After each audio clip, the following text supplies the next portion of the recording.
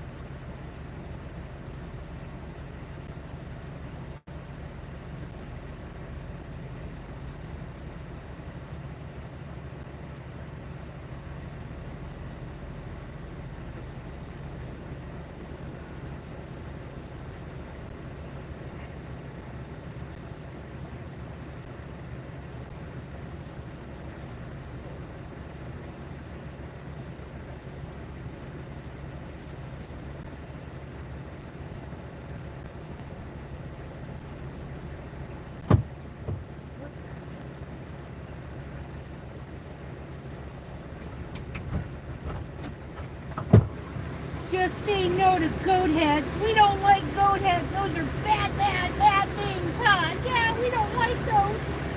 Stickers in the toesies. Here you go. Oh, there you go.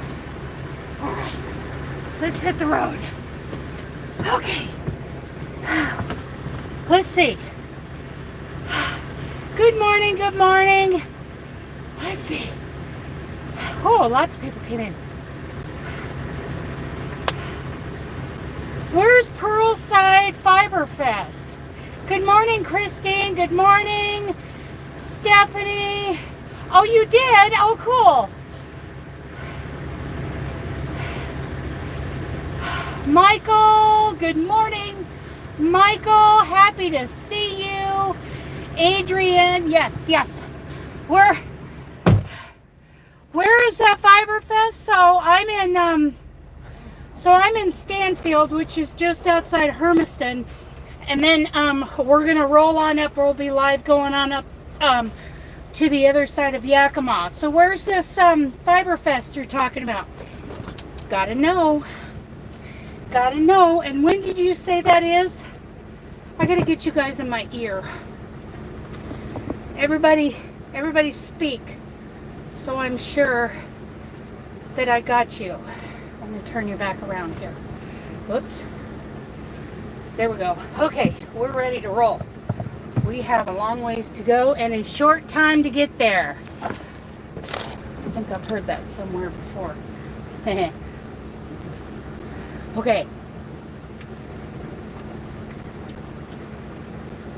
Pearlside Fiber Fest. Speak so I can hear if you're in my ear. Yep. Oh.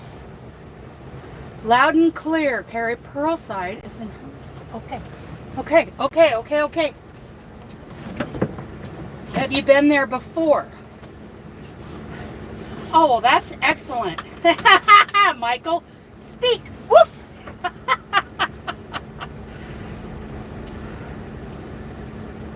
Oh my goodness, I want to go.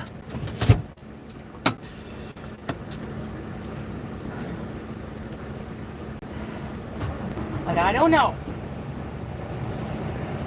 It's new. I want to go.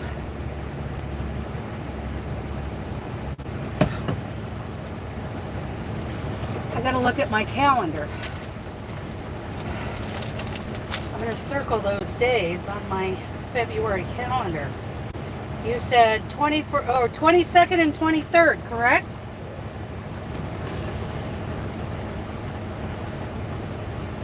Okay. I'm gonna circle those. 22nd, 23rd. Okay.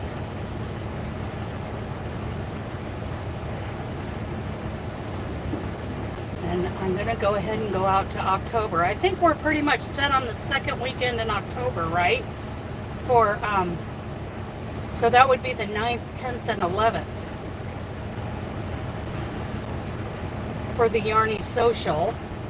Okay. Got that going on.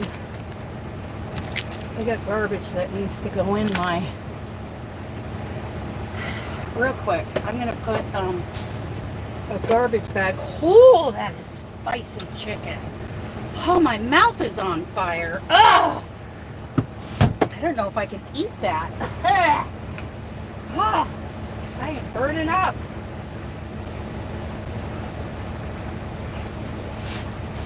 So who wants to be in Hermiston in mid-February, you guys? Me.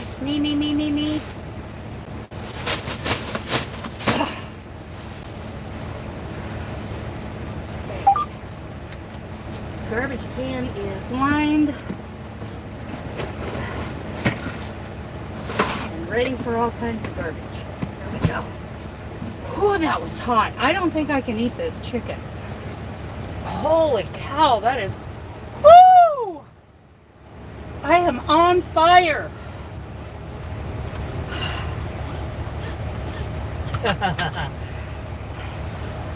The guy tending to all the garbage cans out here is wearing a Santa hat. Okay, are we ready? Who's going to drive? Marion's gone, you guys. Marion can't drive for us anymore. She passed away a while back.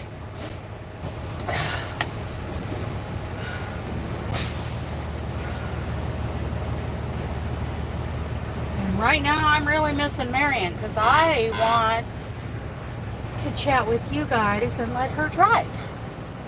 She was pretty good at it. Okay, here we go. Here we go. Here we go now. Here we go now. Let's get out of here. And the company is trying to route me up the 395. I'm not going that way. I'm going to head on down to the 82 interchange and go north through Umatilla. Anybody know what I'm talking about? Anybody know this area? I think Kari does. At least Spencer does. At least one or both of them knows this, what I'm talking about here. But I made it from Salt Lake City to the bottom of Cabbage Hill yesterday. I don't remember, it's like 540 miles, something like that. And I was blessed with good roads all day yesterday.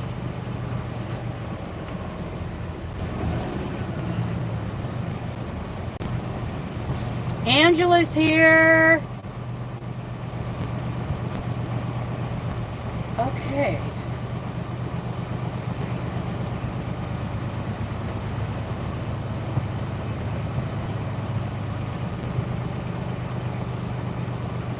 I am headed to, thank you, Adrian.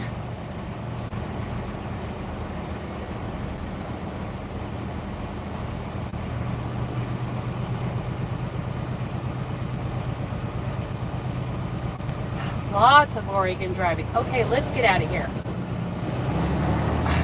While those two duke it out over there, we got trucker rage going on over there outside the fuel islands. We'll just scoot on by. Okay, so let's see if anybody's coming up the road here. Yeah, but I think I'm ahead of him. I'll get out of his way so he can get into the fuel island. There you go, hand truck. Okay.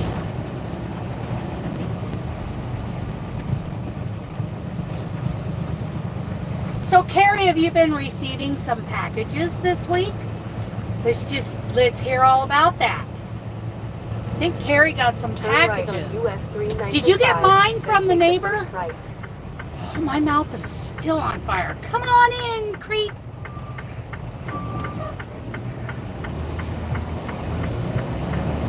Creep Schaefer. He's just the opposite of me. I got a blue truck with a red and white trailer. I am red, white, and blue out here now. Okay. People have been sending Kari some yarn. Now, Kari, I got to thinking about it, and I was thinking, do you need some? I left this chunky with some L hooks. Because next month I can send you some of those.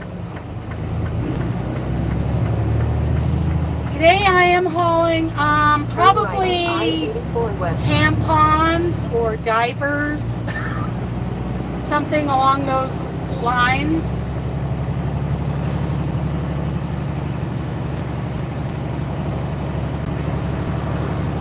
Kimberly Clark products.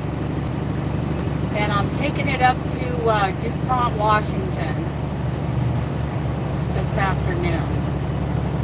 So we are heading up on over Snoqualmie today.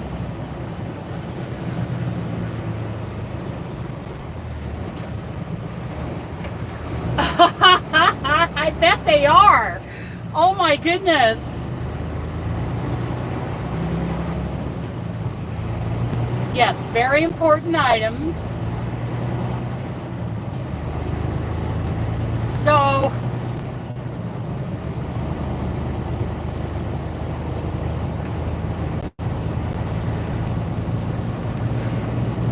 yeah, I was thinking for your beginner classes, are you going to use chunky yarn or are you going to stick with like 4 weights? You know, whatever you need for beginners. I was thinking, you know, what if you were doing the chunky with the big fat L hook for beginners? And if so, then I could send you some of that next month.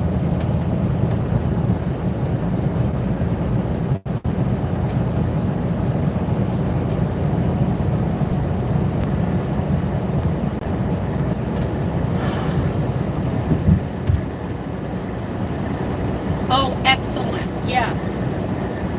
So let me know if that's going to be your plan for the, beginner classes. And if so, then, well, I'll send you whatever you plan on using for beginner.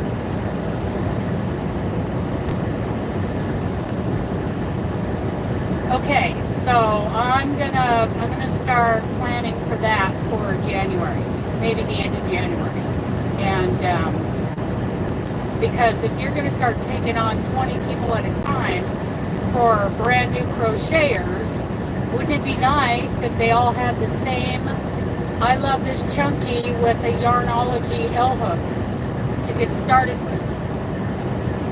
True beginner supplies. So I'll put that in my YNAB budget.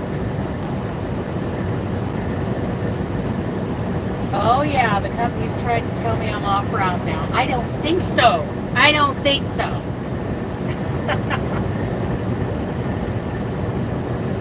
I know what I'm doing. It would take longer to go up to 395. So we're going up the 82.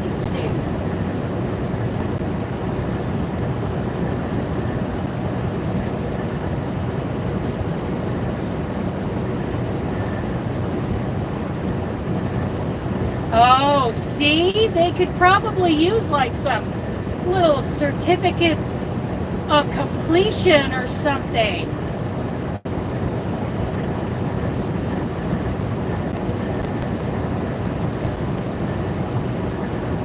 Oh my goodness, Michael. Yes.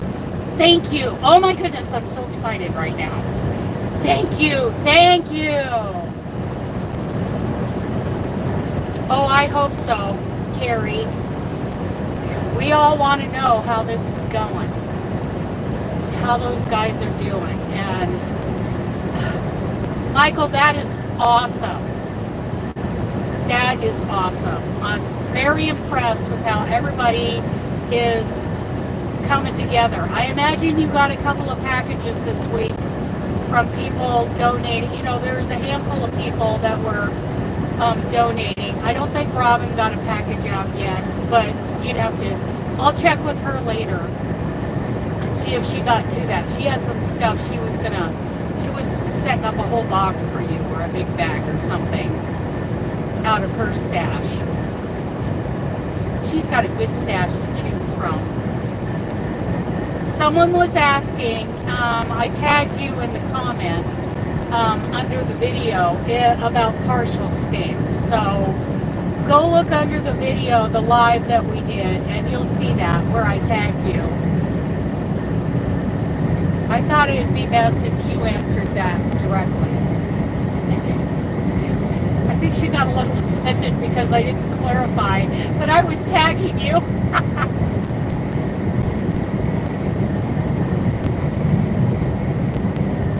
Oh my goodness. Oh, really? What did you, because you told them? Or because you told them about the live and you actually brought yarn? Tell us about that. Just real quick.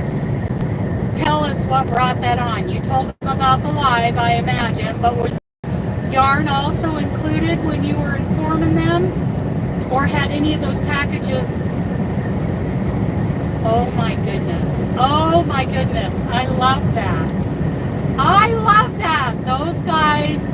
Huh. And you guys, Mikey shouted us out under his community tab and shared that video. Hi, buddy. Hi, buddy. You're going to have to wait till we get to Yakima now. You already did the thing. You did the thing in Hermiston. Now we're headed to Yakima.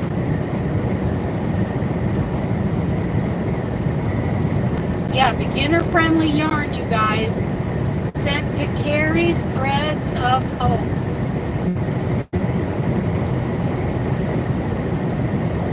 And if you're drop shipping from Amazon, note, please choose to have it delivered on a day other than Sunday.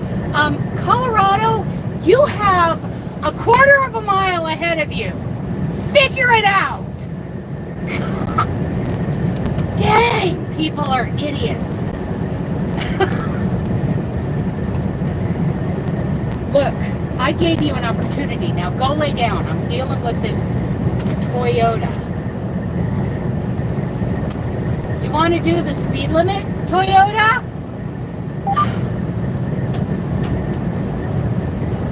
Move. Get off of Facebook.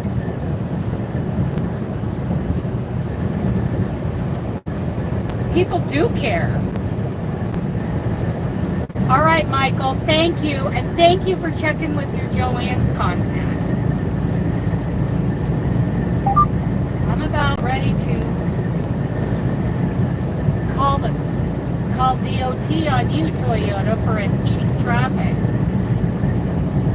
In 1 3/4 miles, take exit 179 on the right to I-82 Thank West. you, Michael.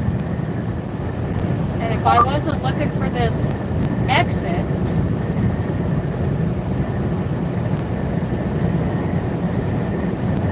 I wasn't waiting. I know it. It's like I don't want people to drive like way over the speed limit and act like idiots that way, but this is dangerous. There's absolutely no reason not to do the speed limit and to cruise at 40 miles an hour onto the freeway in front of an 80,000-pound weapon. How much you want to bet this idiot has a kid in the passenger seat and is driving like this? Oh, look. We just decided to speed up.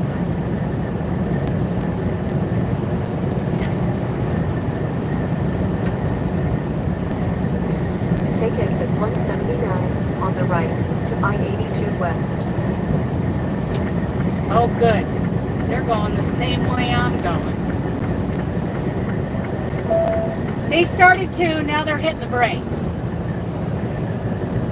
This is a 60-mile-an-hour on-ramp. And they're doing 50. Waka, waka, waka, waka. Come on, Pac-Man. Let's go.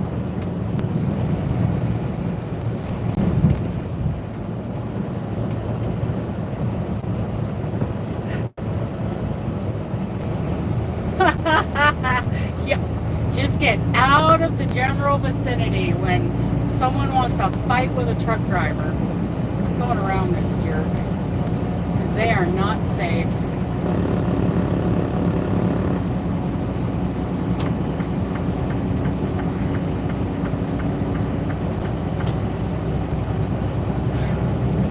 All of a sudden they're speeding up. Okay. The frustrations of a long-haul truck driver. And how much you want to bet there's a kid in that car, and this is how this person is driving from Colorado.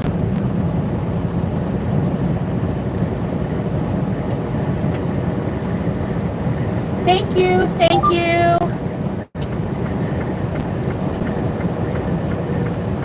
Away from this idiot.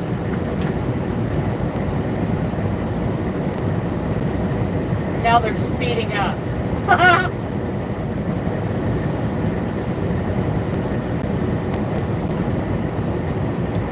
I'll give him a big old smile and nothing else. He's not going to look at me. He does not want to look me in the eye as I smile away.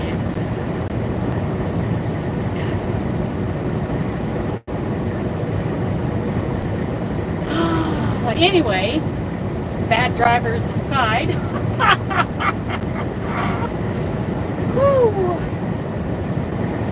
So I just turned north off of I-84 onto the I-82, which will take me up to Umatilla, Oregon, and then we'll immediately cross the Columbia River, the mighty, mighty Columbia. I grew up next to the Columbia, further downstream. Carrie's been there. Carrie's been there. That's where the first Journey Social was held in 2022. We are going on 4 years now. Good morning, Nancy. Take a house cleaning break. We used to do these, I think I've talked about it before when we were talking about yarn sprints before. We used to do these, like at the top of the hour, we would do 10 minutes or 15 minutes of like a cleaning sprint, and it was kind of like a fly lady. And those of you who know who the fly lady is, it was like a fly lady thing. And we all belonged to this online group, and we would do like 15-minute cleaning sprints at the top and bottom of the hour. One person would host, and they'd say, go, go, go, and like, let's say, well, it's 8:38 right now, so at 9 a.m. we'd say, go, go, go. And you set your timers for 15 minutes, and what happens is before you set your timer, you already have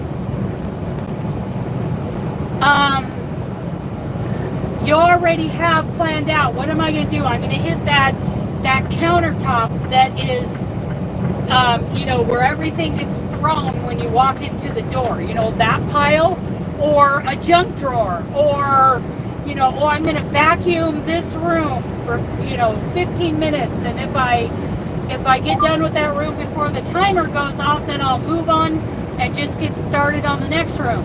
But one of the number one rules is don't keep going. You always sit down and stop and wait. Okay, cool. Thank you, Carrie. Thank you. Did you see where she was like, well, what is that code for? Like, I'm sorry.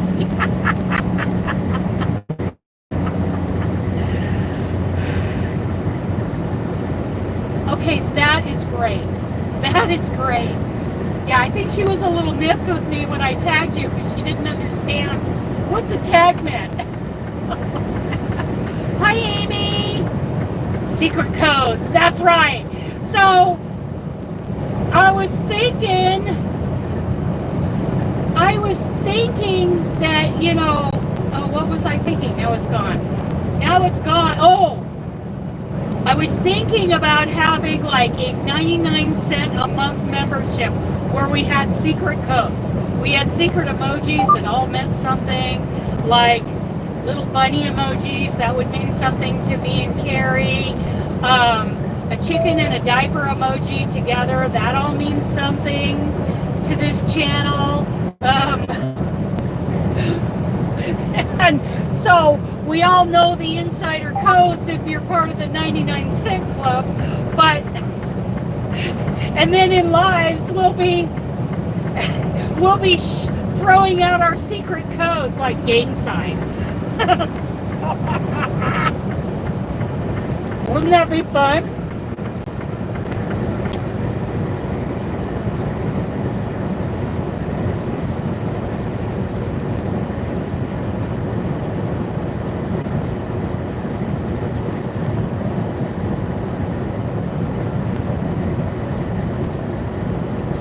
Walmart, excuse me, pardon me, coming through.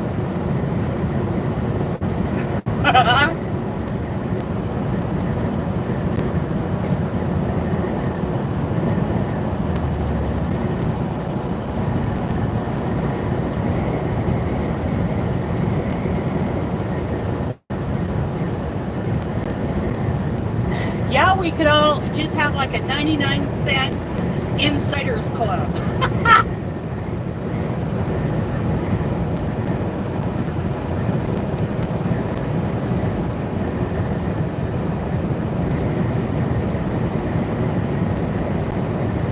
Oh, I'm so happy, Carrie. Oh, I love that you're using your L.O.C.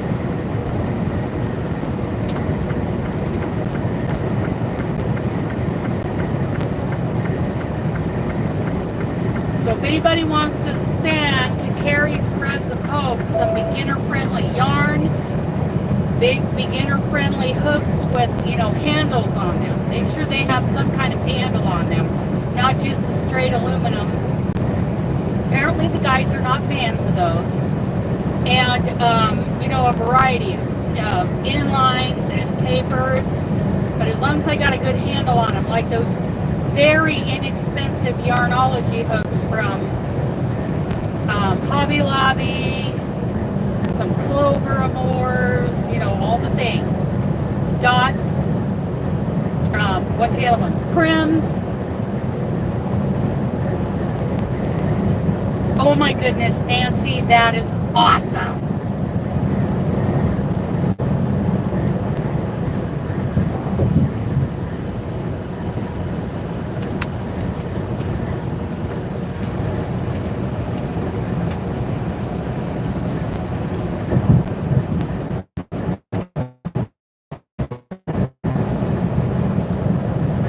I doubt anybody would want to pay 99 cents a month to be members only lives where we go through our own little secret codes.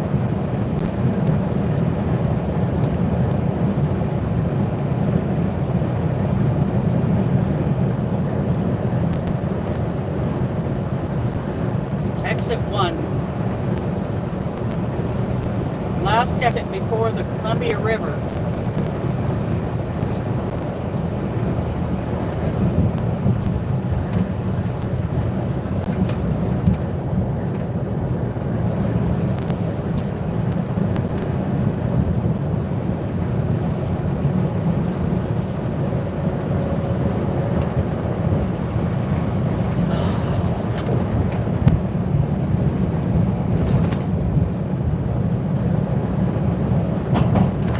Just leaving Umatilla, Oregon, crossing the Columbia River.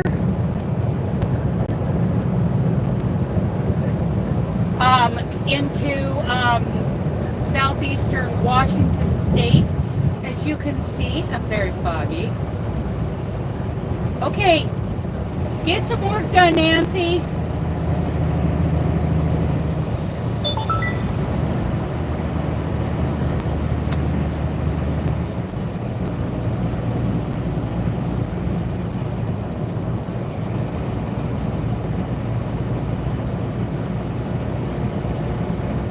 Well, until they send me east, yeah, I'm headed up to Seattle. Actually, I'm headed to DuPont, Washington, which is south of Seattle, but the Tacoma area, Tacoma, Olympia area, I'll be there this afternoon as long as the weather cooperates. Actually, kind of, but no. Yeah, same difference. Kind of, but no, because I'm on the 82 and Moses Lake is further north. Like if I was coming along, I won't hit Interstate 90 until pretty far west of Moses Lake. The way station's closed. Okie dokie. I just received a new message. Let's see what that sucker says. Let's see if we can hear it. Well, I can ask them if I can get I can ask to get through Umatilla, Oregon and park the truck there and hopefully Uber or catch a ride with one of you over to the fair that day, and then I'd have to get right back on the truck. Because I would really like to go to a fiber festival. Oh, look, it's starting to clear up. Here we go.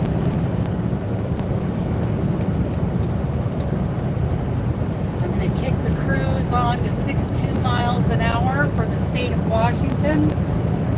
Dang, that chicken is spicy. I am on. My lips are burning up. There are flames coming off of my teeth.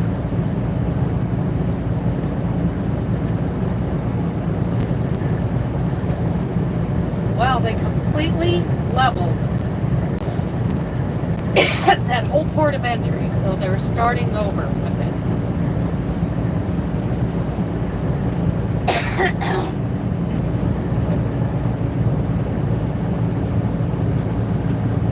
My lips are absolutely sizzling right now, and not in a good way. Is that a Washington State cop, or is that just somebody pulled over? Well, that's just somebody pulled over. That's weird. Okay. We have 260 miles to go today to DuPont, Washington, where I drop this load. Then I'm going to go park for the night, and hopefully I'll have a load. Oh, let me hear what my message says. Maybe I have a pre-plan.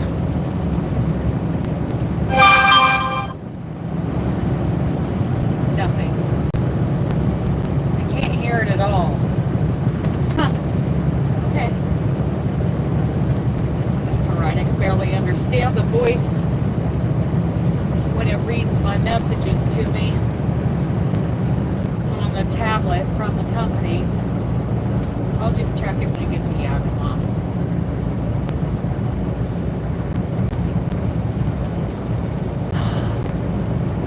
Dang, my mouth is on fire. Woo!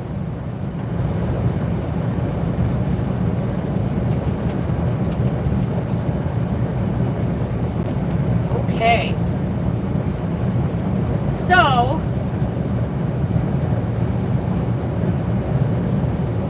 you know, I was thinking about doing that. I was just thinking about doing that.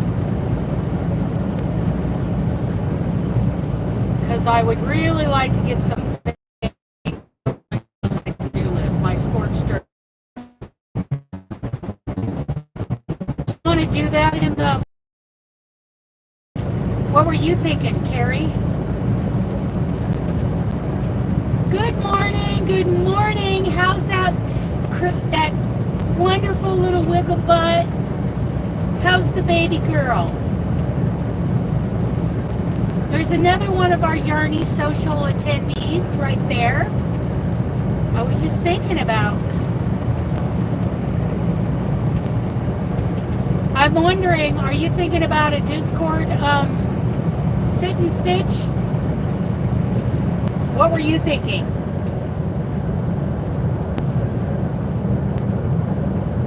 Good morning, Nisi. So we got a whole handful of Yarny socialites in here today. Whoop whoop.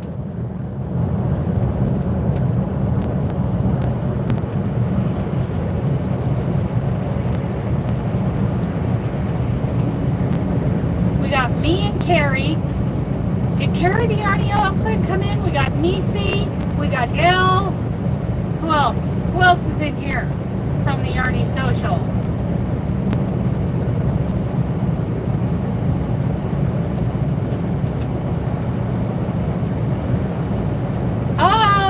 Knit night is tonight. Okay. Oh, do you love your bag? I love mine too. I got a couple of them in here. And they are full of stuff. Oh, that's right, Adrienne. That's right. Sorry, I forgot. Adrienne's in here.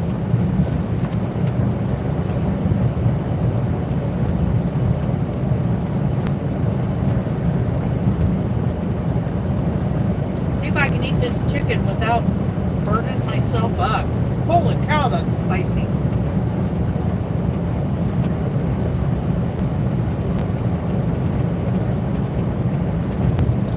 I don't like spicy stuff. To me, if it's hot, it's taken away from the flavor. So anyone who wants to send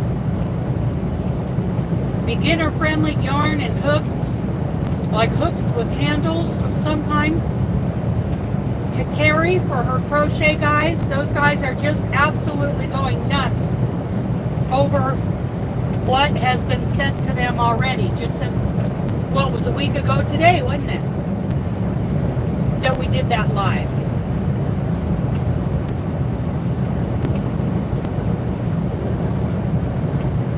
Well, we went with what we could at the last minute.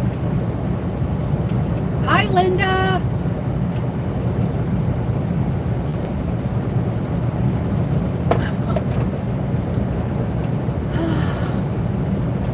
I love my bags. I've been using them.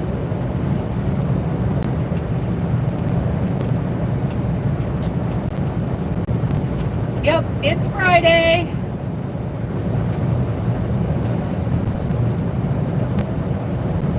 Dawn, I am in southeastern Washington state. I just crossed over from Oregon, at Umatilla, Oregon, crossed over the mighty Columbia River. I was just saying that I grew up along the Columbia River. In fact, the very first Yarny Social was held in my hometown of the Dalles, and Kari drove over from Boise for that one.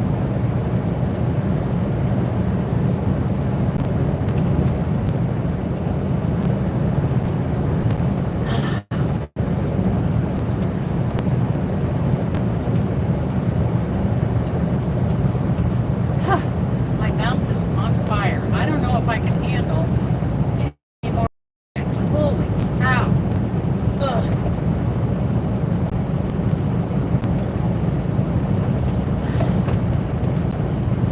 Sweat.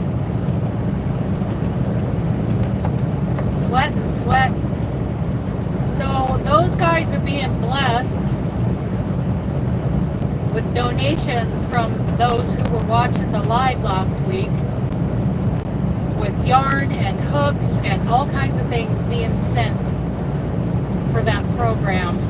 Because remember, they have no access to yarn stores, no access to internet. They can't even order yarn online. They can't watch tutorials on YouTube. So anything they learn, they're learning from Kari and vicariously through us.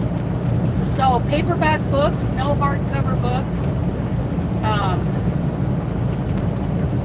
Paperback books, hooks with handles on them. I think that Yarnology is pretty good. It's a pretty good brand for that because they're very inexpensive. And you can get them at any Hobby Lobby. I love this yarn and I love this chunky. Those guys need yarn. Big time.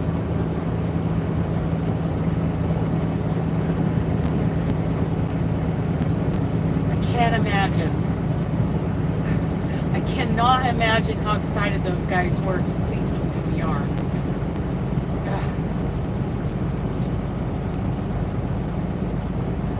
I sent a 12-pack of Red Heart Super Saver off of Amazon. Now, that's where we learned that Sunday deliveries don't work. So if you're drop shipping something from Amazon,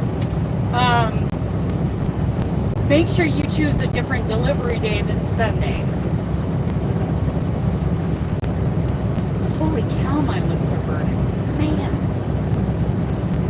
I can't eat any more of that. That is just terrible. It's awful.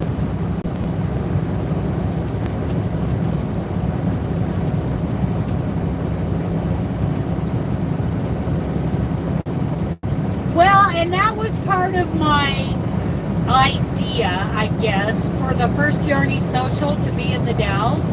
Because if you're coming up from the Portland area, then you got to experience the Columbia River Gorge, you know, in the first part of October, which is it is absolutely beautiful. You know, the trees are starting to turn colors, the river's gorgeous, the cliffs are amazing, and there's so much history there. I did tell a few Columbia River Gorge / Wasco County stories. Well, we had our little Yarny Social there that year. But Boise's a better venue, way better. Nobody wanted to drive to the Dalles. But Boise is better.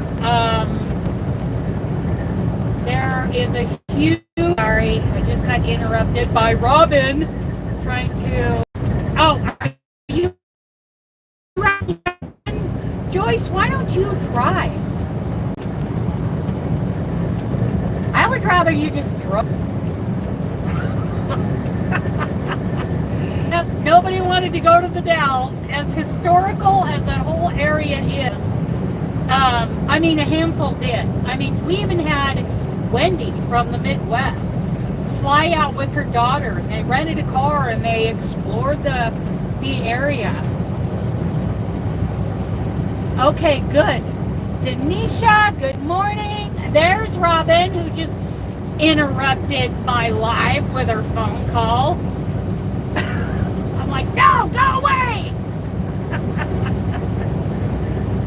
So Robin, I was just telling Kari, if I've got my facts straight, if I was listening correctly, you're going to send her something out of your stash at some point. Is that correct? Okay. Okay. All right, you're forgiven.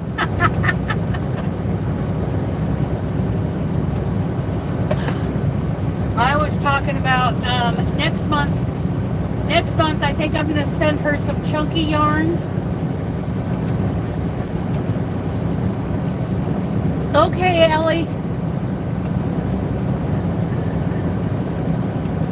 Yes, yarn store stash. Okay.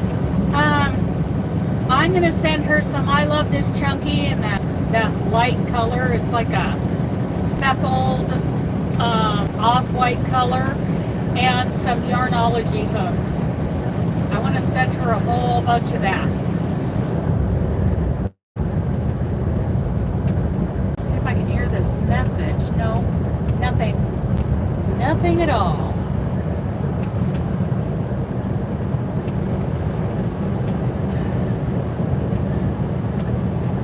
See if I can hear the next message. Nothing. Can't hear a thing.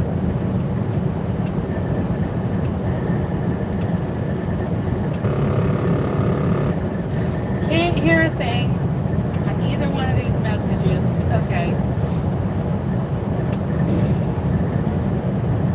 Oh, we gotta slow down. We're in Washington State. Patty, don't get in a hurry. We have to keep it under 62 in Washington State. 62 and below.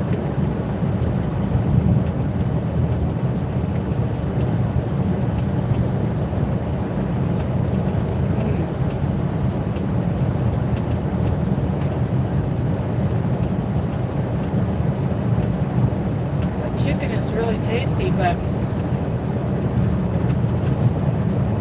I mean, my lips are on fire. Terrible.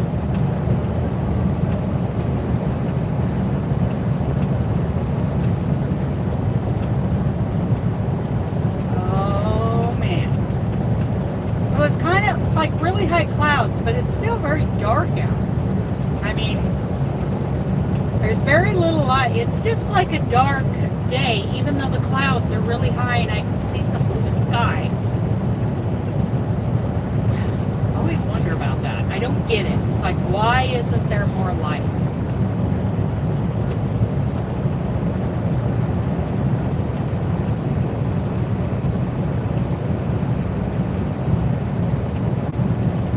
Oh, here comes the burn. Ugh. Cannot stand hot spicy food. It just takes away from the good flavor of the food. I just think it ruins it. I don't see the point of hot and spicy. I love the flavor, but the spicy part where it burns my lips, even my throat's burning a little bit. It takes away from the food. Why are you doing 58 miles an hour? You're bugging me. I'm going around you. Very carefully. Easy, Patty. Easy, Patty. Don't get in a hurry. We don't want to get a ticket. Yeah, I'm eating some chicken. For some reason, it must have like pureed peppers on it because I don't see any peppers or spicy anything to pull out of it. Because I already pulled all that out of it, but it must be like pureed into the food because it is concentrated. Okay, come on around, big boy, because I'm only going to do 62.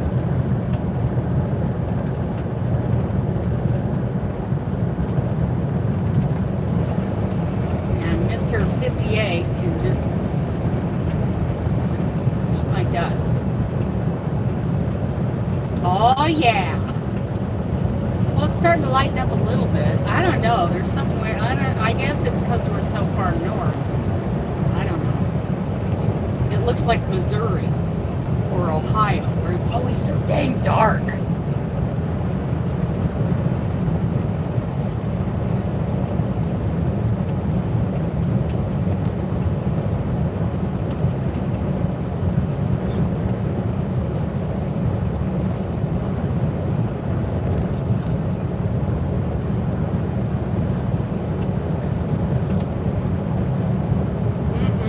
Okay. What is everybody eating? What is everybody drinking? I'm having way too spicy chicken and some bulletproof coffee.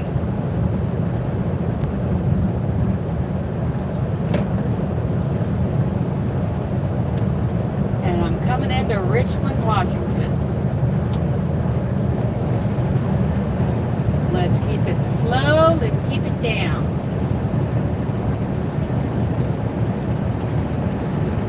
What's the temperature where you're at?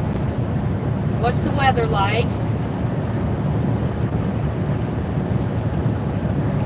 Oh man, you need to refill your cup. Apparently you've had an experience here, Robin. Of course, I'm not driving a motorhome. I would go straight to Freightliner, probably right back to Hermiston, to the Hermiston Freightliner if I broke down here.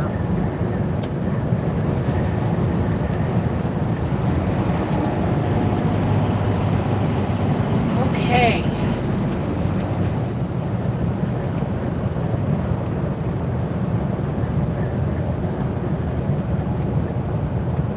Oh, okay, so it is 42 degrees here. Dry pavement, very high clouds with the sun peeking through. Have a great day, Christine. Have a great day.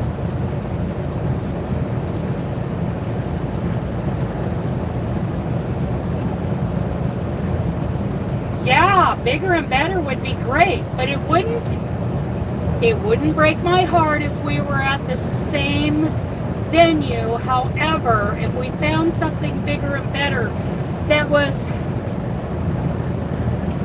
That's right. Those guys will be so excited. But even if it's something that is like within the same like parking lot or block, like within a city block of a hotel, or a handful of hotels. Maybe it's closer to the airport, where there's all kinds of hotels.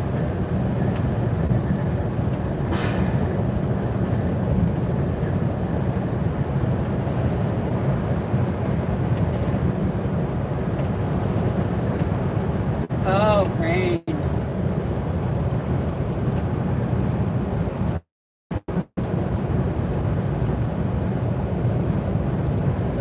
Yes. January, you guys, that is when we start planning for the Yarny Social. It takes 9 months of work to get that conference done right. And each year it's going to get more and more challenging because we're going to top what we did last year, right?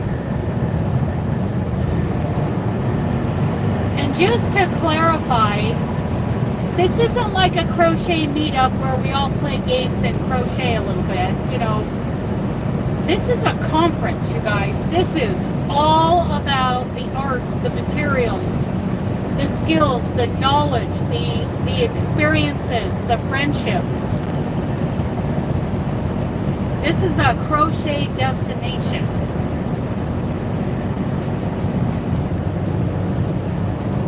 So, you know, one of my goals is that if you had all these, you've got all these different, you know, yarn fiber festivals or any crochet meetups or whatever, you know, available to you throughout the year, that this is the one that tops them all. if you are an avid crocheter, if you really enjoy your art, oh, me too, that this is the #1 crochet destination every year.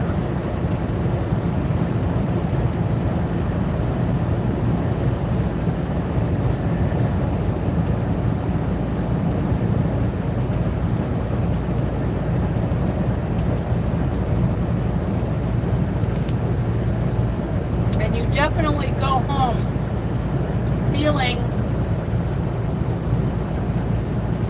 blessed and with more, than you came with. We want everyone to feel that way when they leave. And I think it would be great if our workshops were more like breakout sessions.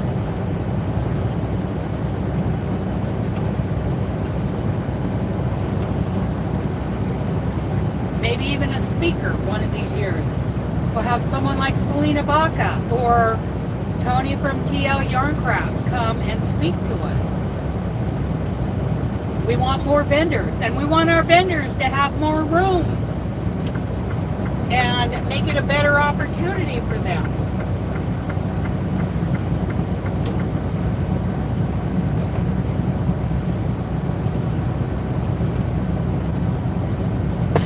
So many things we want for this. And each year it just keeps getting better and better. Okay, buddy, I'm coming over. There we go. There we go. It's looking a little brighter now. That high cloud cover is pretty thick, I think, and that's why I think it seems so dark for being 9 o'clock in the morning.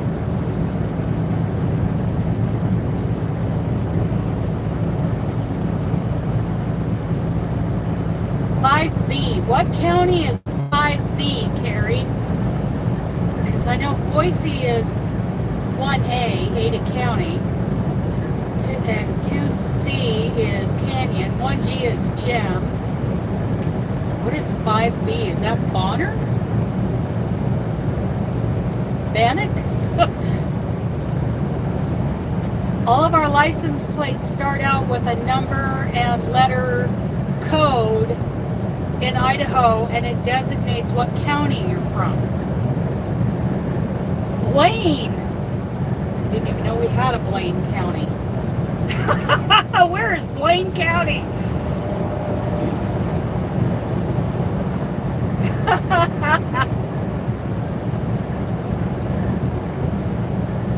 It's always fun. Like a lot of times on the East Coast, I would see a 1A license plate on the East Coast. I'd say, hello, Boise. Hello, Ada County.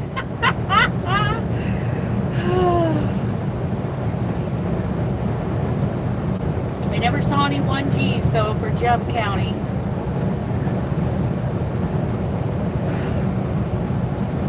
That's the plate I have on my motorhome, a 1G plate.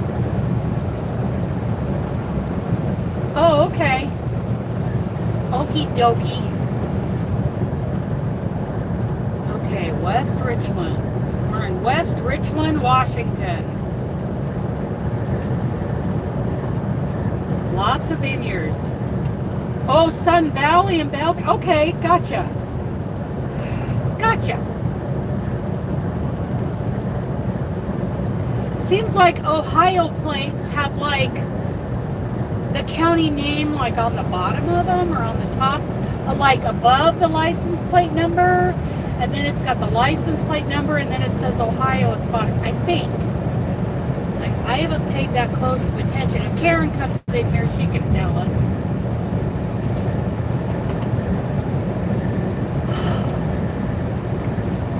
So many fun things coming up, you guys. So Carrie is at some point, I don't know, do you think within the next month you're going to start teaching the divine hat to some of those guys?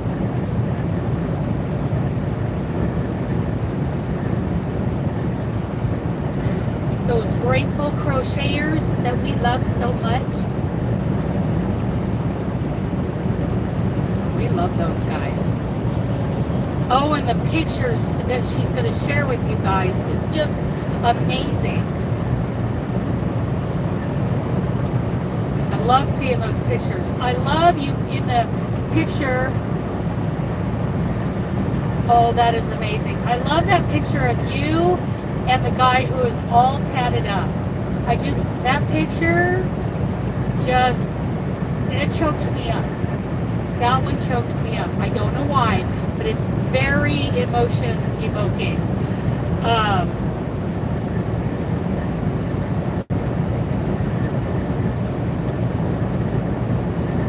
That will be great.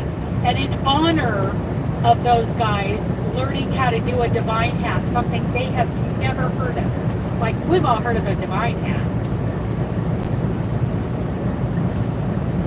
Oh my goodness, I love that guy. They had never heard of a divine hat, but she's going to teach them how to make one. So in honor of that, one of our make-alongs over in the Discord group is a divine hat. And our make-alongs over there are really easy, you guys. So we started out with the Autumn's Charm hat by MJ's Off the Hook. Now we're adding the divine hat and then the camel stitch beanie. Yes, yes. So January is going to be about making a hat. And if you make the divine hat, we'll send pictures of that to the guys and let them know that we are making it along with them in honor of them. The guys who do not have access to the internet, they do not have access to a community like this where, you know, their community is each other. So they can encourage each other in a make-along and do a hat like the divine hat, which is pretty stinking easy. I finally made one the other day.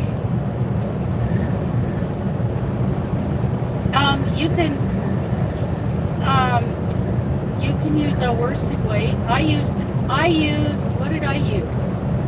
Oh, I used Ice Yarn Saver. Easy. Yeah.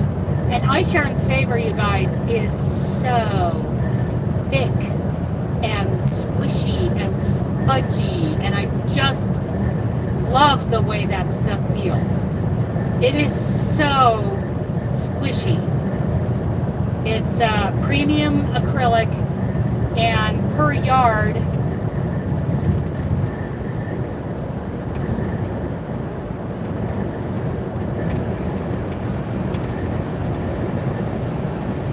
electrolyte vitamins, or like, it wasn't, wonder what that was all about. Because I never ordered electrolytes. Because I order my electrolytes through Element. And that's a subscription comes to my house. So maybe somebody drop ship something to you, and then their next, this is just where my mind is going. Their next order that they meant to have shipped to their house, Amazon just picked up on the last address that they shipped to, and I bet that was an accident. Oh my goodness, that is funny. Somebody's not getting their electrolytes. Oh, weird. Well, enjoy those. Yeah, I don't do gummies.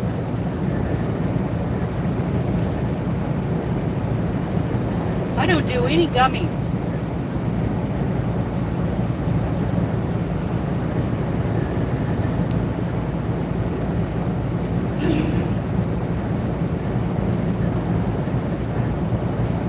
Yeah, hopefully somebody knows.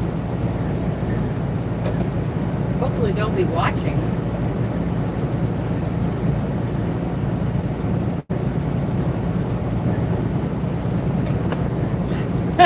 Good. Good. I'm glad.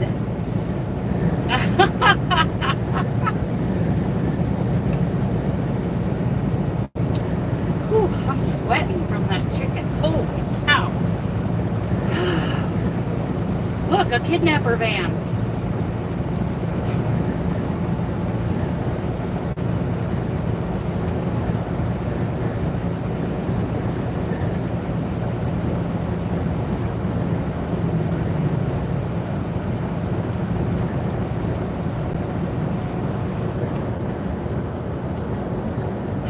Pretty through here. Too bad it's so dark. I don't understand why it's so dark.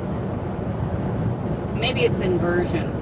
Maybe they've got a high inversion going on. That makes things pretty dark. I know in the Treasure Valley we get inversions in the wintertime. It's pretty bad. Worse there than any place I've ever seen, but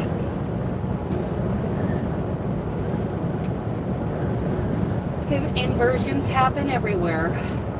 Man, you should have seen it when I was coming down Cabbage yesterday. It's like the whole valley where Pendleton is was underneath like a double thick blanket. Like you could not see past a certain line. It was just this low cloud. Hi, Doris. Good. And I thought, oh, bottom of that, I'm not going to be able to see, but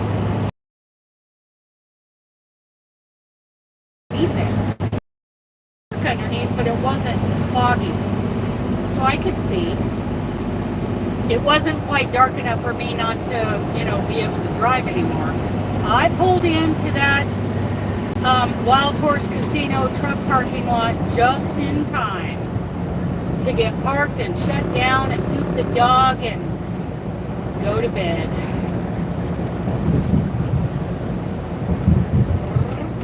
Hello, Walmart. I got a friend that he used to drive for May Trucking, Peter. And then he left May Trucking and he went to work for Walmart right up here out of Grandview, Washington. And now he's back in New York driving for Walmart. In fact, he's training other drivers for Walmart. He's part of a training program. And when I went to New York a month or so ago, I got to meet up with him. I hadn't seen him for, what did we say, 2, 3, no, it had been several years since. It was one time when I went to deliver to this Walmart distribution center up here at Grandview, and he was leaving, and I was waiting out in the alongside the road for my appointment time, and we met up, said hello, gave each other a hug, and then he went on and went to work.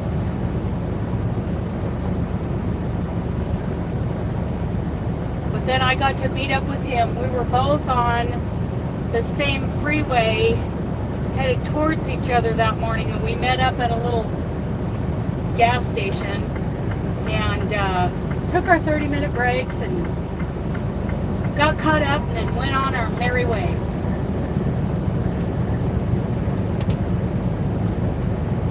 And he got to meet Benji, and I got to meet his latest student. You heard your name, that's right. I'm talking about you.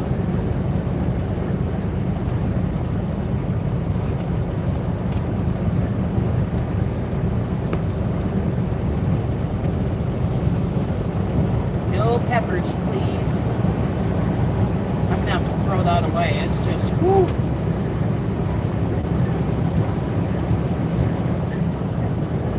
And I'm not like Robin. Robin can't handle any spice like that at all. Her mouth is super sensitive. Mine's not quite as sensitive, but this is too hot for me.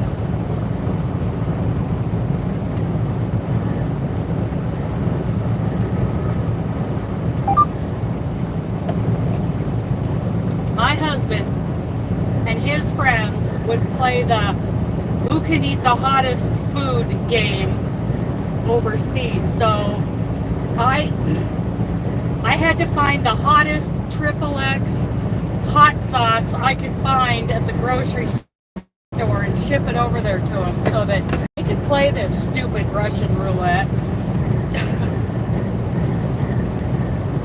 Oh, that is awesome, Nancy. Some worsted 8 would be great.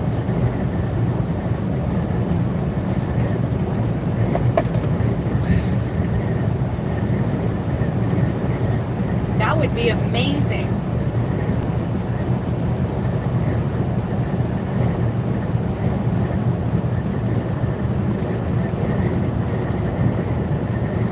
Whew. My lips are burning up. Okay, easy, Patty. Easy, girl. Don't get excited. That's excellent.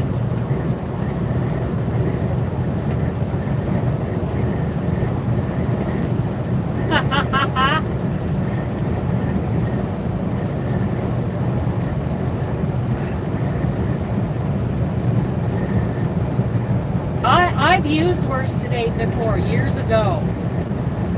That's good stuff. But you know what? I think Red Heart Super Saver is good stuff. As long as it isn't 20-year-old Super Saver that will, you know, rip the skin off your hands.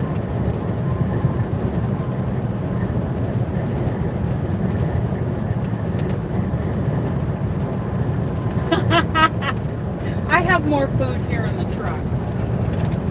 But my ears are steaming. I can feel heat in my ear canals. Here.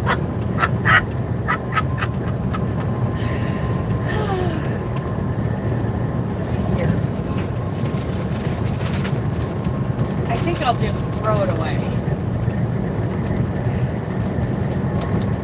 So that I can... Good morning, Jill. There, it's in the garbage, so I can quit complaining.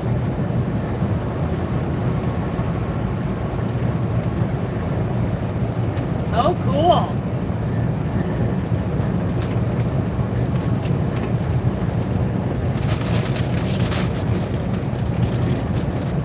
I'll have some.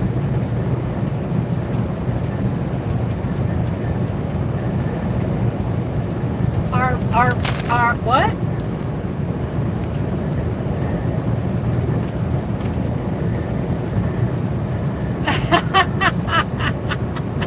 I do like chicken. I'll have some pork rinds. That'll make me feel better.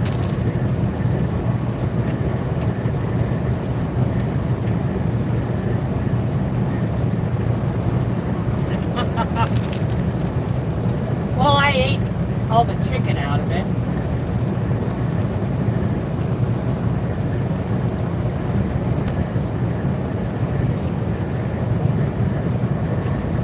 I believe that river over there to the right, I believe that is the Yakima River.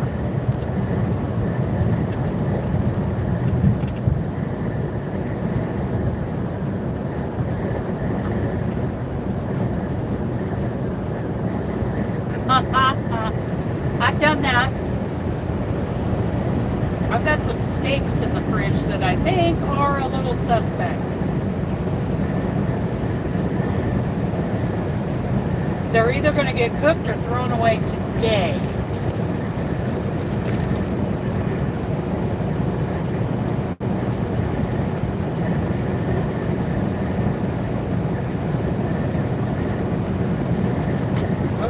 Slow down, Dana. Don't get excited. I keep forgetting I'm in Washington State. And I gotta keep the speed down.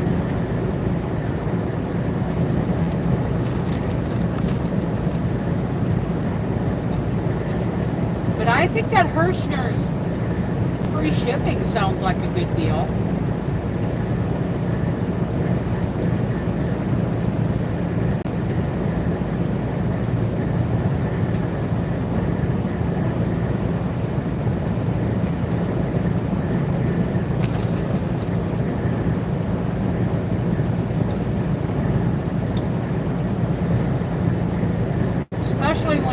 doing to such a great cause. I want those guys to have yarn, yarn, and more yarn.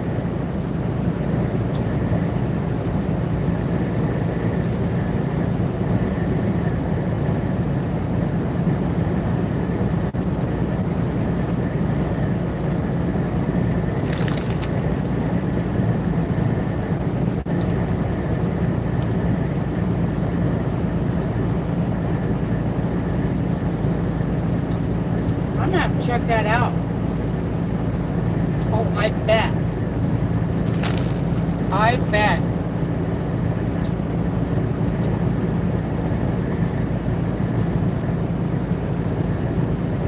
Yep, exactly right.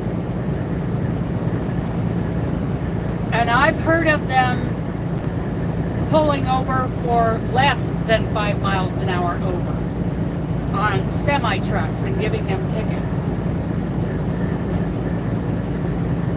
I think they're missing out on a big group of speeders, though.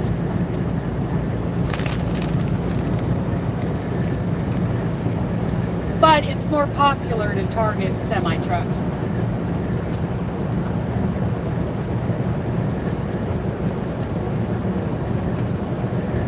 Washington and California are like that.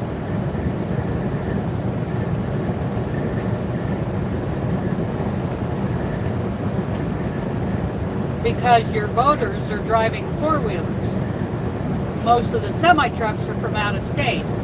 So let's pick on them, take their money, and make the voters think that they're being tough on bad drivers when, I'm sorry, but the majority of four-wheelers are the bad drivers.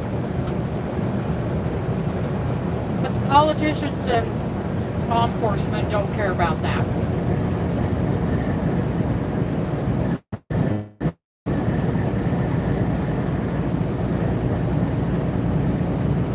I see this hillside to the left, fire. Probably last year. Yeah. You're right about that speeding ticket. That's why I only do 2 miles an hour over.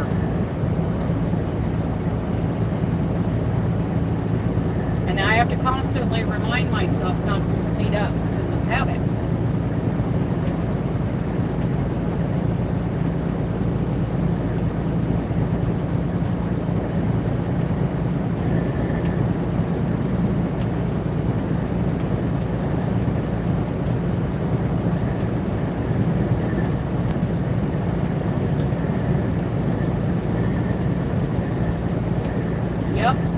Oh, in Idaho, is involved in an accident, their fatality. It does not matter who's involved. That truck driver will go to jail. They will find themselves up at Cascade in jail. Idaho is hard on truck drivers.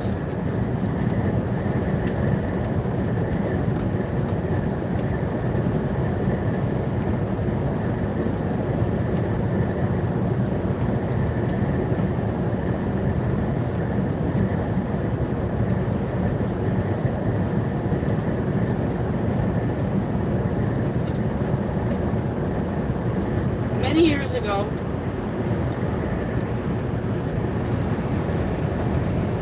one of our church deacons was driving truck.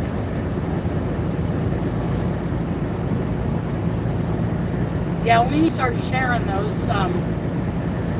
videos. But anyway, one of our church deacons is a truck driver. He was driving in Idaho, and a car caused an accident where the driver of that car died. And he went to prison.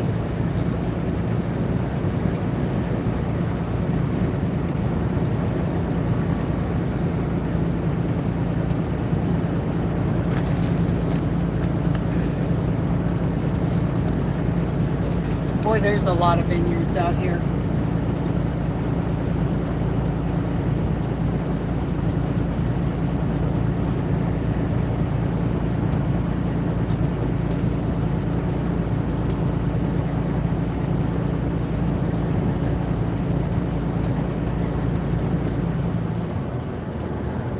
apple orchard.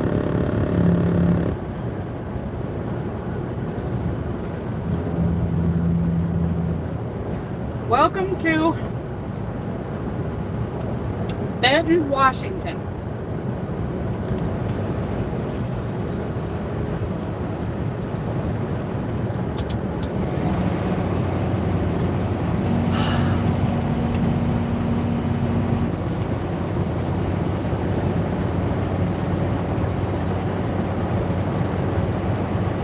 Oh, we're getting boxed in here. Of course you're not going to let me over. Let this grain truck over. You first, Future Link.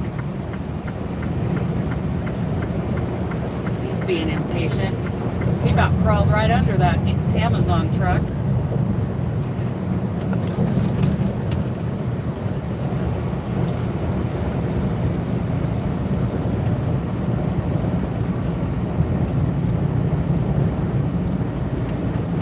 There's a channel on YouTube called Joey Whispers, I think is the name of it. I'm subscribed. He goes live about every day and does a running commentary on the traffic. He is hysterical.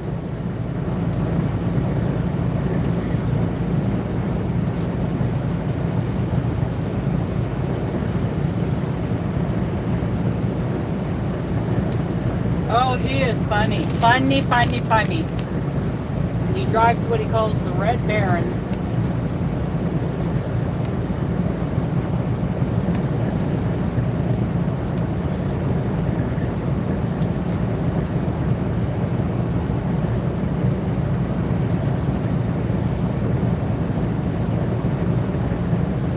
Oh, yeah. Being able to read traffic. Now people do so many stupid, unpredictable things. And on top of that, they're not using their turn signals.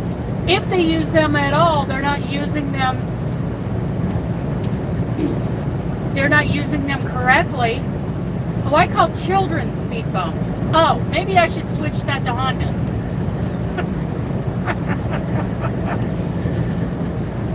Sorry, I'm sure that isn't funny. I can't help it. Benji. I call Benji a speed bump. Benji's a speed bump. Yes, he is. Here, you want one of these? Here you go. There you go. Who else wants some pork rinds? Pork rinds for everyone. We're in Prosser, Washington, and I'm seeing a few raindrops on the windshield.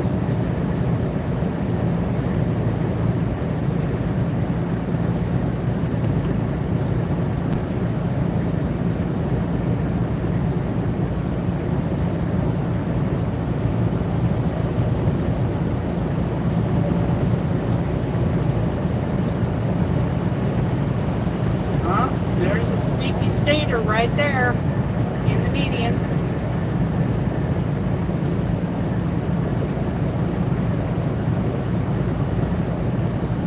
Come on over, buddy.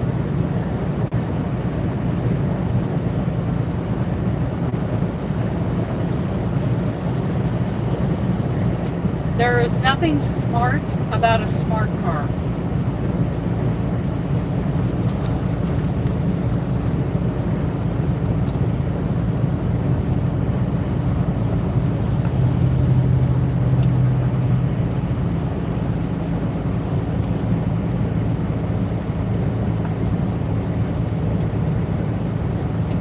Nothing smart at all.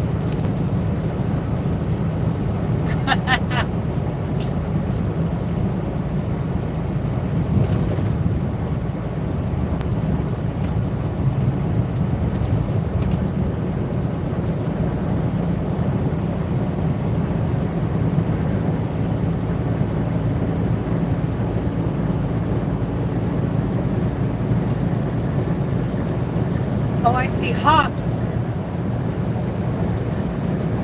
Those fields of hops are interesting.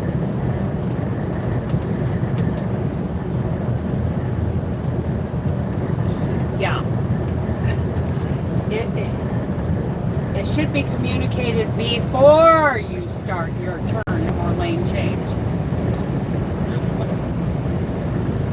I don't care if it's obvious. Use your blinkers because it alerts people that you're about to do something. It helps with awareness all around you. Everybody's, got their heads up if people are communicating correctly.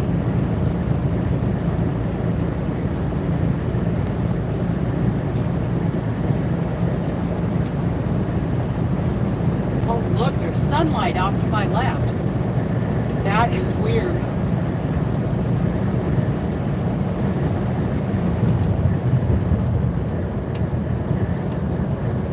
I haven't seen sunlight since New Plymouth, Idaho yesterday. That's where I spent the night. No, I did not. That's where I stopped and took my 30-minute break. And while I was there was a Sage truck driving school in the fuel island. Yes, exactly right, Jill. I went to Sage truck driving school in Caldwell, Idaho.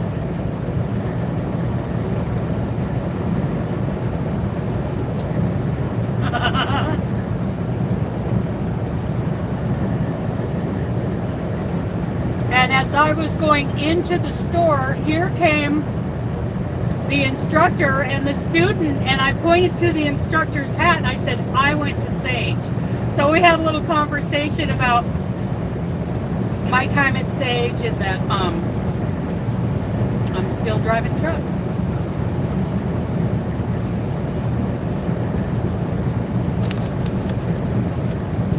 He goes, so what are you doing now? I said, well, I'm driving for Crete carriers. I said, OTR, 48 states. He goes, right on.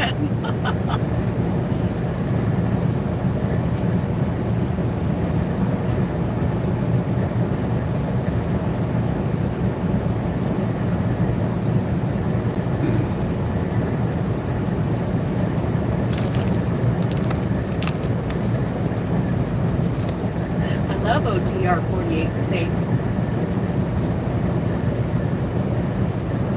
I just wish I could drive around the country on my own terms.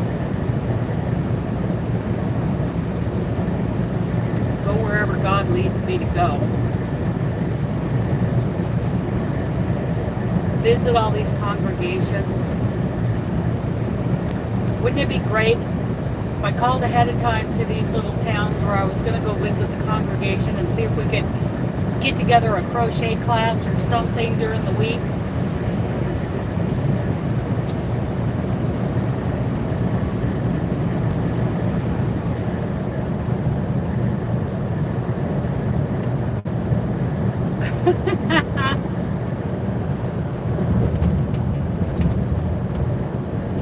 I am a teacher.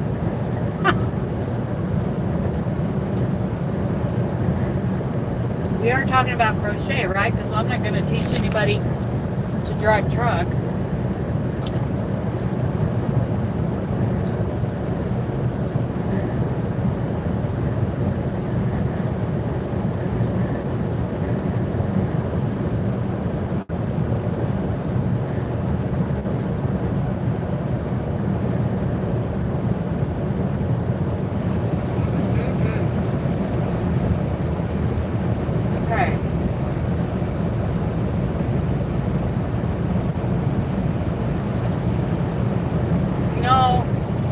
When other people drive, I'm super nervous. Like I lose my you-know-what when other people drive.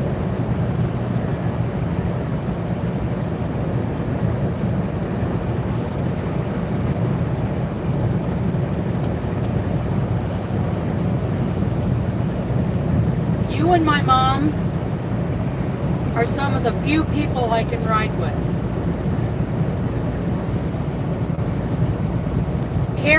Kari, I don't think has ever scared me. But most people, like I get into the car already white-knuckled, ready to be scared.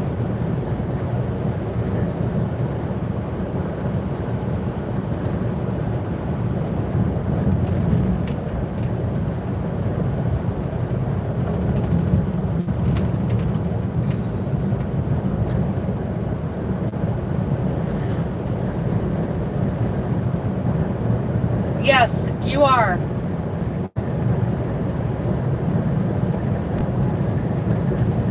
Yeah, I was sitting here trying to think of the few people I've ridden with who don't scare me.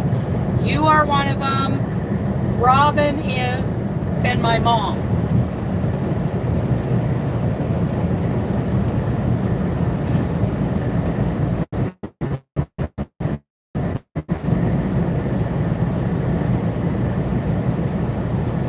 No, I feel like you've got your head on a swivel. You're not tailgating. You know, you're not doing all the things. You don't go right into a turn and then brake and turn the wheel. You know, you slow down before a turn. Those kinds of things.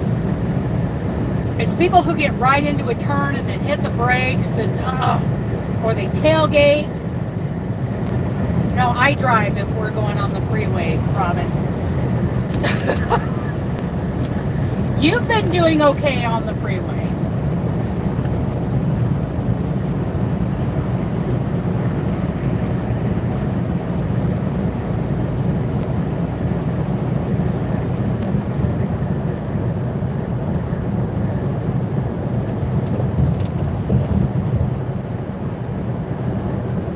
I don't like how rough most people drive. Like they hit the brakes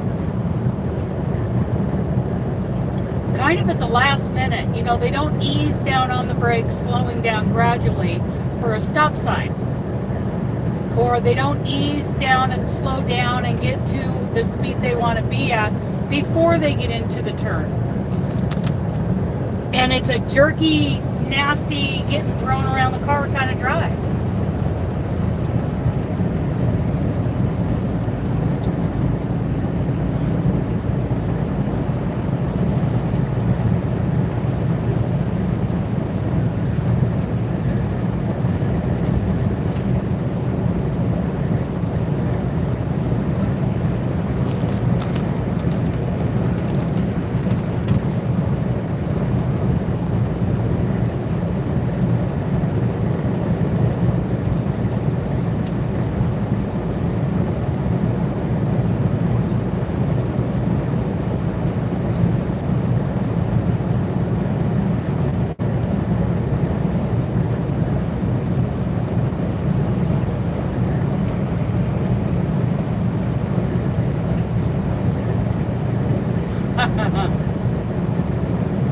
Now, there are times when it's kind of hard to tell if you're in a new area, but that's just all about paying attention to signs, watching, you know, is that divided line looking different than the other divided line? You know, all the things, all the signals.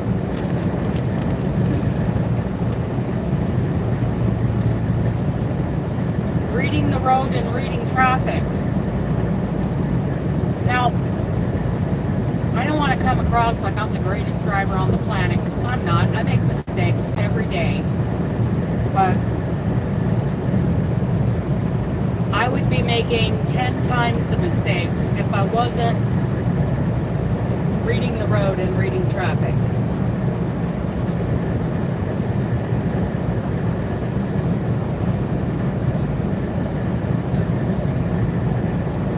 But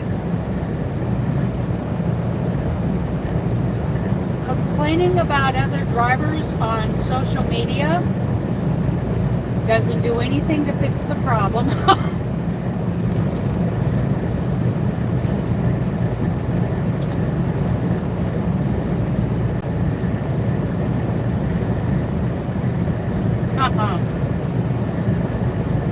Taking a picture of somebody and posting this story on Facebook, that person's never going to see that. And nobody who recognizes that car is ever going to see that.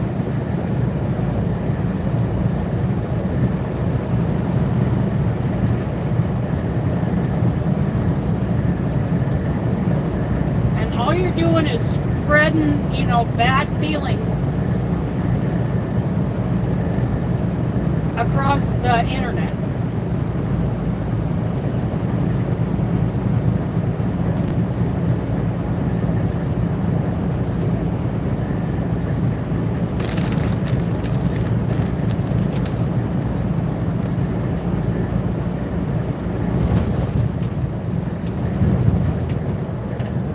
I see somebody do that in one of my local groups, I really bite my tongue. But what I want to get in there and say is, that'll show them.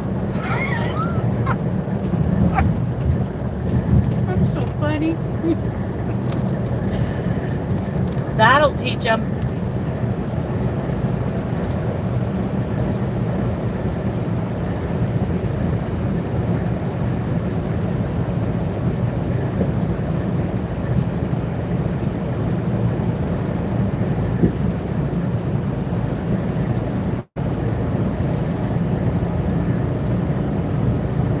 Coming into Yakima.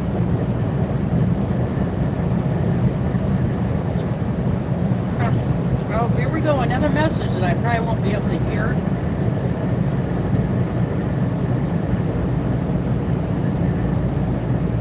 Nope, I can't hear it.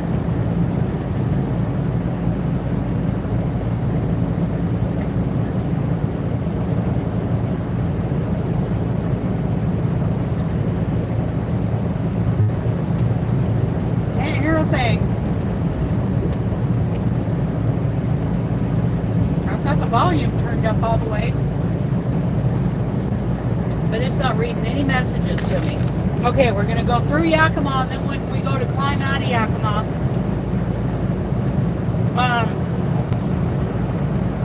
we'll hit the rest area. Okay, and when we hit the rest area, actually, I think we're good to go on to the Indian John rest area up out of Clay Ellen. Let's go on up there. Because I don't got to go. Benji doesn't have to go.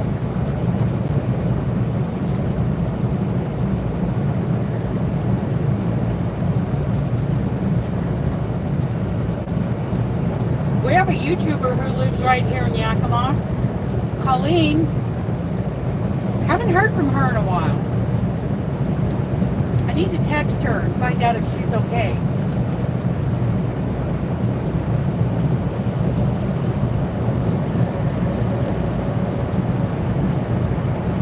I tried to get her to the first Yarny social, but she couldn't go.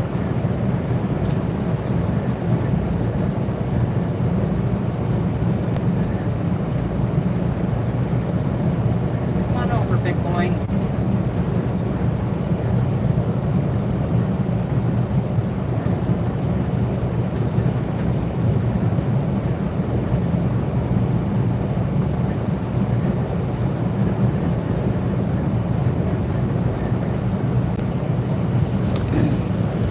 I should probably text her later on.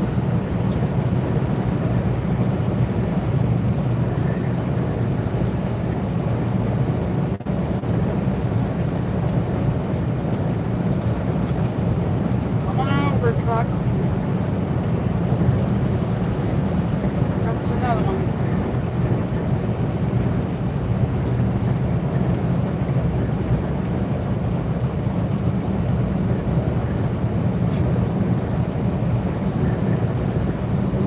Look at that white box truck there on the left.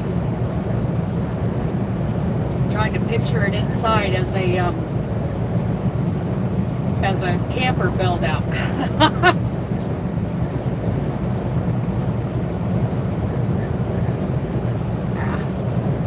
Someday maybe. Oop, gotta get over it.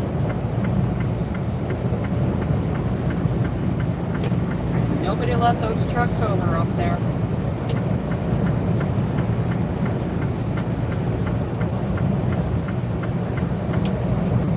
A lot of cars don't realize we are trained to get over if somebody is parked on the shoulder. Because if anybody's walking around that vehicle, it's dangerous. But all those cars on the left, they're like, why are you trying to get over? They don't understand.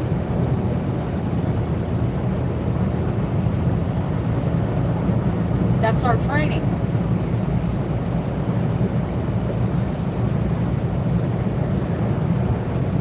Yes, it is a better rest area.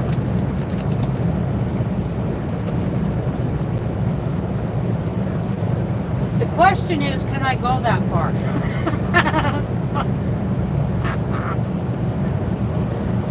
Maybe we'll hit both of them.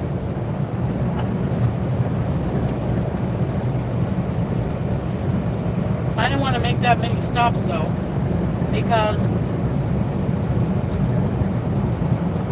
ooh, Anthem DK. You mean I haven't bought it all? I love that. That hat that I was wearing this morning, I made that out of Anthem DK. That Robin sent me.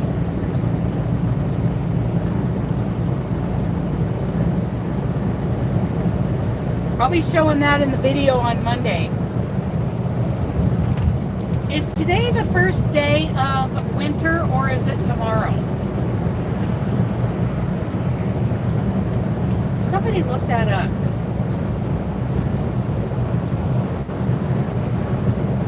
I think it's today.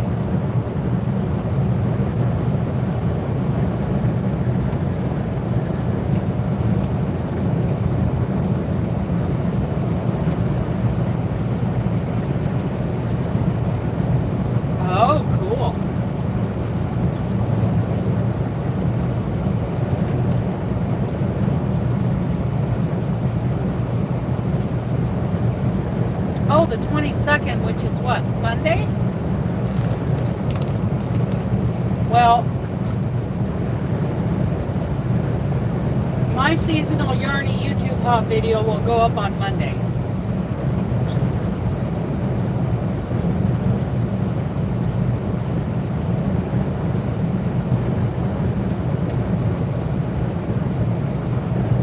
Which is a Yarny YouTube channel hop. First day of every season. We upload videos. Saturday is the first day of winter. Okay, thank you, both of you. Alexa and Google are never wrong. Ever.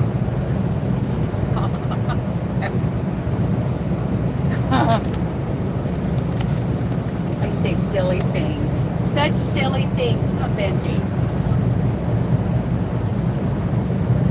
You want one of these? Here. There you go. Put more.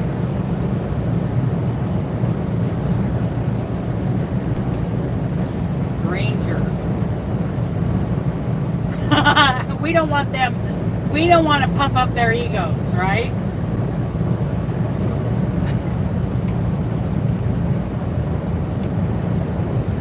Or are you saying that would start a big argument?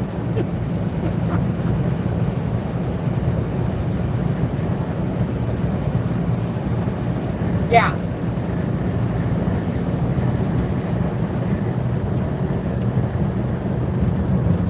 Grandview Travel Plaza. I've got a picture of Dooley sitting in the front seat of my first truck when we were parked there. Yeah, we could start a big argument with them. Like, I think you're wrong. No, I am never wrong. I am Alexa. I am Google. I have Copilot on my phone now. I did have it on my laptop and I had no idea what it was for until Kari told me it was AI. I'm like, oh. So I tried it out one day, played with it. And now with my new phone, I have it on my phone as an app. Along with Chat GPT and all these other things that just, they're everywhere.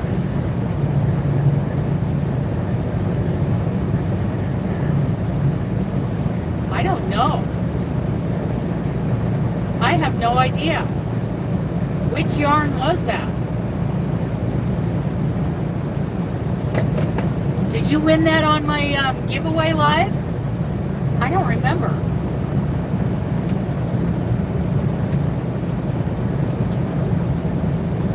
Where did you win that?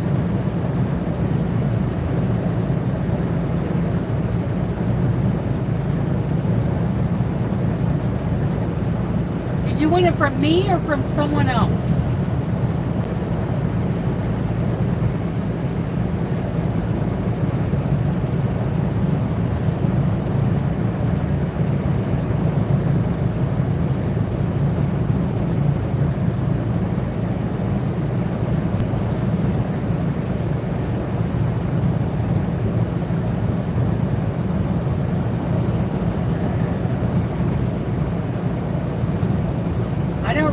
Giving away Yarn Love. Did I? Did it come from me or did it come from one of our sponsors?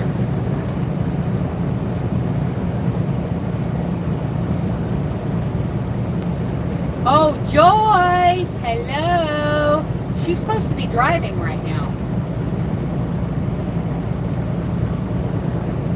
You can always take a ruler and figure out what the weight is. Just look up the wraps per inch for each weight of yarn and then wrap it around a ruler.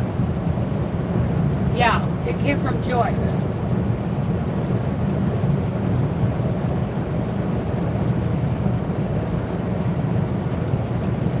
And of course it's always a bigger hook size. What is it, Robin? How much higher do you go from a needle size to a hook size?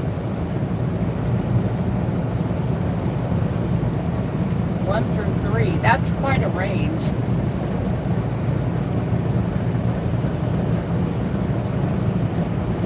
Who knows that answer? How much higher you go for a hook size?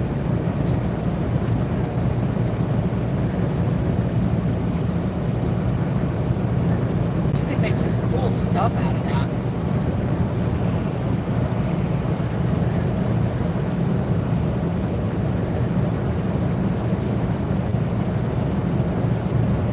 So it says needle size 1 through 3. Isn't that a pretty wide range? I mean, that doesn't...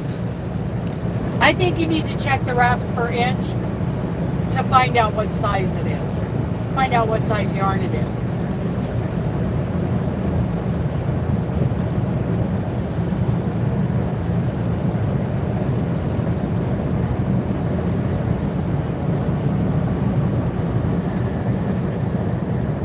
That's true.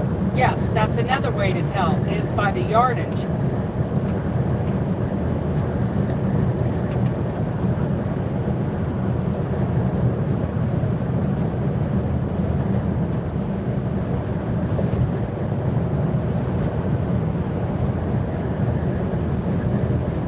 Oh, coming up on the Toppenish exit. I wonder how Colleen is doing. I've got to text her. Because I've been through here a couple of times in the last 3 weeks, and I think about her every time I go through here.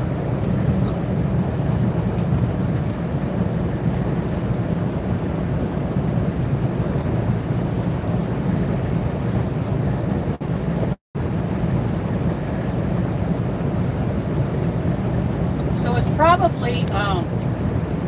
probably a sport weight.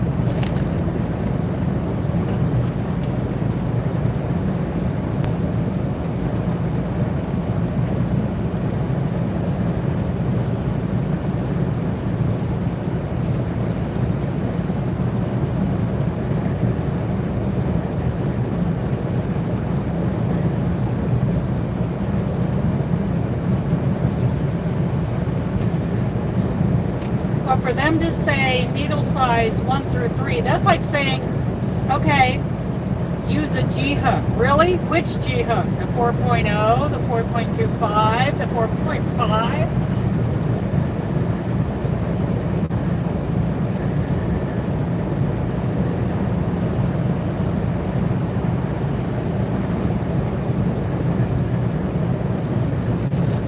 I think you could make some cool things with it.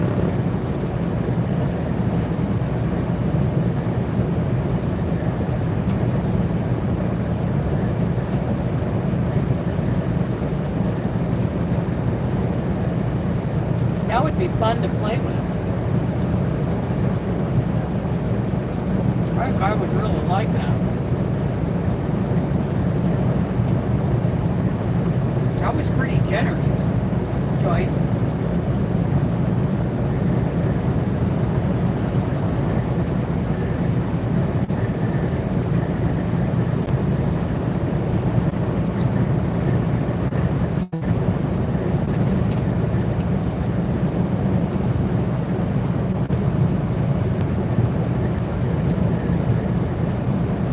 Yakima Nation.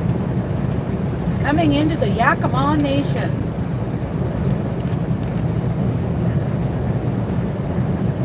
Yeah. We need to just use the millimeters on the sizing.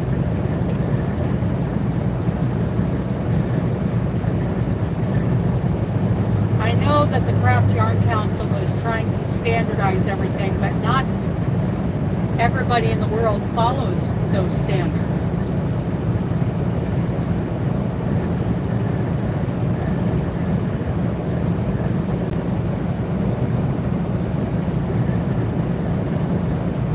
Yeah, wraps per inch.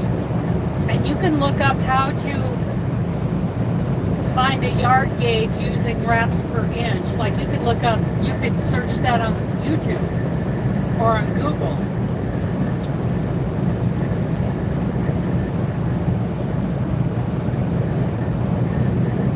Yep.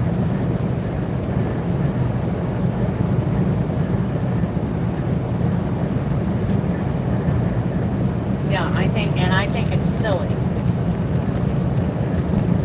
I don't mind there being UK crochet terms and US crochet terms, as long as we're clear as to which terms we're using in a pattern. I don't mind that. But to just say, oh, I'm going to use a G, recommended hook size, G. Well, what size is that?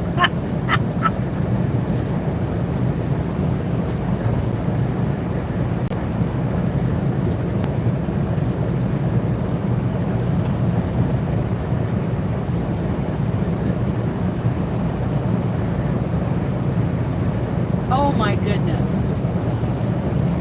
Because they're not following any standards at all. And they get, let's just say, a lot of followers because they pass on the idea that there are no standards and you can do whatever you want and there are no rules. Well, if you don't get the fundamentals down, the very basics down, following a set of standards, then you're not going to learn what the other half of the world of crocheters already know. And passing on bad habits and doing tutorials with big fat sloppy stitches. Sorry, I could go on forever, but I don't think it would be nice if I did. And I think a lot of those teachers have a cult following and they keep their viewers in like a crochet rut.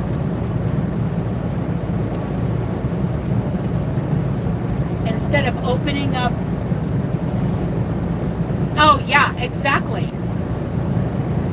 Yeah.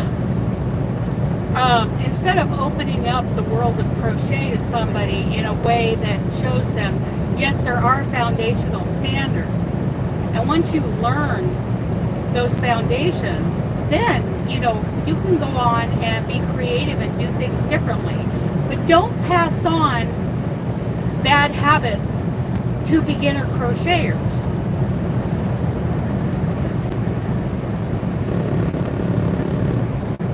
Allow them the opportunity to learn the foundations. And then later on you can take, you know, I do things a little differently now. These are not the foundationals.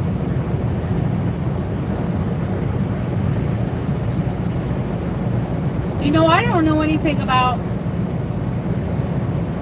knitting needles, but it seems to me, if you told me to use a 1 through 3 size crochet hook, that would be a huge range. But I don't know anything about knitting needles. So Lefty and Robin and Kari and those of you who knit, is that a big range? Knitting needles size 1 through 3?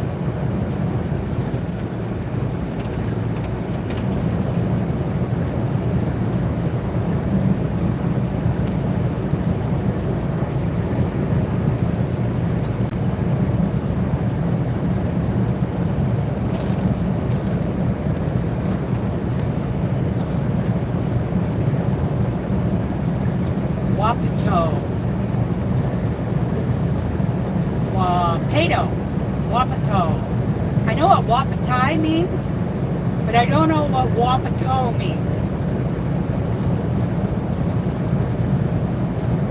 Because Wapatai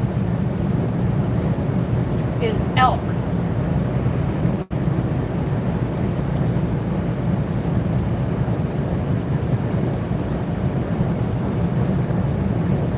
Okay. I don't know. See, I don't know anything, Jill.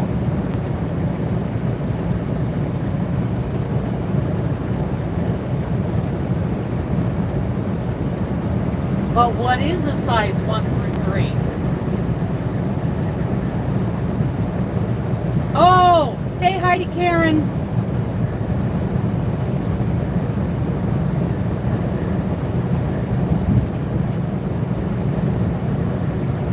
Oh, is it cotton?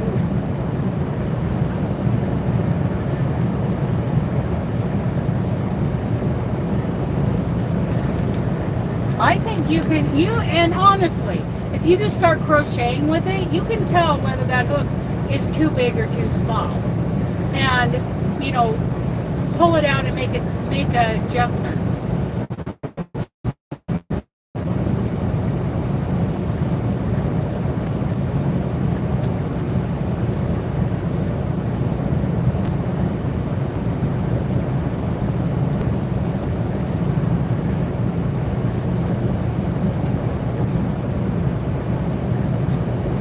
It's going to depend on your tension too, especially if you're not used to using the smaller gauge yarns. Like I'm not used to using anything under a 3-weight. Oh my goodness, that's expensive yarn, Jill. Woo!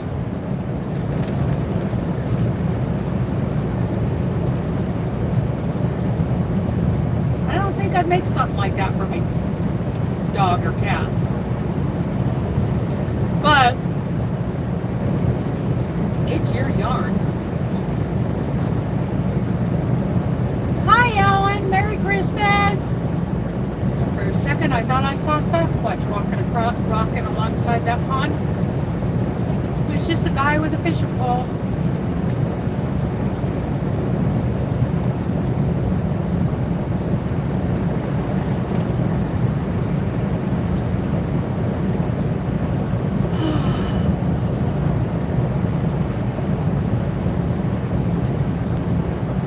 Still haven't gotten into Yakima yet.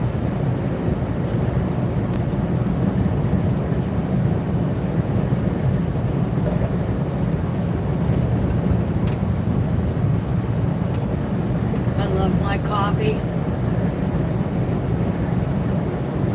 It is 1 scoop of U-Ben, 2 scoops of Trader Joe's pumpkin spice, in a Mr. Coffee automatic drip, which I'm not a huge fan of, but I do like the timer on it. I prefer an electric perk, but I poured in my Yeti with a pat of butter and a package of Element, either chocolate flavored electrolytes or chocolate caramel flavored electrolytes. Of course, it's sugar free. It makes me so happy.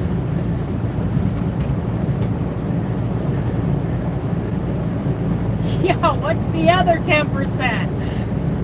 Mystery fiber.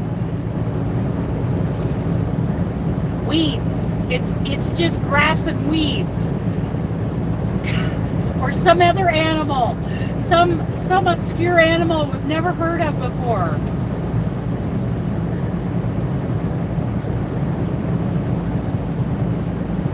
The elusive blue-nosed cattle dog. I don't know.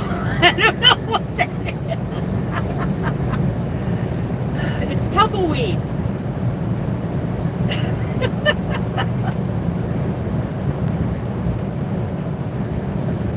Prairie grass.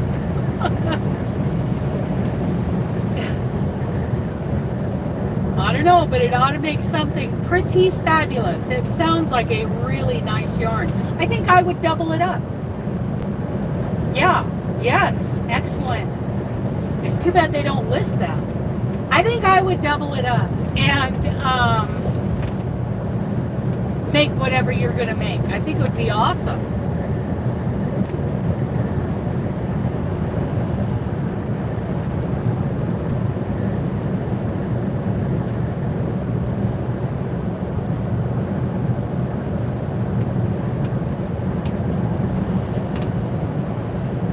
That would make a fabulous dog sweater. And be sure your dog is wearing pearls when your dog wears that sweater. Because I think it needs just the right accessories. I think your dog would look so great in that sweater.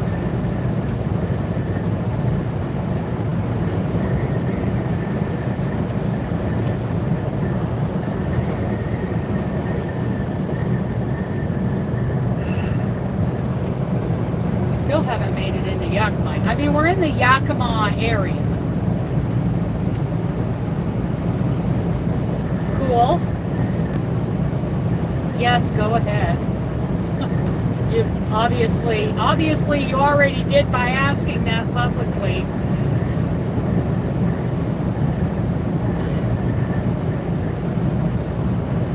Yeah, whose pattern are you going to use?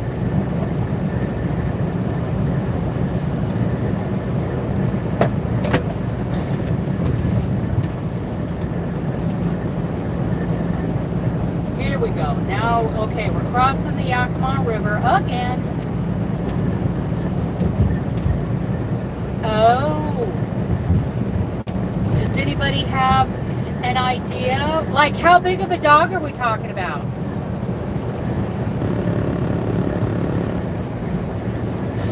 Good Lord.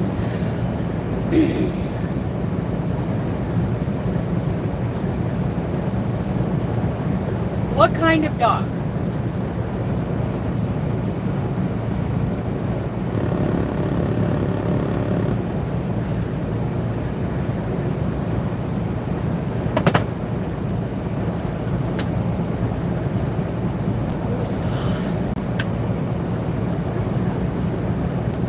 Okay, now we're coming into Yakima. Finally, I've been talking about Yakima for an hour. Please don't park on the shoulder unless you absolutely have to. Absolutely have to.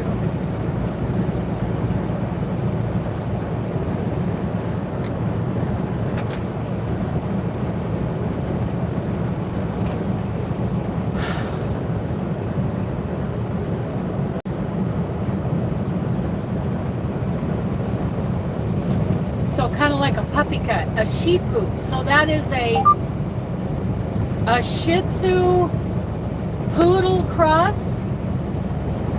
Is that right, Jill? A Shih Tzu. It sounds super cute. Because Mom has Shih Tzus. Mom and Aunt Martha. They each have a Shih Tzu from the same litter.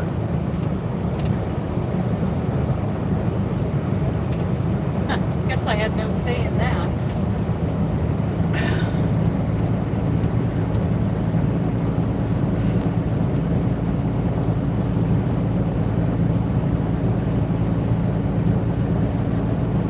Oh, that sounds super cute. People are not bright.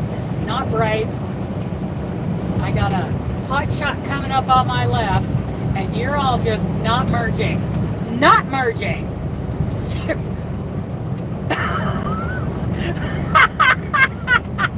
Oh, I made her mad.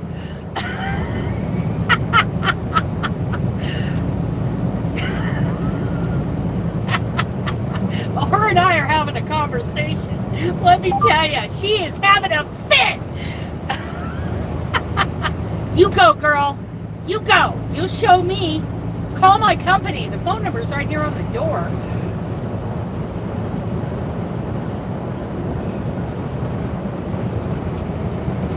She poo-poos. That's cute.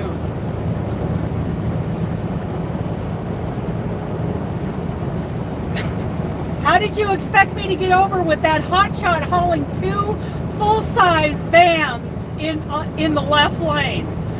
Oh, but we should all just shut down, hit the brakes, and turn off our engines because you want to merge. Just because you don't know how to merge.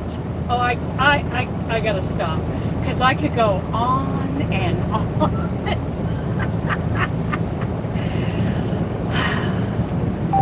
Okay, my mom just tried to call, so maybe we will stop up here at Yakima at the rest area. I think that's a good idea. Hello, Schaefer.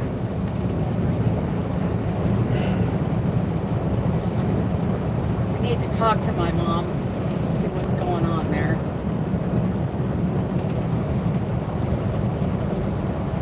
I gotta send her. I need to hook up the PA system on my CB. Hey, genius! Learn how to merge. Oh, wait. All of traffic should stop because you're getting on the freeway. So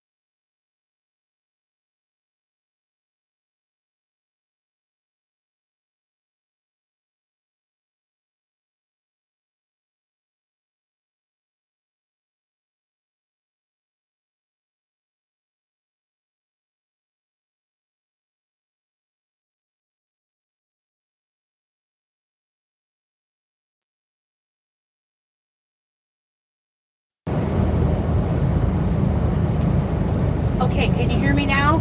That was my mom. Let me flip you back around. I just wanted you guys to know that I answered the phone call that time. There we go. Okay, can you hear me now? Can you hear me now? Hopefully I didn't lose my chat to voice in my ear.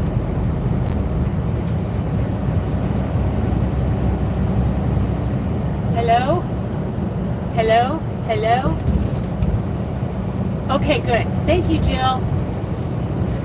And I can hear you. Yep, I can hear you guys. 35 miles to Ellensburg. I think we're going to pull over and take a quick trucker break for Benji, the co-driver. Yes, you. Yes, I'm talking about you. Hi, buddy. My mom had to call. We're talking about Aunt Martha's Christmas gift. And she's, I'm sending her money to take care of that for me. Testing, testing.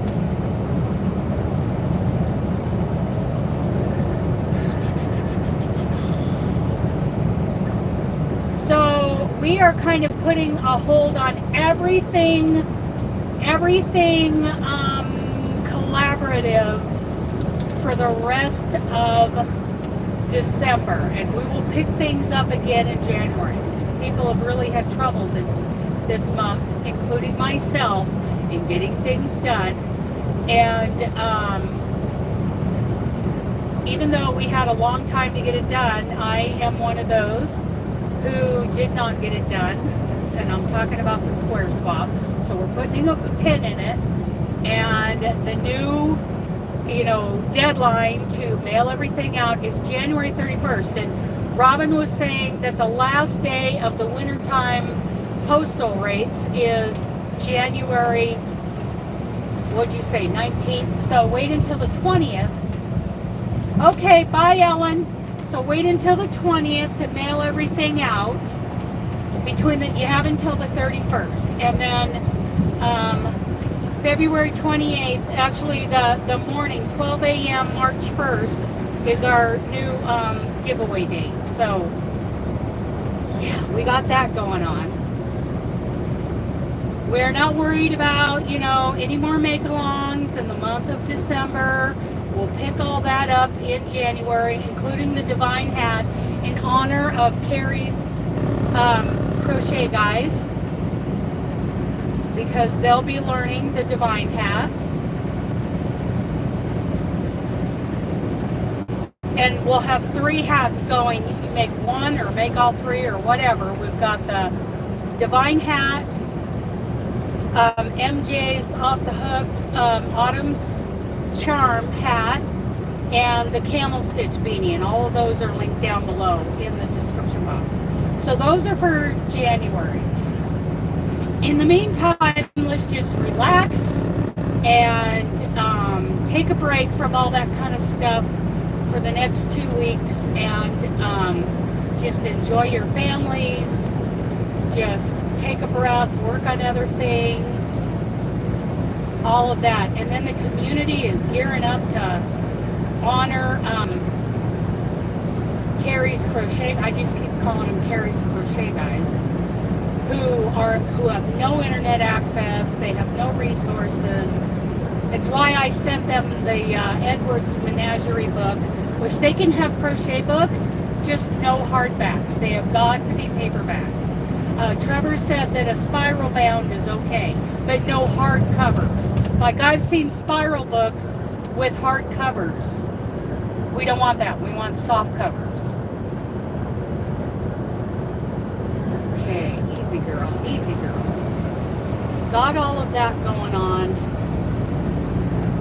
Gearing up for a cardigan make-along, I think we're going to do in February, but we'll talk about that later. Right now, everybody just relax, work on other things, work on, you know, family time, just spend some, you know, relaxing time with your crochet community. I think Kari and I are going to be in the Discord voice chat this evening after I get delivered and get parked somewhere. We're going to do that. And everyone is welcome to join us over there. Discord is easy to navigate, super easy.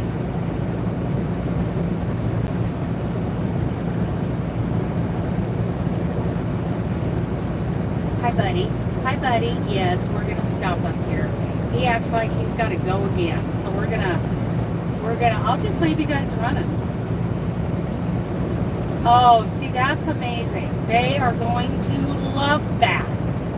I think some of these guys are really going to be amigurumi stars. Yeah, we've got the Rose City Yarn Crawl Crochet Along. That's coming up. I don't know when that they'll start sending that to us. I have bought into that in honor of the Rose City Yarn Crawl. Oh, January, cool.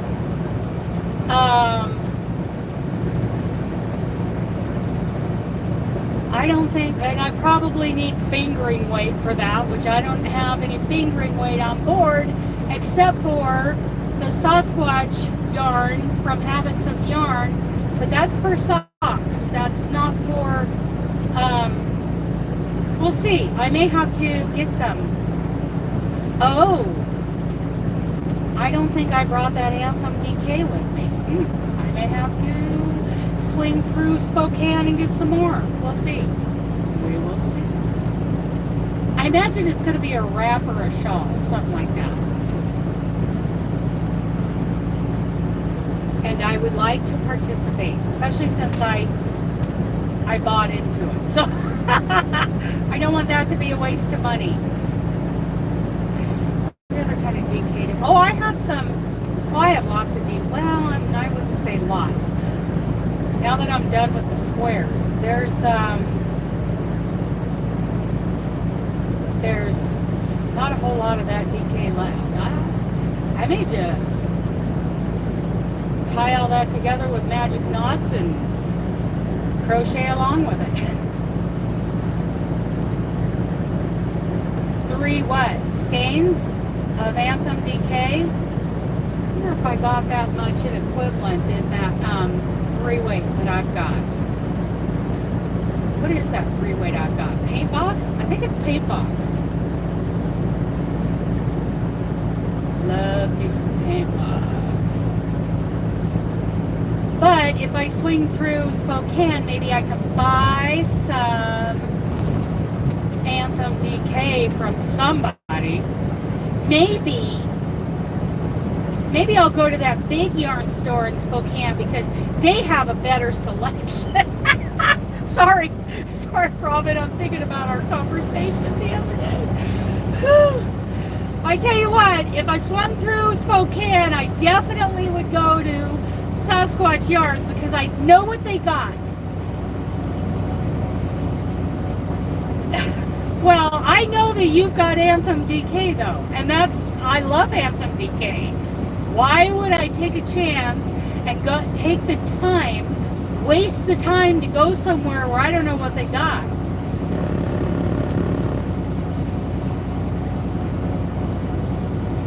I bet they would. Yeah, I wonder who in Spokane could do that. Huh, weird. I wonder if the yarn store owner would grab 3 skeins of Anthem DK, grab her husband, and meet me out at the Petro for lunch.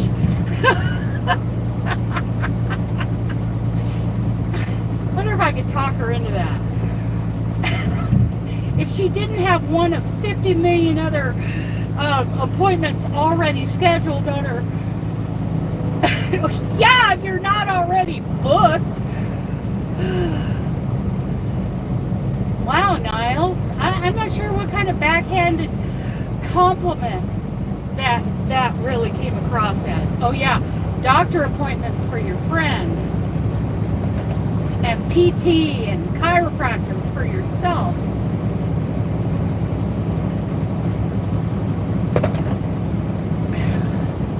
On top of doing first aid classes and running errands. Oh my goodness. Yeah, because she starts chemo, right? And it's not like the kind of thing where you can do that at home. It's the kind of thing, like I know what I'm talking about. It's the kind of thing that you have to go to these appointments, I'm guessing. Okay, we are going to pull in there because I got to use the little trucker's room. And Benji needs to use the little trucker's room, so I'll just leave you guys running. What the heck? We'll just drop on into Ellensburg. Oh, man. Well, I hope this thing gets fixed. It's worked out.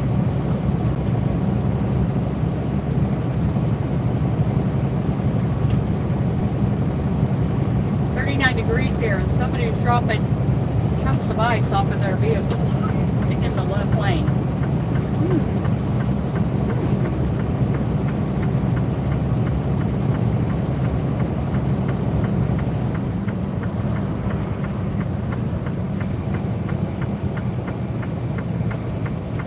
I'd like to get some of my scorched earth list stuff at the top kind of cleared up so that I can get back to work on that Montana blanket.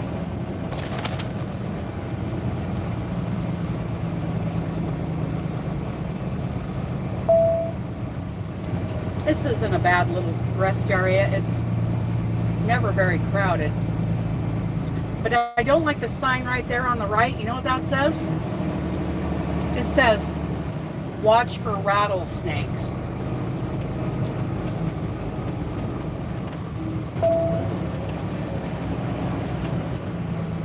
I don't like that. But I'm thinking right now with all the snow on the ground, I don't have to watch for rattlesnakes. Okay.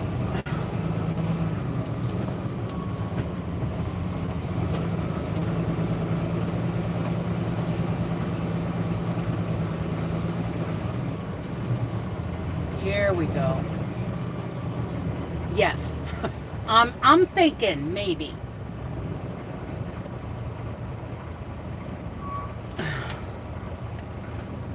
Okay.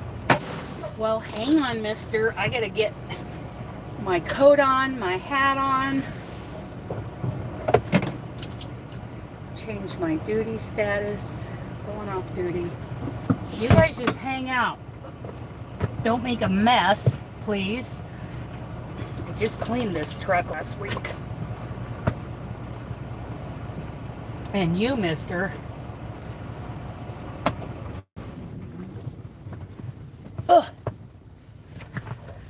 Okay, look out. I gotta grab my coat and my hat. Look out, mister. Look out, mister. Look at you. Look at you. You're just so stinking cute.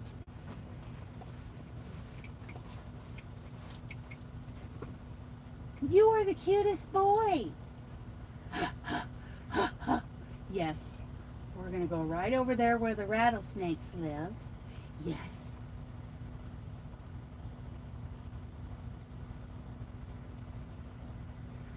I'm going to take my earphones out, my earbuds out. Excuse me. Hiccup. Hiccup. Oh, I should nuke something while we're here. Okay.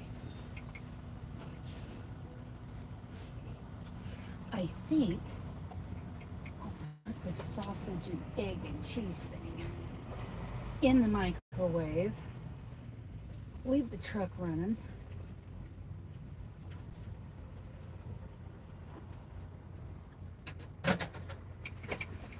Okay, sorry, I wasn't paying attention. Oh, that was just Niles. Okay. I'm going to put one of these in the microwave.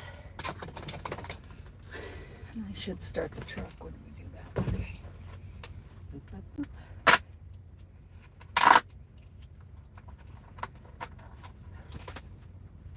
Yes. And then I'm going to take the puppy for a walkie. Yes, I am. I'm going to take the puppy for a walkie. Paper towels. Where'd you guys put the paper towels?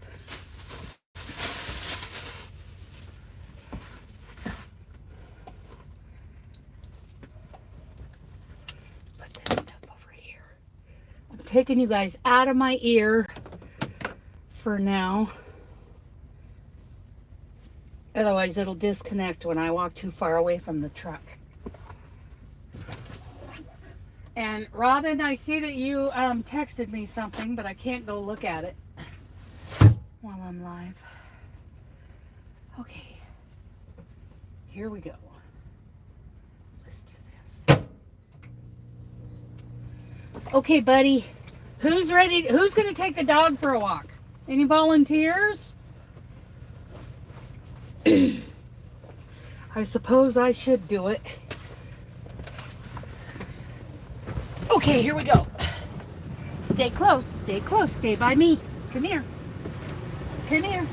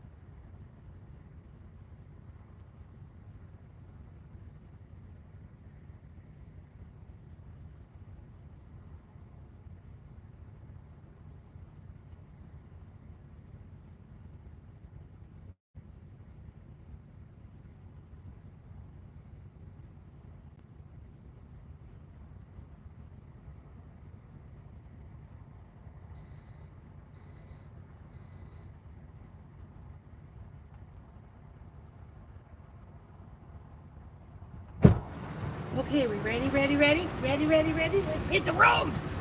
We're gonna head on into Freightliner. We'll take a break there before we deliver.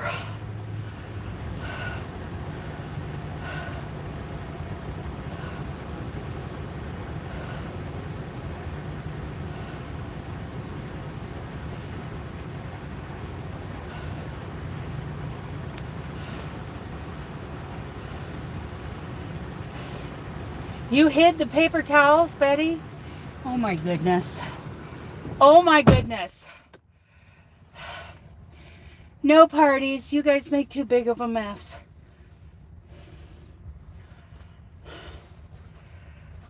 Okay. Oh, I gotta get that out of the microwave. I mean, I love this hat, you guys. Check out this hat. I so enjoyed making this hat. It is now my favorite hat ever. Okay. I think the microwave is done and we are ready to roll.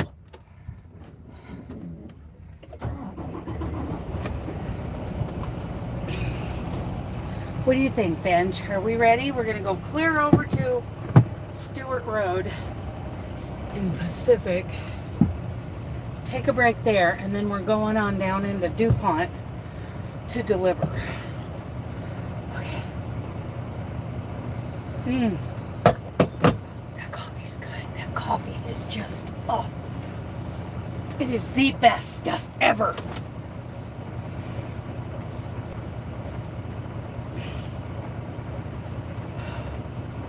Okay. Everybody get something to eat, something to drink. Everybody got their seatbelts on. Let's roll. Let's head up over Snoqualmie. Get up over the mountain. That looks like a very hot pepper. Okay, let's go, let's go. Who's driving?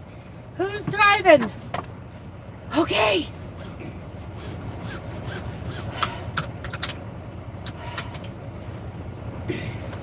So everybody raise your hand if you have or are planning on. Well, I can't, Robin. I'm in a live. I've got one device going, and that's my phone.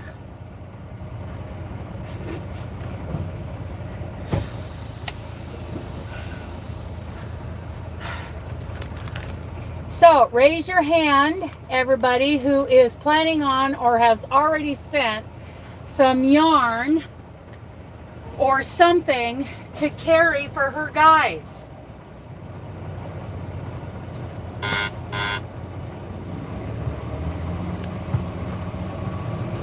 Because that is the big topic of discussion today.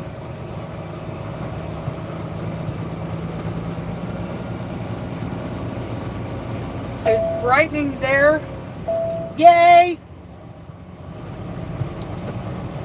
I'll take some non-alcoholic, Betty, because we don't drink on this truck.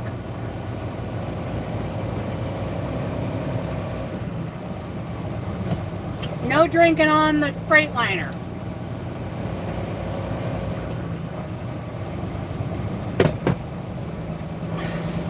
My stepmom used to make eggnog. It was so good. Oh my goodness.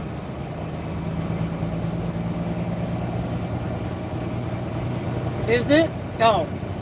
Well, I remember being surprised because I'd always heard about eggnog. And then in like junior high, my stepmom hands me some eggnog and she's like, it's eggnog. I'm like, what? Well, I didn't realize you could make it non-alcoholic.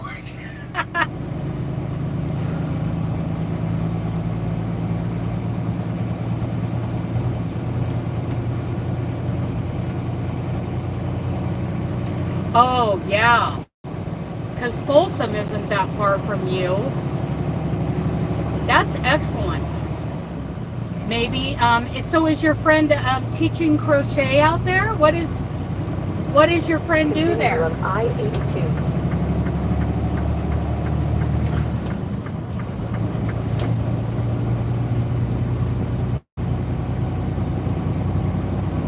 Banana nog. Oh my goodness.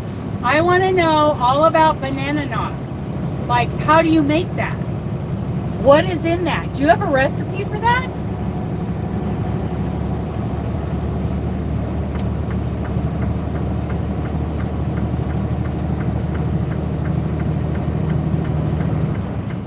That sounds so good.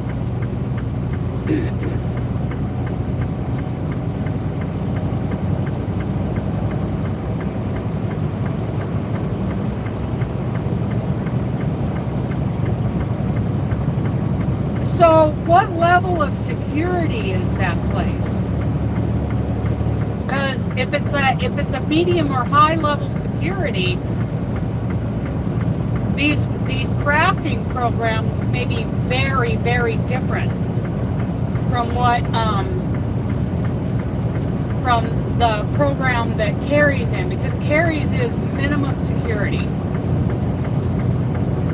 These aren't hardened criminals. These are not, I mean,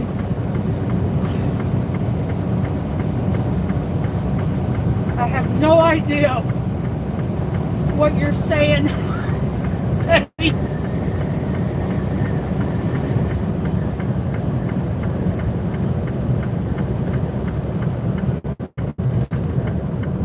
I wonder if we could Google that. Banana nog.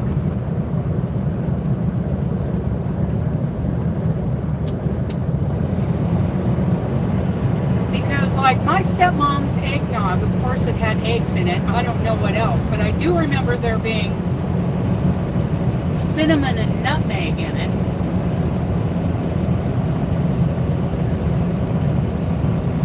Banana nog. I will look that up.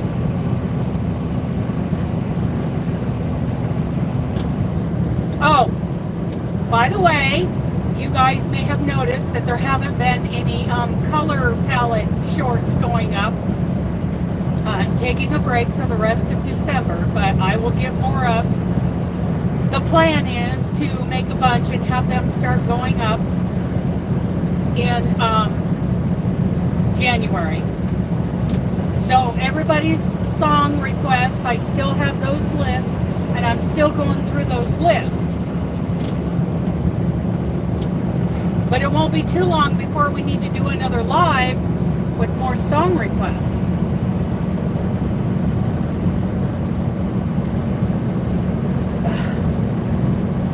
Okay, so, but maybe they have a crochet program. Wouldn't that be cool?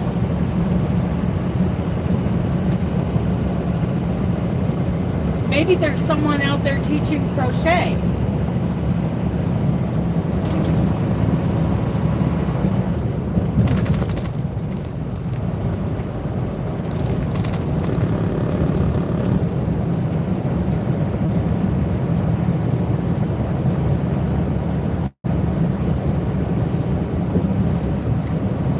And I saw a video not too long ago about guys in a prison in Utah that were crocheting. And like one guy they interviewed, he was in there, I want to say for life or for several decades or whatever. So, you know, obviously he's not in the minimum security part, I don't think. I'm guessing. But those guys were crocheting.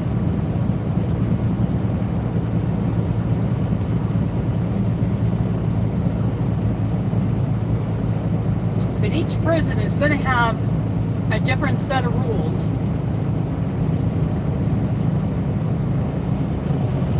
But I would be very interested to know if Folsom has a crochet program. I would donate to them.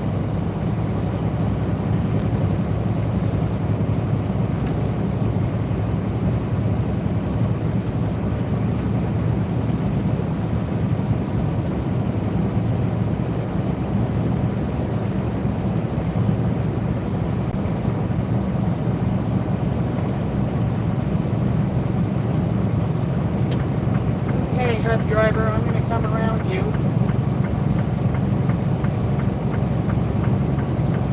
As soon as this one headlight Honda goes by me.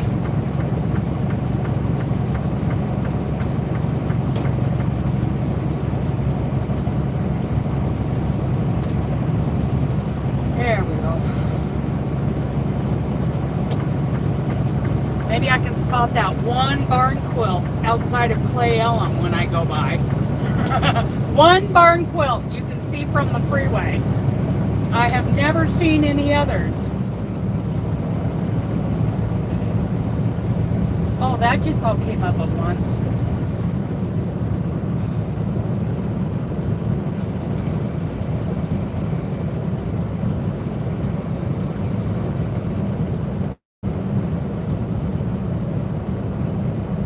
Oh. Okay. Well, it would be interesting to know what that program is all about now.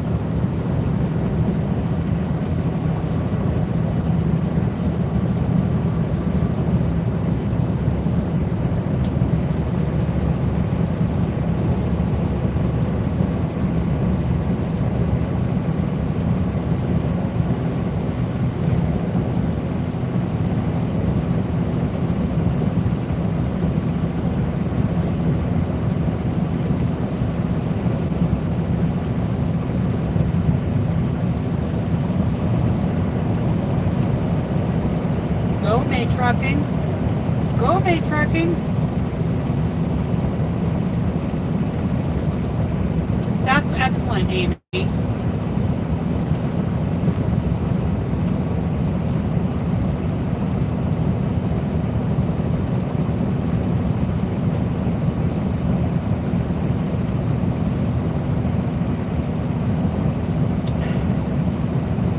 Some of you already know this, but May Trucking Company was my first trucking company.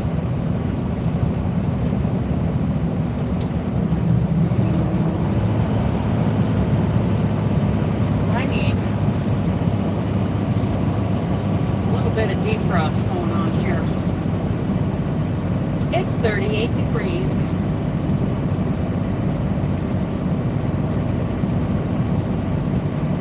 Well, and then that video that I watched a week or so ago about the prison in Utah, it'd be interesting. That would be great, Amy. In fact, I would love to have a phone conversation with the person, you know, who is teaching the crochet. I would love to have a conversation with them.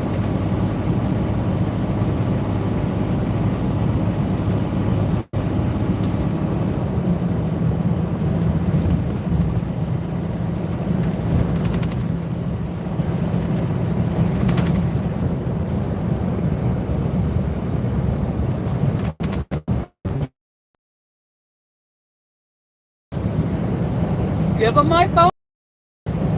Tell them to text me. Tell me who they are when they text me, because I don't answer people who don't tell me who they are. And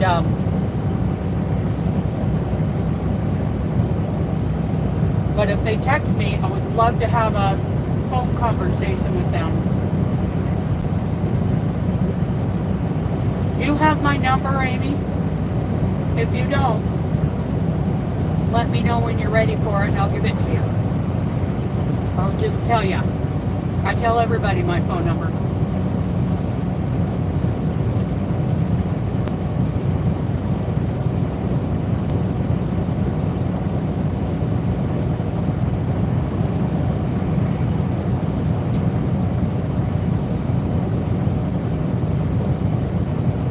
Oh, I love my coffee. I love my coffee. Thank you, God, for my coffee. It's one of my little happiness, joy things every day.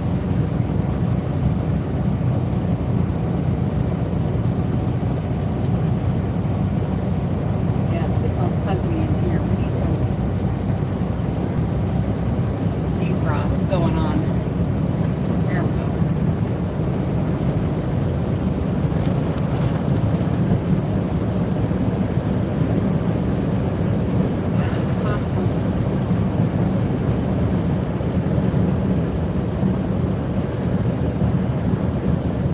Okay, well, if you have a pen, I'll give it to you. I'll give you my number now. If you're in a position where you can take it, let me know, and I'll just tell you what it is. Everybody gets my phone number.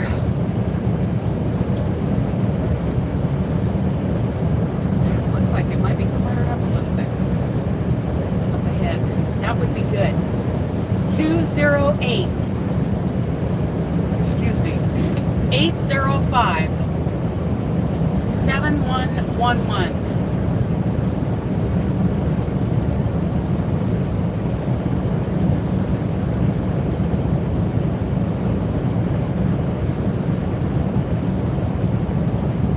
Of course, our pet project is the one that Kari's involved in. But if there's ever, maybe people in your area would like to donate whatever they need, I could help encourage that to happen. I'd do my best to see that that happens. Well, come on up here, red truck. I'm not going that fast. Come on up.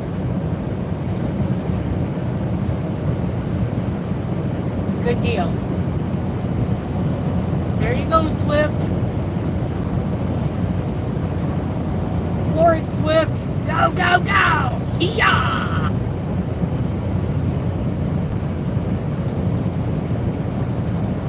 Oh yeah, they would have to be.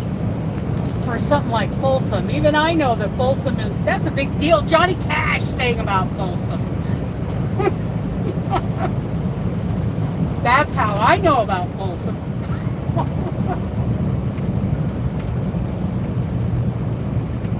If it wasn't for Johnny Cash, I never would have heard of it.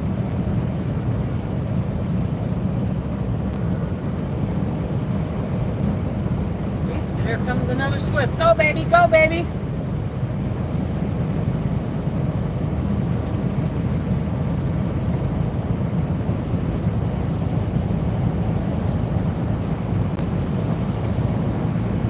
That's right. I could do a color palette in their honor with Folsom Prison Blues. I think I'll do that for the Folsom Prison Crocheters.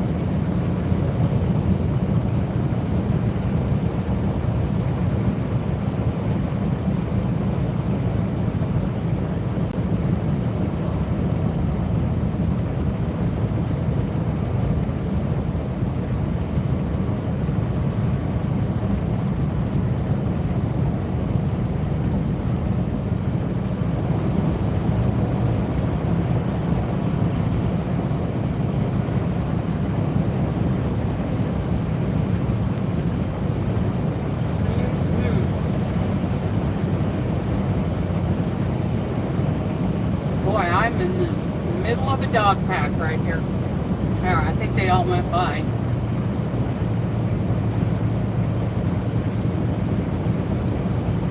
I don't see any need to hurry on up this hill just to get bunched up down at the bottom of the next one.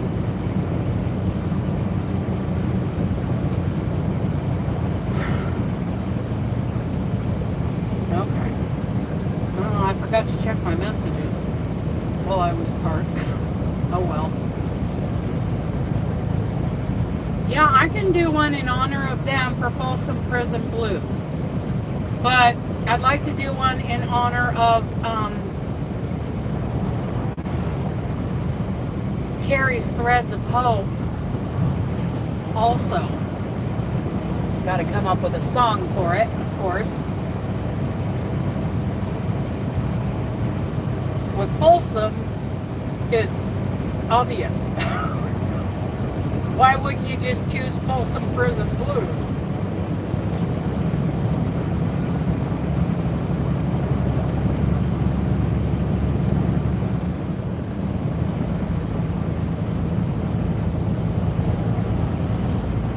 Maybe I'll let Kari's guys choose the song and the colors.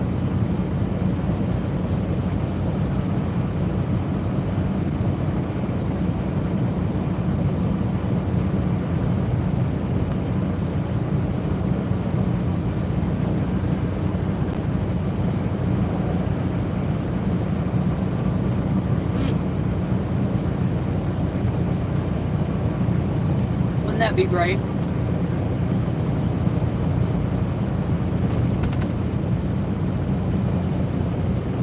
I can do some, you know, combinations of blues and browns and blacks, you know, grays for the Folsom Prison one.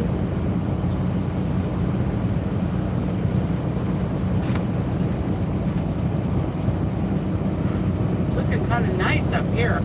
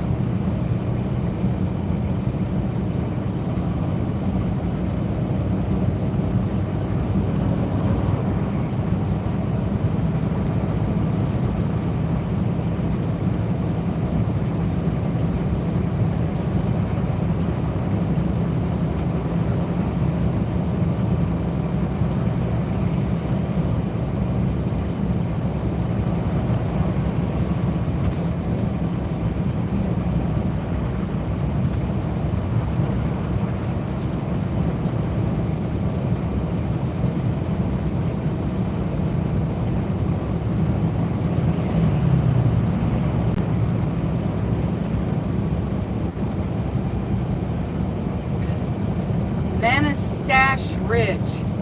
Manastash. I have no idea how to pronounce that. No clue. I'm sure I butchered it.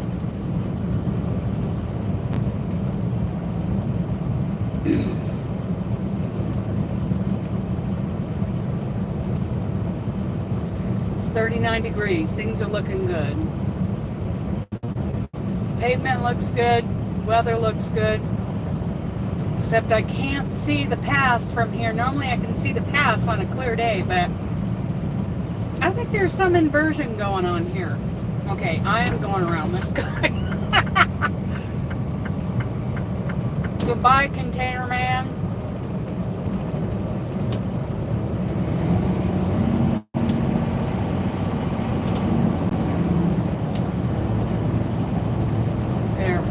Yeah, it looks a little foggy down there on the valley floor, doesn't it?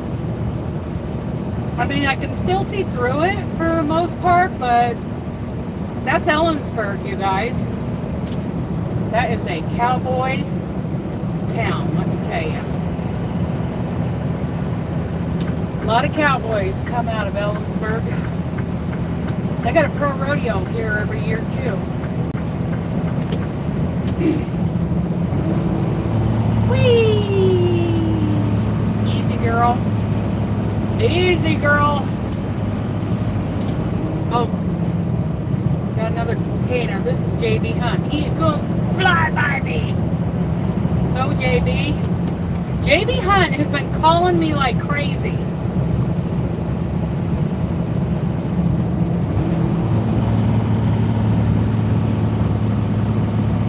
I wonder if my friend Joe gave them my phone number. Just because he thinks he's so funny. We'll blame Joe. Same Joe that we were blaming before. It was his fault. It was his fault we didn't go live that night in Ohio. Mister, I'm not going to make it. Blame Joe. Okay.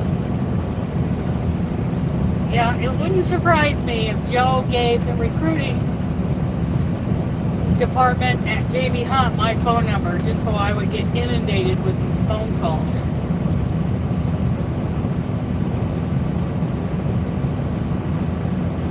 And after they first started calling, I called up Joe and I'm like, you tell JB Hunt to quit calling me. He says, what? I said, yeah. Some recruiter from JB Hunt's been calling me. He goes, well, there goes my referral bonus. I said, I wasn't going to give it to you anyway.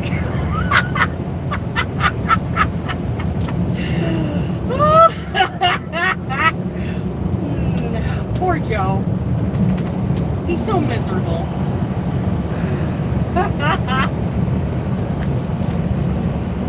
Okay. What day is today? Friday? first day of winter. That's right. We established that earlier. It's the first day of winter. Oh, wow. Look at all those fields of hops. Man, as far as you can see, off to the right, off to the north. Oh, and over on the left side, too. All hops. Never mind grapes. They're growing hops out here. They like their beer. They're beer people out here. No wine.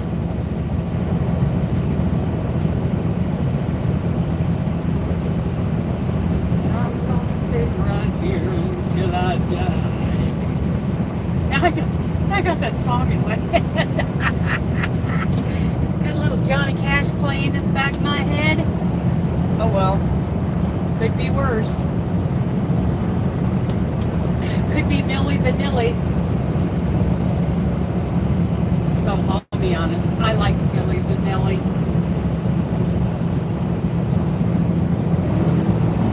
Turns out those guys can really sing. Of course, one of them's gone.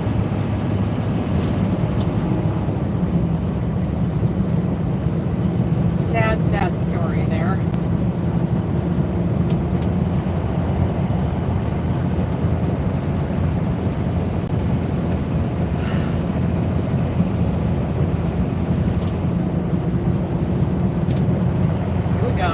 Everybody take it easy, drag your feet a little bit, Flintstone style, so that we don't end up in a pile at the bottom of the hill here. Ooh, it's down to 34 degrees. We don't like that. It's a little frosty, gets a little snotty on the pavement.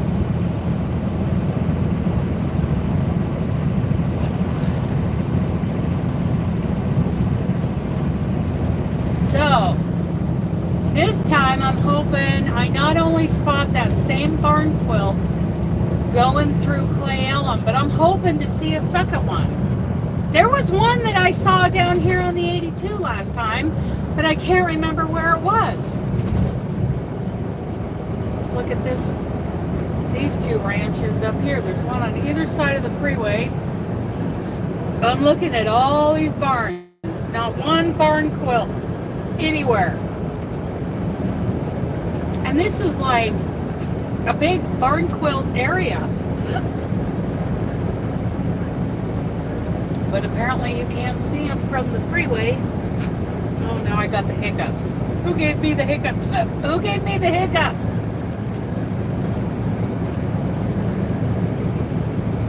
Who can I blame for that?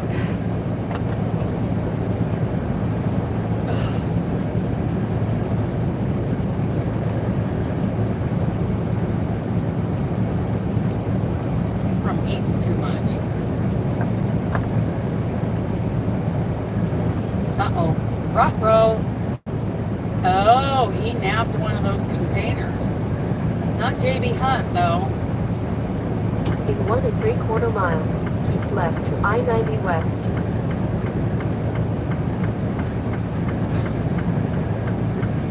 Well, dude, there's a cop up here, so don't be a you-know-what. We gotta move over. So this is why it's not okay to just pull up on the side of the road to go pee or to get something out of the back of your car, because anytime someone is parked on the shoulder, we are trained to get over. So you are moving all of these 80,000-pound weapons into the left lane. So unless it's absolutely necessary, don't park on the shoulder.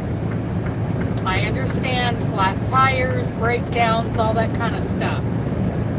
But get somewhere else to do the other things, is my suggestion. Okay, we're going to hang left because we're coming up onto Interstate 90. That's a nice looking barn. How come that barn doesn't have... Uh-oh. Either of the two left I gotta get over again because there's a cop sitting on the shoulder. Hello.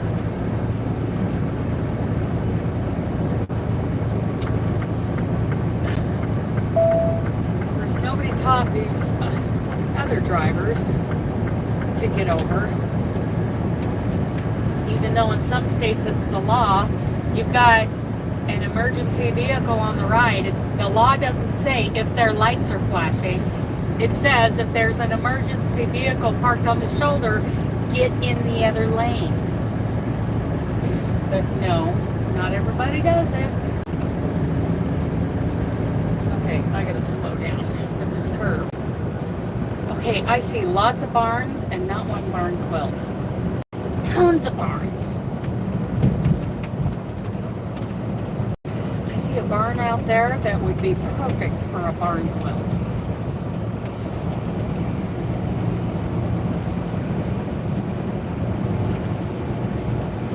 And I'm going to have to get over into the left lane, people. You know those little Chevy Malibus? Those are decent little cars. That's what they rented for me to drive from Oregon to Salt Lake for my orientation with Crete. They rented a Chevy Malibu, a Malibu or an Impala. I mean, I think they're pretty much the same car. Those are decent cars, and the trunk room, it is enormous. Love that trunk. I got everything in there with room to spare. Okay, here we go. Here we go now. Here we go now. Getting back up to speed. 62 miles an hour. Okay, barn quilts.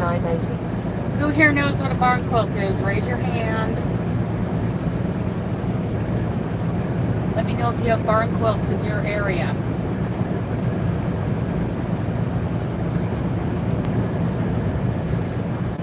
My windows are a little stewed up. Not the windshield, but the side windows. Let's see. Yes, that's what I want. And this is like, according to the documentary or the news report that I saw, Clay Elum, which is just west of Ellensburg, they're supposed to have quite the barn quilt trail out here. And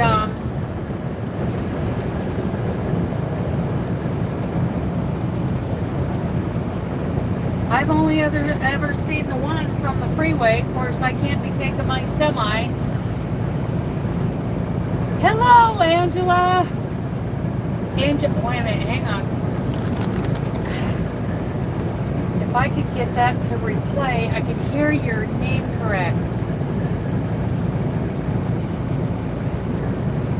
Oh, bless you.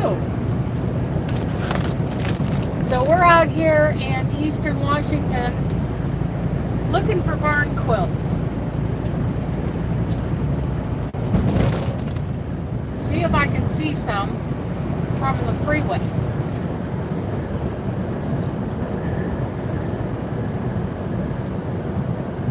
Oh, I bet it's cold, Betty.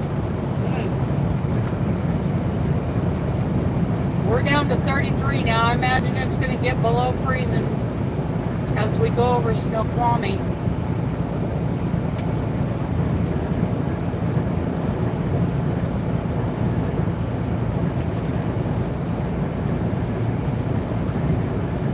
Snoqualmie Pass, 55 miles. Going over the Cascades.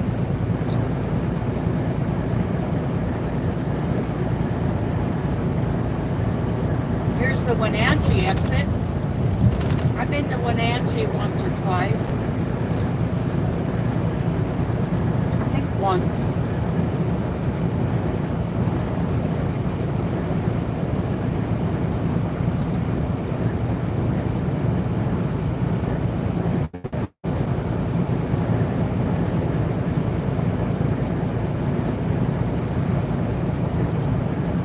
Barn quilts, everybody. Who knows what barn quilts are? Do you have any in your area?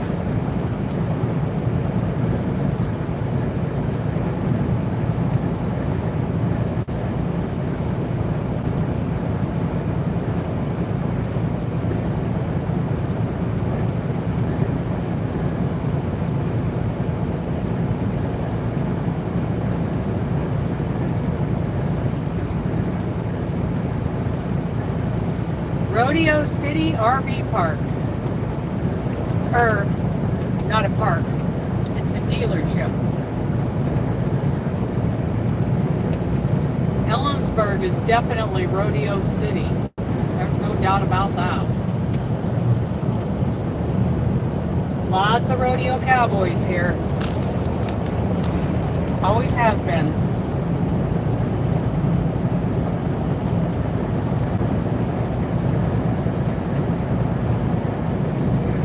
I'm getting boxed in.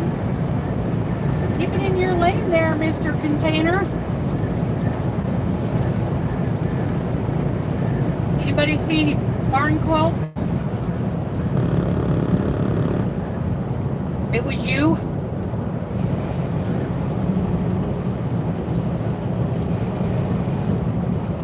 Okay.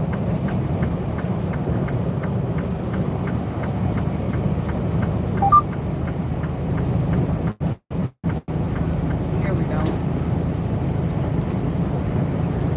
Clay Elm, 21 miles. So you would think between Ellensburg and Clay Elm, I would see more than one barn quilt, but I only saw one.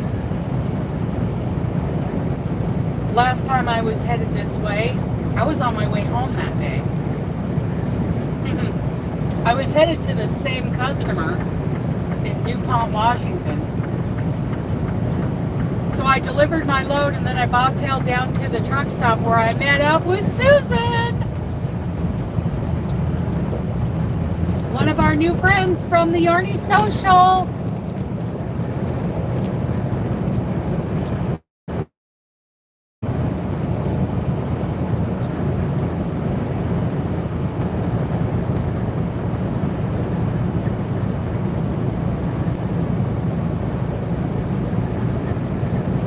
There aren't even any barns right here, much less any barn quilts.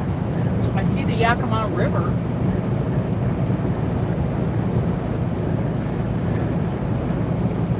But that's it. A little skim of ice out there on that pond.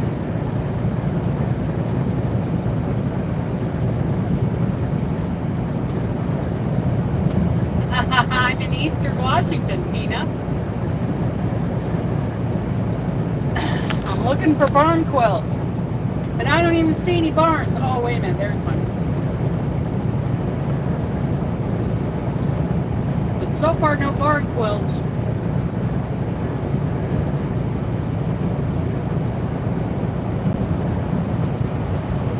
Well, it's 34 degrees out here. Chilly Willy. We're headed over to the Freightliner in Pacific, Washington, to stop and take a little you-know-what for you-know-who.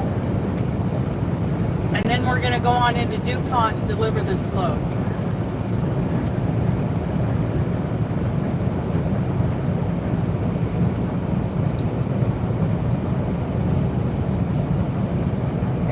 Barns out here, much less any barn quilts. On the hunt for barn quilts.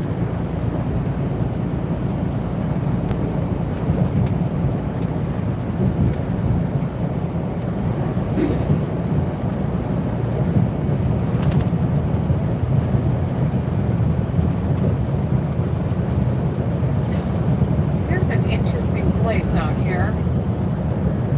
It's kind of looks like a truck stop, but I'm not sure that it is. Let's see.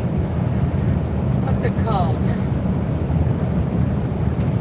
Shrees, S-H-R-E-E''S.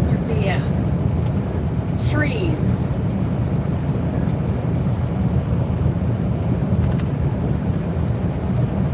There's a big fruit and antique mall right next to it that I've always wanted to check out.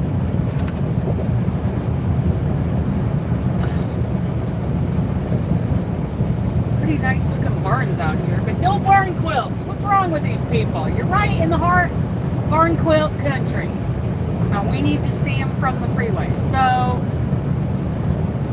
okay, so I see some big old long-nosed Pete's getting fuel at the fuel island there.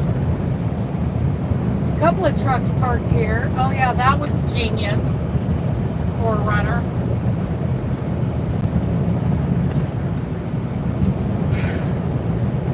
I just don't understand people.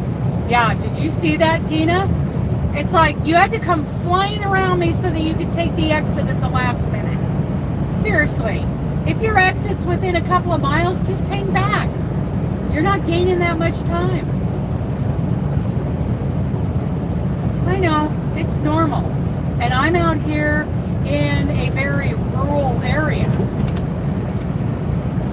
I'm not in L.A. I mean, I wouldn't be looking for barn quilts in L.A., that's for sure.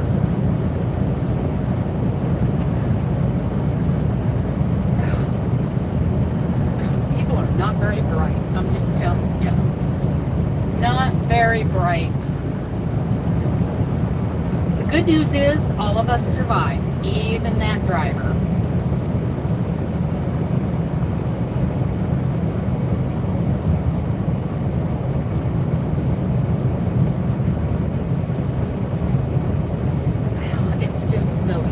There are a couple of really great old barns out here. Not one barn quilt.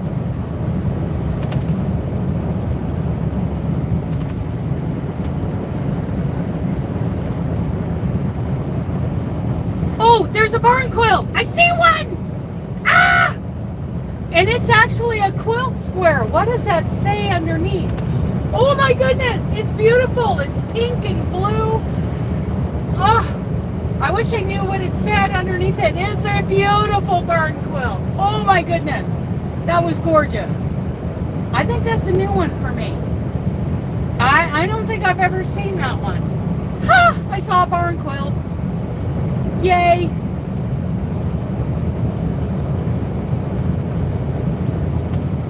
Right? Yeah. Really? You want me to stop and get out of your way?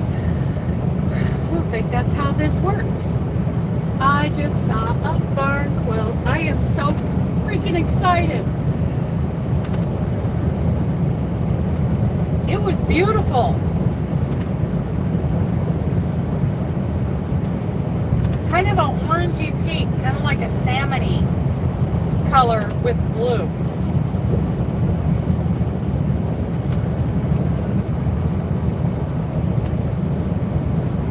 And it seems like last time I went through here, I saw one barn quilt down there on the 82, but that was it was an American flag. It wasn't like a quilt square. But that one was definitely a quilt block. Very nice. Very nice. Okay. Let's see how many I can spot today. That's one. Any guesses on how many I spot today before I get up to the top of Snoqualmie?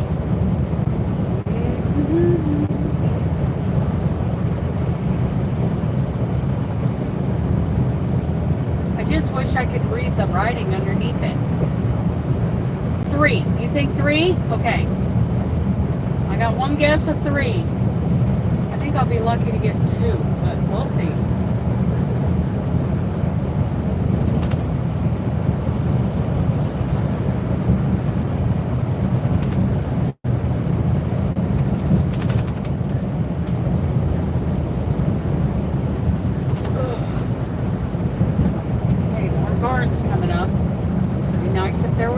On one of them. Oh, here comes a big old pink.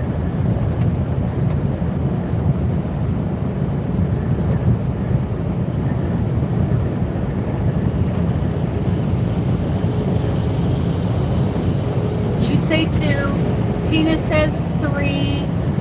We'll see.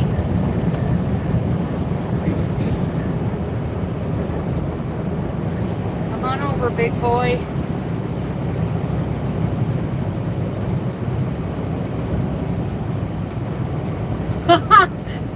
Betty, I think you're lagging way behind. Like 10 minutes. You gotta refresh the live. you gotta go out of the live, like shut it down completely and then come back in. Time for you to refresh.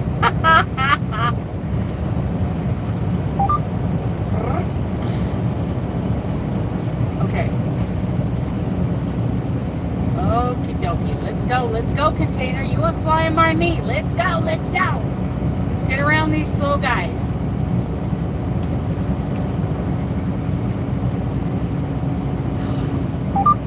Yeah, you need to refresh. You are way behind. That's what happens on the internet. Okay, I'm going to pass this guy who just came by me because I'm late.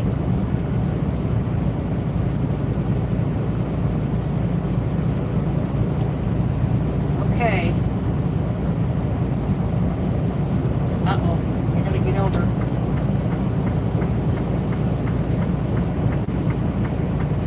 Pickup with the camper on the back, he's not going to like this. But I'm getting over for that container because that right lane is going to end.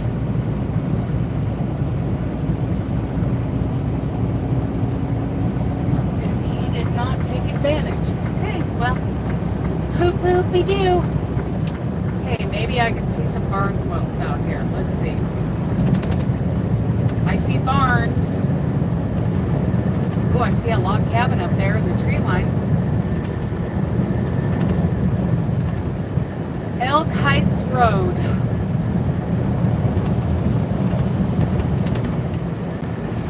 Ooh, that's a nice truck. A nice camper on it.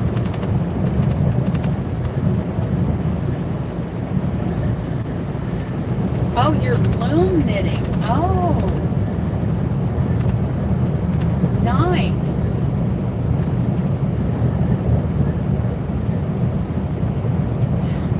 On that barn.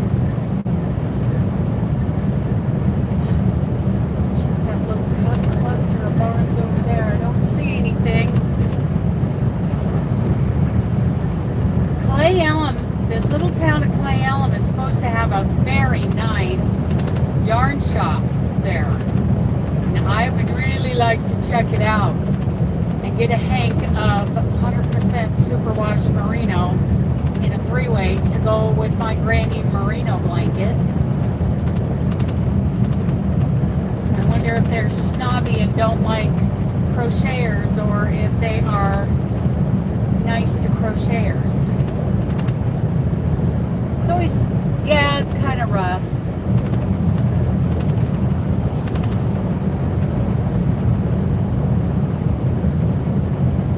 It is kind of rough out here.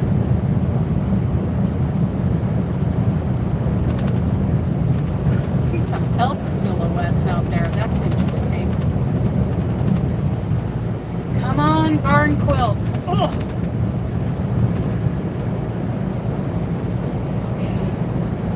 I see some log homes out here.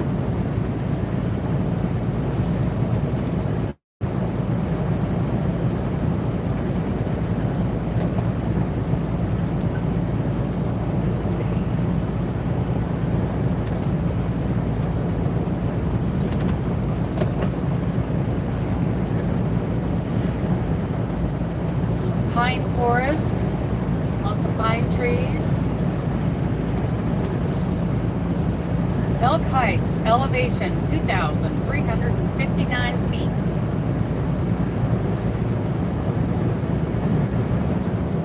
The Cascade Range, we're climbing up into the Cascade Range.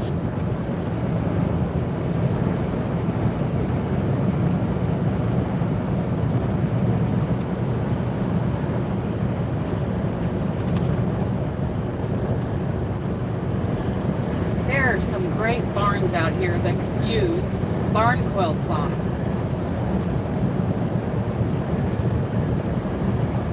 Lots of log homes.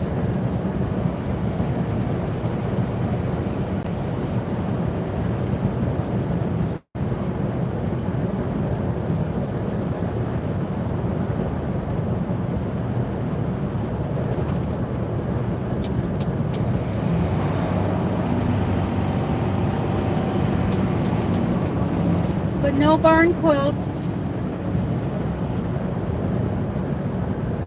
So far I've only seen the one. No, it's not a boring view, that's for sure. It's nice up here. It's beautiful. No matter what time of year you come over these mountains. But I think that's called the Stewart Range right in front of us. I think that's what I read at the rest area the other day. 2-3 days ago when we came over. We came over on, see, that would have been Tuesday morning. I was walking the dog.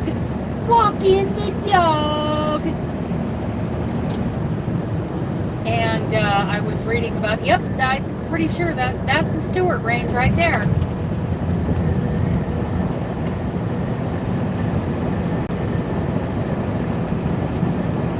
And there's a marker there that you can read about the Stewart Range, how it was named and all the history. I like reading those kinds of things.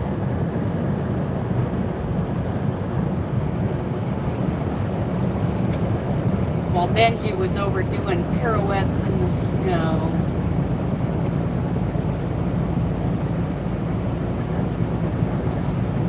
I'll have to show you guys that. Those little pirouettes. Spin, spin.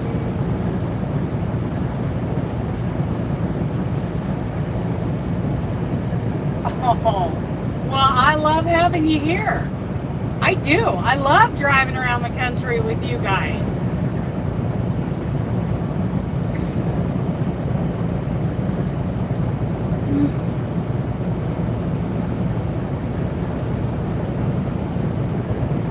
This is called Indian John Hill, and there's kind of a, if you look up Indian John, there's a little bit of history about this guy. I don't remember anything about it. I looked it up once, but I don't remember anything. Someone who used to live here, Indian John.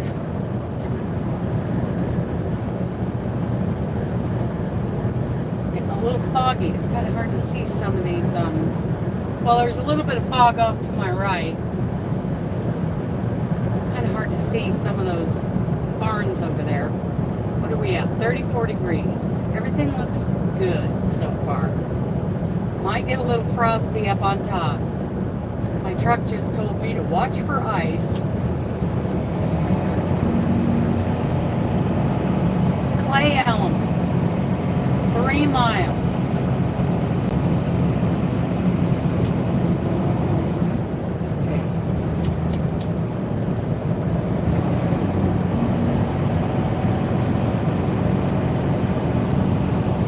Barns over there in the valley, but I can't really look at them from this distance. And nothing stands out as having a barn quilt.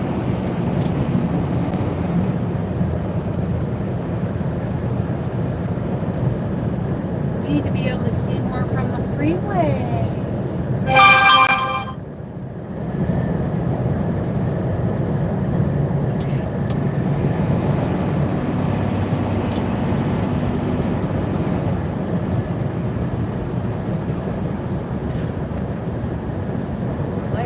Properties. Oh, come on. I want to get up to 2. Yes, that is fog. There is some fog we're coming up to.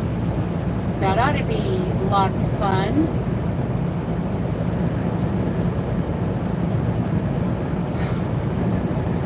All these barns, all these missed opportunities.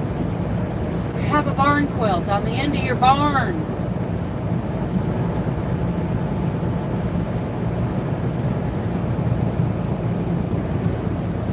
Even on the end of your garage or your business or whatever.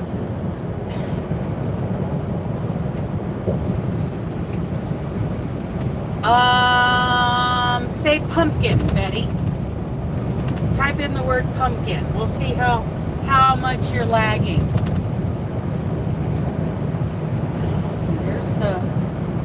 There's a pond off of the side of the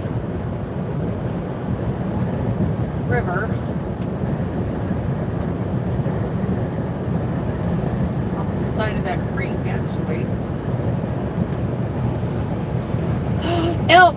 Oh, you guys guys can't see them. There's a herd of elk crossing the river. Yeah! I win the wildlife jackpot today.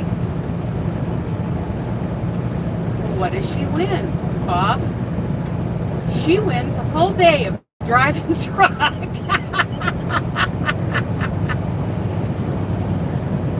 Oh, you saw horns? I didn't see any horns. I saw a bunch of cows. A bunch of cow elk crossing that river. That was awesome.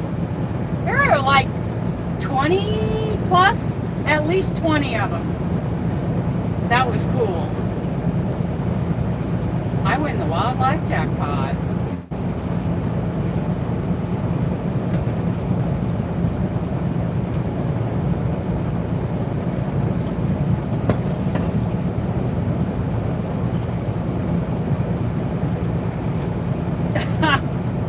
It would be better if I was driving a camper van across the country on my own time frame.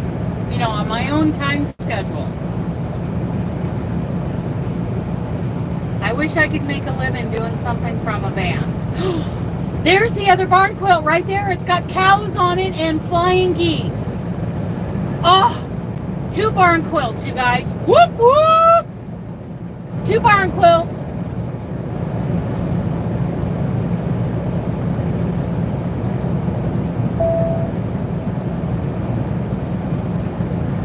One to go for Tina.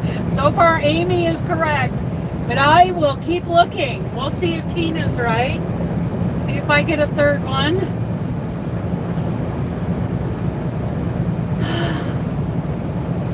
I see a little bit of downtown, not much.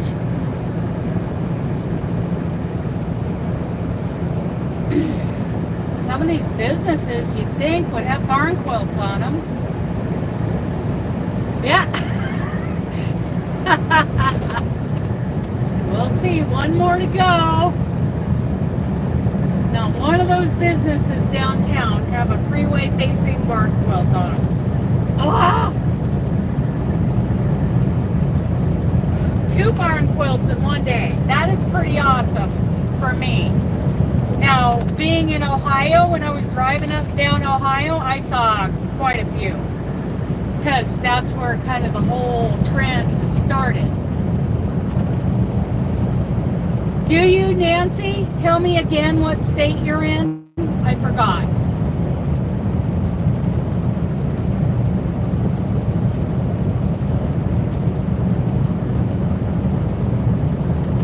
I forgot.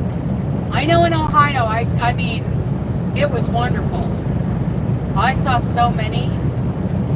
Of course, that's, like I said, that's where the whole kind of, you know, the current trend for barn quilts, that's where that started back in the early 90s, like 92-ish, 91, 92. Oh, Michigan, yes. Michigan's a big barn quilt state. So for those who don't know, a woman, I forget her name, but they used to drive, you know, take like an annual trip to see relatives or something. And they were always looking out for these old barn quilts. You know, when she was a little girl. Oh, I know. We got a good view out here. This is the Pacific Northwest, you guys. It's fabulous. The fabulous Pacific Northwest. So anyway, then in 92, you know, as an adult, she had a barn quilt. I believe it was 8 foot by 8 foot. She made it for her mom. And it was a gift for her mom to put on her barn. And that kind of started this whole trend of making these, they're usually either 8 foot, 8 by 8s, or they're 4 by 4s, squares. And now well, I read somewhere that every state now has a barn quilt trail in it. And one of them here in Washington is right here out of Clay Elm. They have a barn quilt trail. It's a great thing for tourists to come along and follow the road, the path, whatever, drive it, to see all these barn quilts in the area. And I think that would be a great thing to do if I was living in a van. Let's see. Are we going in or are we not?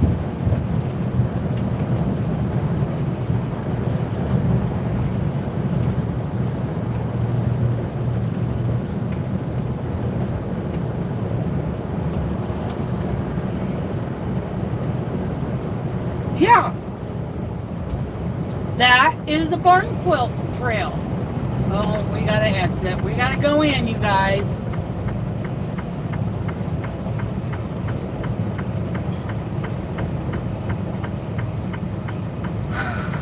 Here we go.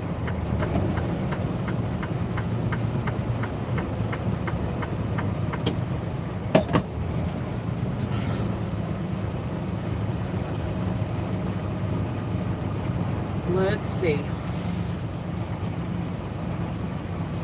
If they've got someone designated to chase at that particular time, then they will.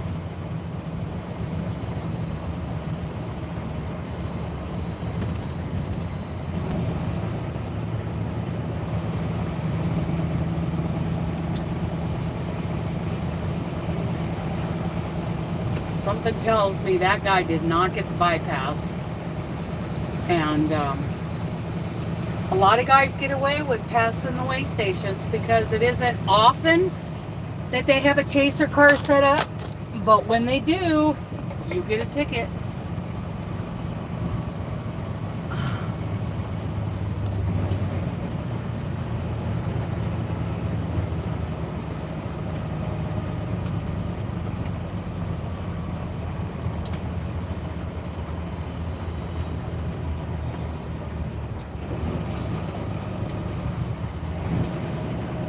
See anything saying about turning off our headlights.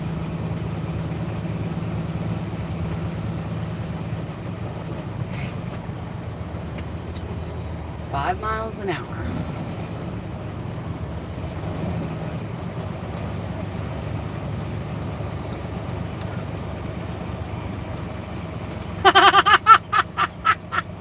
Betty, you really need to refresh. Okay, that was 10 minutes ago.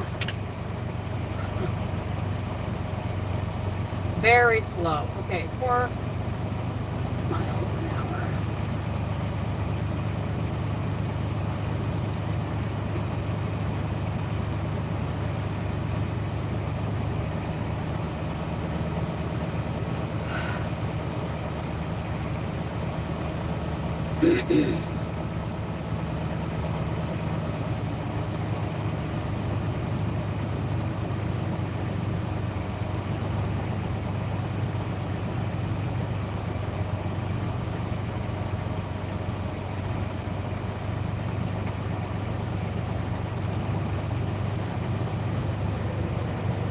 Weighing me right now. Yep. Okay, there goes my trailer. We are light.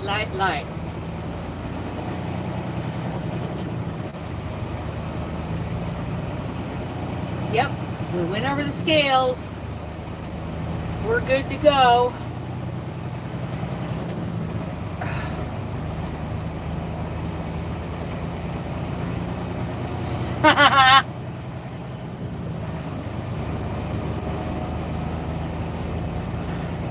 You never had to hide in the sleeper.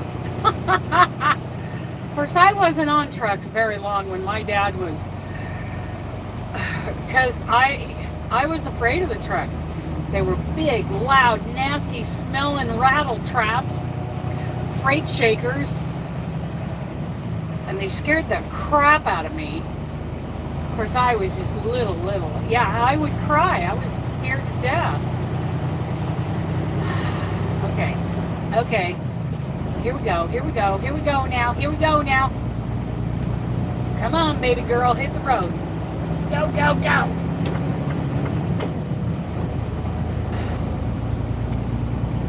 I know.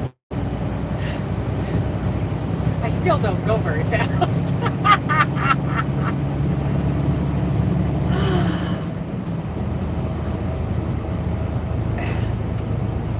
to 60. Burn rubber, baby.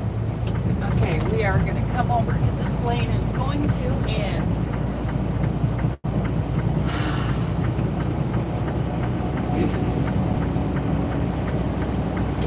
Crossing the Yakima River again. Here we go now. Oh, there it is. Don't blink. No elk crossing it now. Okay, I'm still looking for barn quilts. I want to at least get 3 today.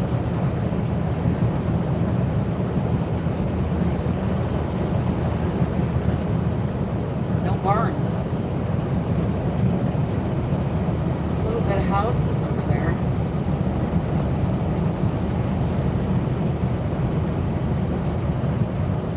Because that's kind of it for Clay Elm. And we're not going to see a lot more, you know, houses or barns or private property as we get further up the side of the mountain.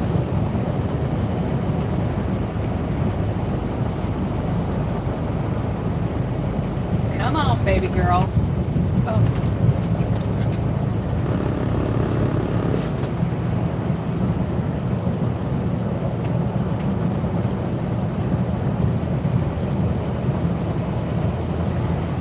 Oh, all that grime, yes.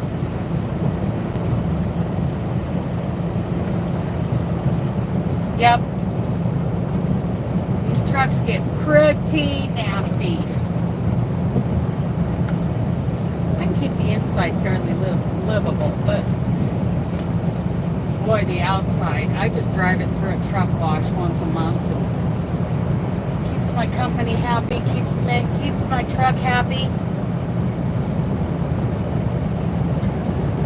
Oh, I'm always sad when I'm getting low on coffee in my cup. It's like, that's the end of my coffee for the day. No barn quilts over there. Lots of barns, no barn quilts. Barns and shops and garages, houses. No barn quilts. Dang it.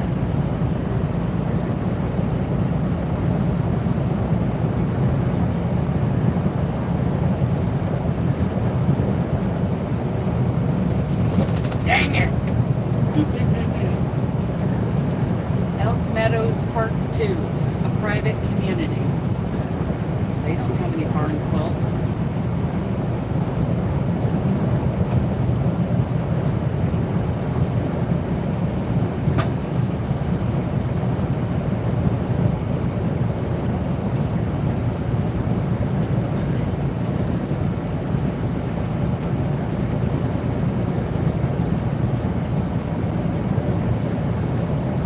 There's the river. No more elk on them, though.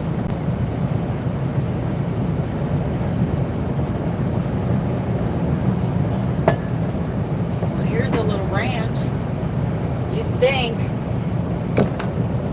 You'd think there would be a barn quilt out there, but no.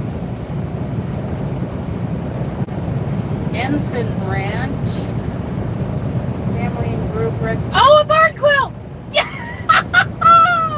It was a star! Oh my goodness! That's 3, you guys! I've seen 3. Whoop whoop!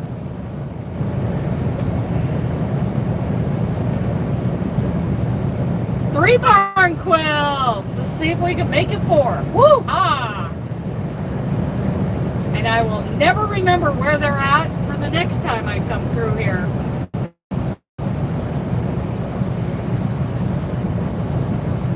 That guy's got a Yellowstone sticker in his back window.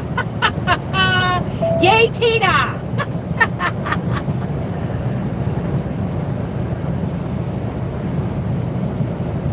Let's see if I can make it 4. That one was a pretty rainbow colored star. It was gorgeous.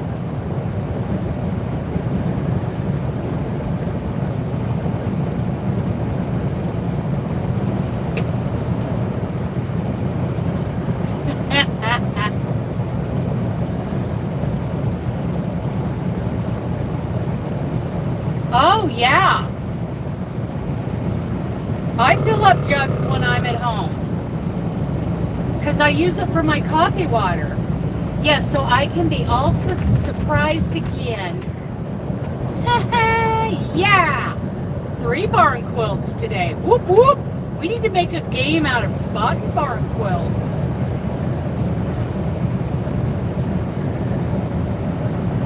What do you think, mister? He's like, why are you yelling? What are you yelling about? Hi, buddy. Come up here and find out what I'm yelling about. Barn quilts. They make me happy. They make me happy. They should make you happy too. He's like, no, it scares me because you yell. You yell when you see a barn quilt. Okay, big boy, you got it. You got it. I'm only doing 62 in a 60-mile-an-hour truck zone.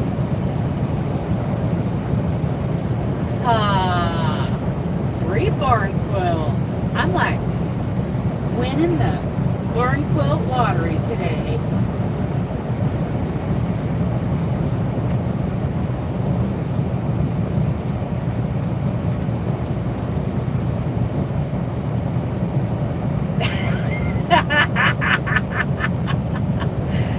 Oh, I expect it now. I'm surprised when they don't cut me off. Let's see.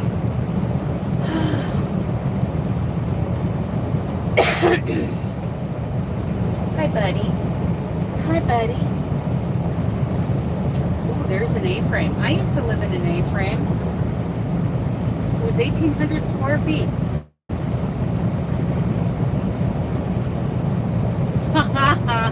You know, it's just not not fair for Swift because, oh, thank you.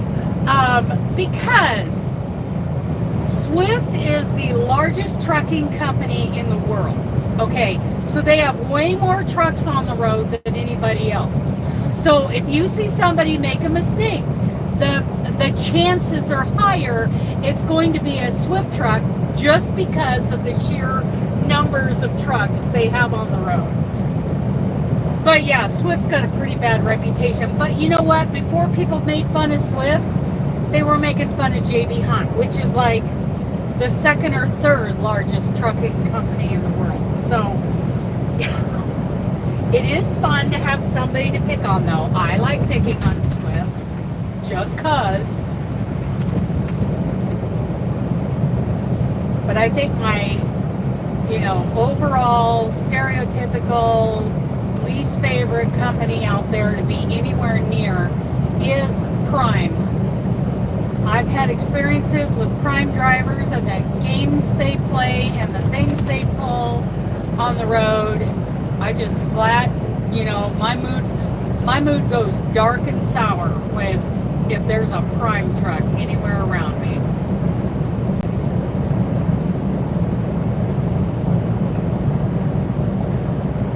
Yeah, J.B. Hunt and Swift, they get picked on a lot. We like picking on them. It's fun.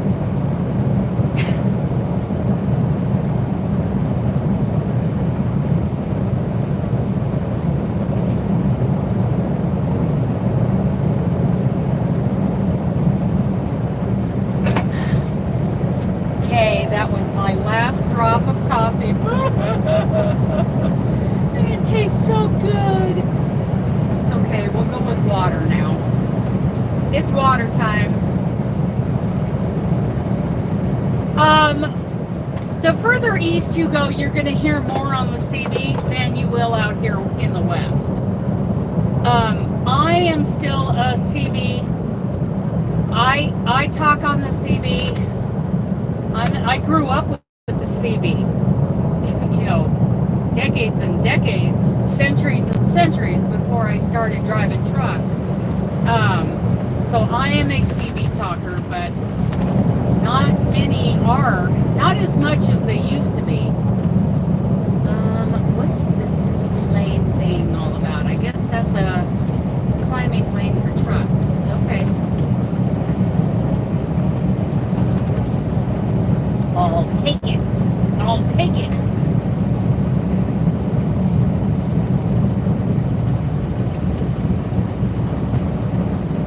Oh yeah, the CB's fun.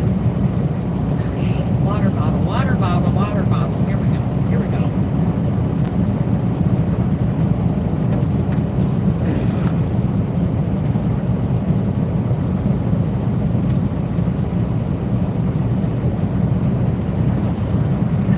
Yeah. We used to play CB tag growing up. When I was in high school and after I graduated, we would play CB tag at night all over town. Oh, it was basically a game of hide and seek using the CBs and our electronic tracking skills. Oh, that was so much fun. We used to have a blast doing that.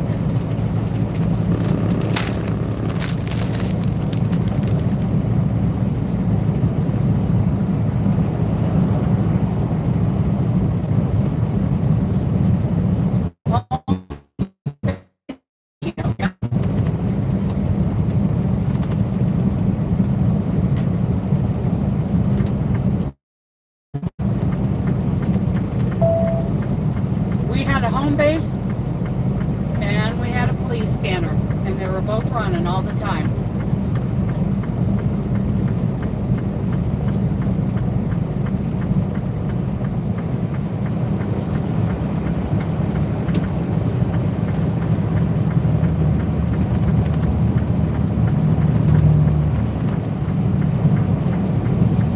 Guy's not gonna let me over.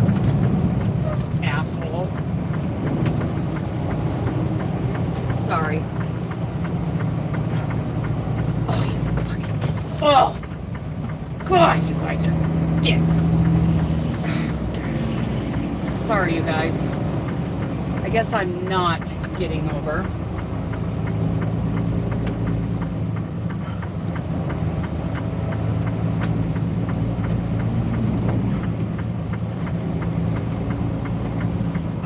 Oh, my goodness.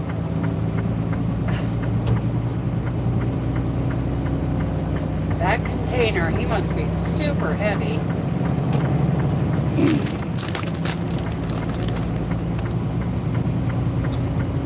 I give these guys every opportunity to get over, and they don't take it. Which result would you like? I didn't ask you for anything.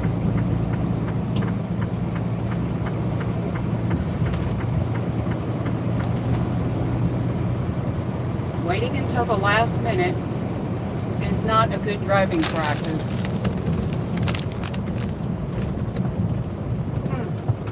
Okay.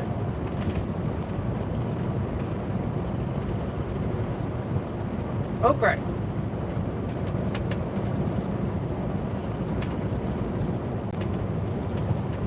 She is always listening. She's annoying. Okay.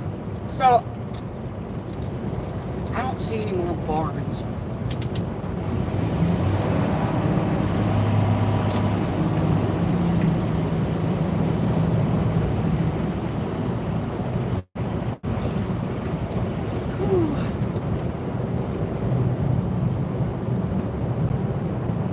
Oh, we lost Betty and her pumpkin. Betty, where's your pumpkin? She definitely needs to close out the YouTube app. Like close all your background apps and then come back into YouTube and then come back into the live. That poor girl, she was lagging so bad.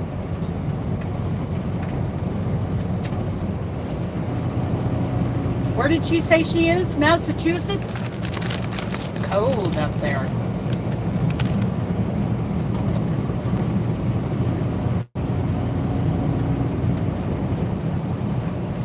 Oh my goodness.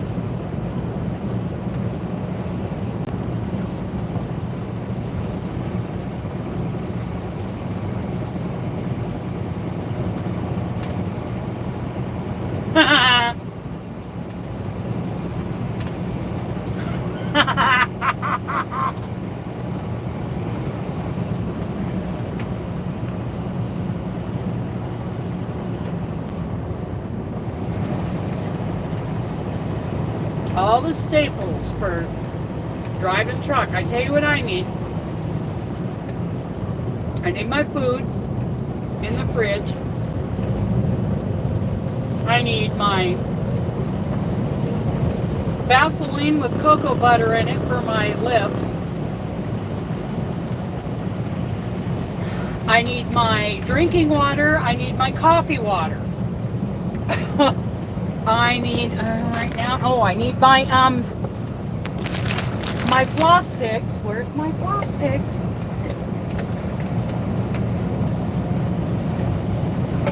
Ugh. I'm gonna have to get some more floss picks down here. Where's my bag of floss picks? Here they are. So I need lip balm, floss picks. I need antacid. I need ibuprofen. I need yarn hooks. I need all my crochet stuff. I need Benji. I need dog food. I need dog treats. I need the no spill water bottle or water dish in here. I mean, I am high maintenance. I need my Listerine breath strips.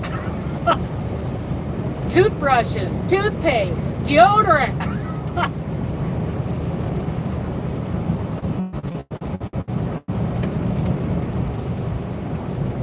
Oh, is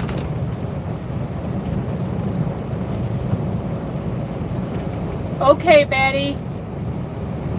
We're just glad you're here with us.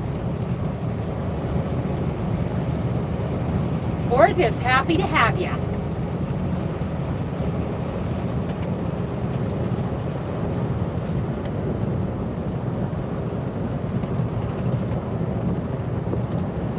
What else? Oh, paper towels, toilet paper, feline pine cat litter, either that or a bag of livestock bedding pellets. And I won't go into what those are for. I know, he does. That's what he does. He's kind of creepy. He's like that creepy uncle, Uncle Fester.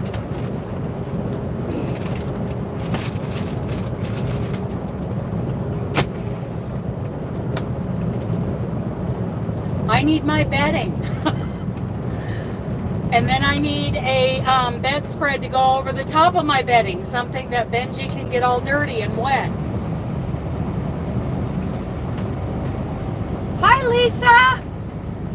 Actually, on the road again, that's Willie Nelson. I prefer Roger Miller, King of the Road. Good morning, Lisa. I guess I'm getting relatively, no, because you're not in British Columbia, are you? You're further east, aren't you? Anyway, I'm in Washington State. I was thinking, oh, I'm probably getting pretty, relatively close to Lisa, but maybe not. Maybe not so much. Oh yes, we saw a herd of elk. I've seen 3 barn quilts this morning. But now I'm up in the mountain. Oh, you're in Ontario. Okay, sorry. I got excited for a second.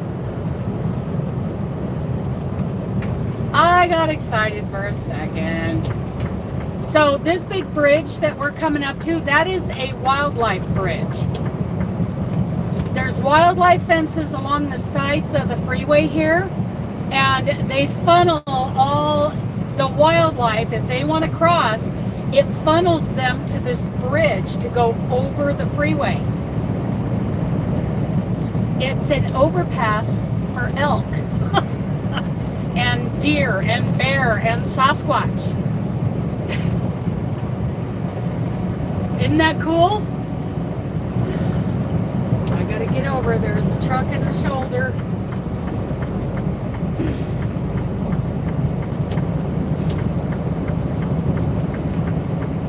Betty, are you awake, Betty? Are you gonna fall asleep? Take a nap. Take a nap. You've earned it.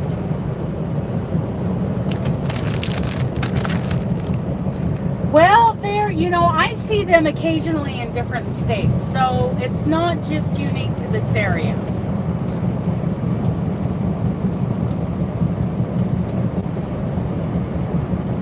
Trailers for sale around.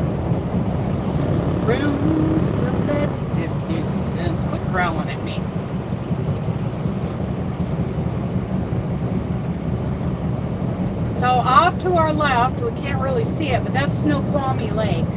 It's a big old lake. And we're going over Snoqualmie Pass.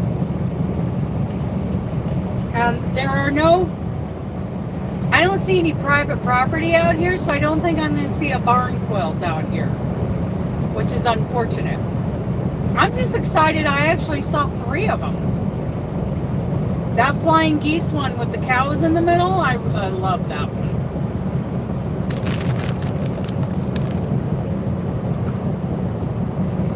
Now I got King of the Road in my head. King of the Road.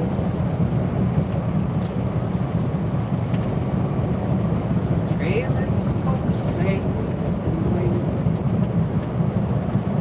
Haha! Good guess, Tina. Good guess.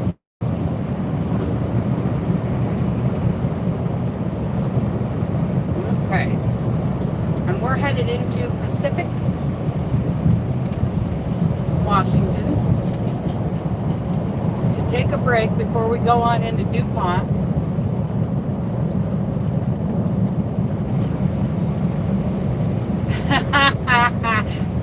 There's a song called Taking Pills by the Pistolantes. It's really good.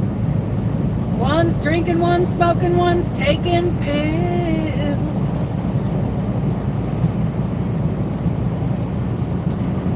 It is a pretty beautiful view up here.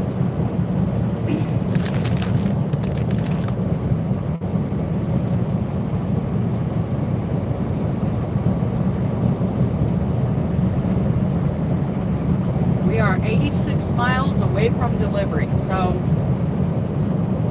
I should be there about 1400, 2 o'clock. And that's with a little break at Pacific to give my puppy a poopy. Give the puppy a poopy! What do you think, poopy puppy? He's like, yeah! I like when you give the puppy a poopy. He does pirouettes.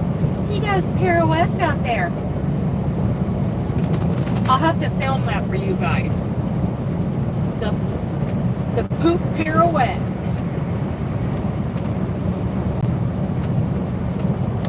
He's a good boy.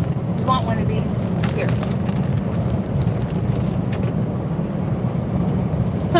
I'll have to look that one up. Dave Dudley. I'll have to check that out.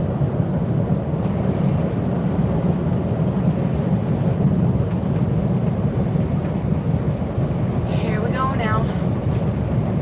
One of my favorite trucking songs is I'm a Road Hammer. I'm a road hammer.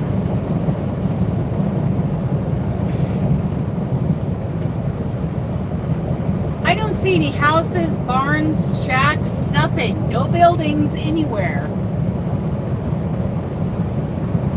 Therefore, no barn quilts up here in the National Forest. Wait, I see a building. It's probably like a ranger station or something.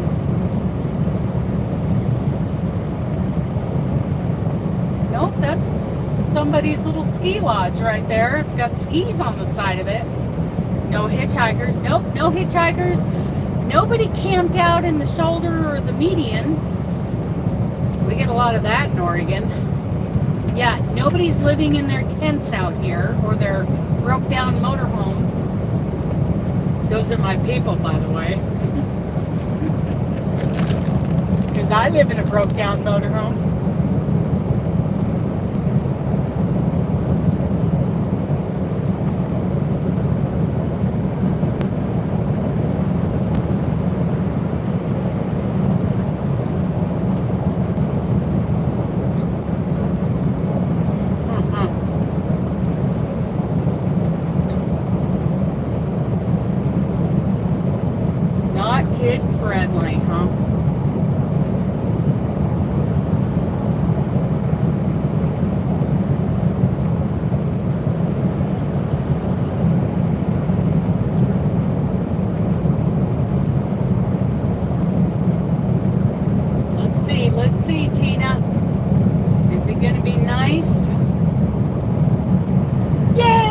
win.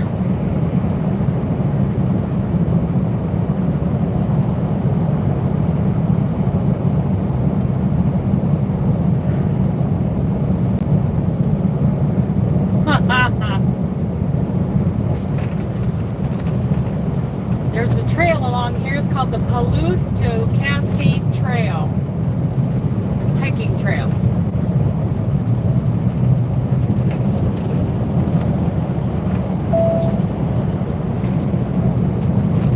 He's a little bit creepy. Oh. Now what is that building? That looks like maybe that's DOT or something. It's Tudor style. I think this is like parks. I think those are county buildings. That looks like a private residence.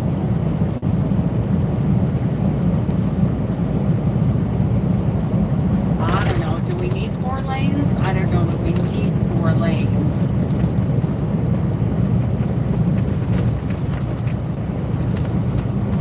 Speed limit 55 miles an hour. Curves ahead. It's 38 degrees up here. Hi, Lorelei. I'm up on top of Snoqualmie Pass right now. I went through Idaho yesterday from Salt Lake. I went from Salt Lake, I went all the way through Idaho, and I ended up in Pendleton, Oregon last night. I had a good day yesterday. And today, unfortunately, I'm heading to the Seattle area from Eastern Washington.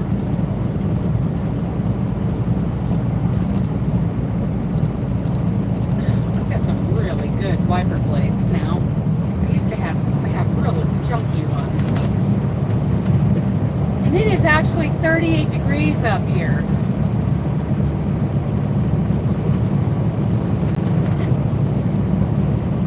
So we are just flying over it. Exit 53, Snoqualmie Pass Recreation Area. So we are way west of you, girl. Yep, there's the ski resort up there. No barn quilts up there. I don't see any barn quilts up here. I see an A-frame. Like I said before, I used to live in an A-frame. Yes, my truck is still very, very new. She only has 11,916 miles on it. And I have put all those miles on this truck except for the first 21 miles. She had 21 miles on her when I got her. Here's all these ski condos up here. Not one barn quilt on them. What a wasted opportunity. You all could have barn quilts on your ski chalets.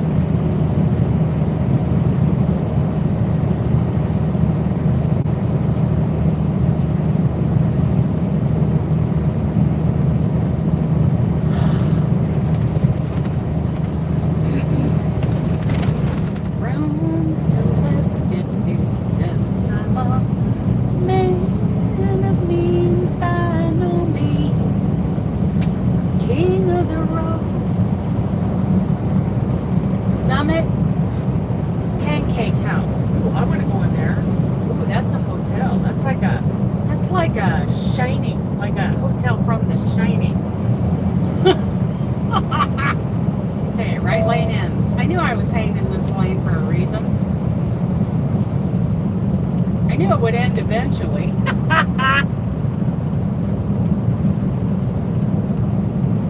Yes.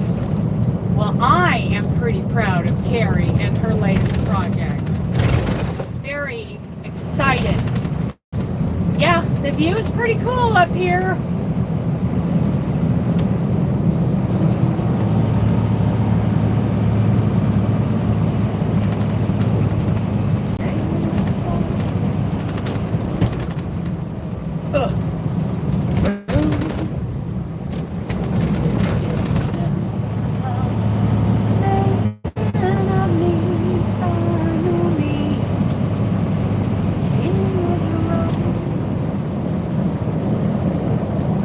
I love the ice coming off of the rocks on the side.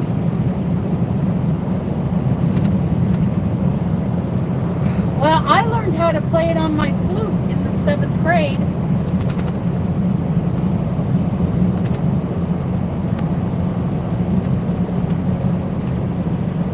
Oh, that is a great idea, Nancy. Oh, that is an excellent idea. A wish list like you do on Amazon. Yeah, the roads are pretty bumpy up here. Now we're coming down the other side, the west side of the Cascades.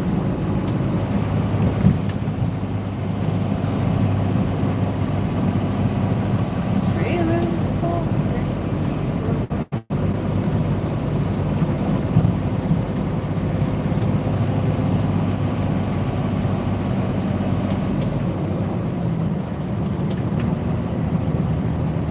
Rooms to let kisses inside.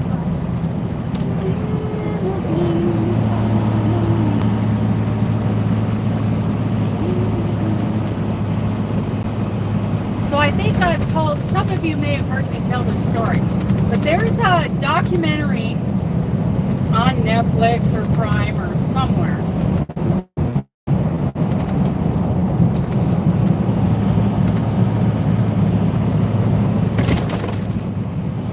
Oh, that's a good idea.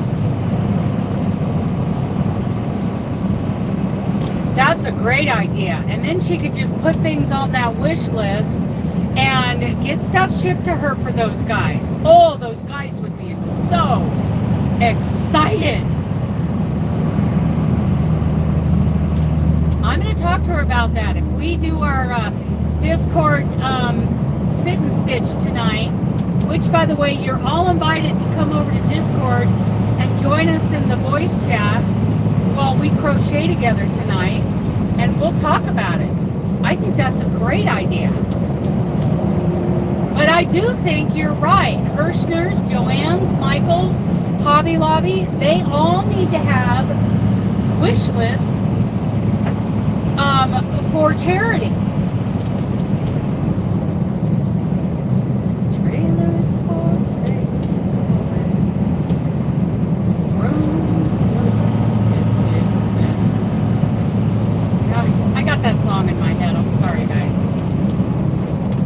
I could have a Chris Ledoux song in my head, like Copenhagen, it makes you feel so good. Yeah, you guys don't want to hear me sing Copenhagen. Okay, here we go now. Here we go now.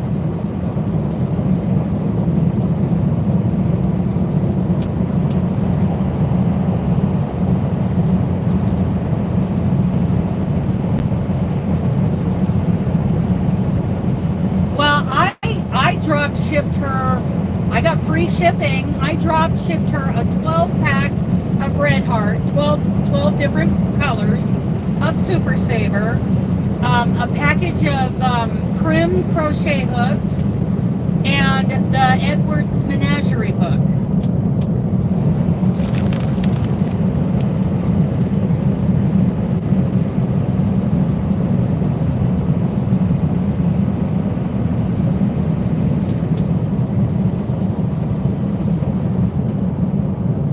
Exit 47. We're at mile marker 48, which means we are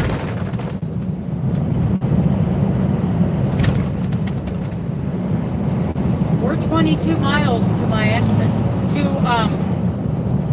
Highway 18. We're still 80 miles from delivery, but we're going to stop in Pacific, and that's where we will end the live and let the puppy do his pirouettes. He does beautiful pirouettes.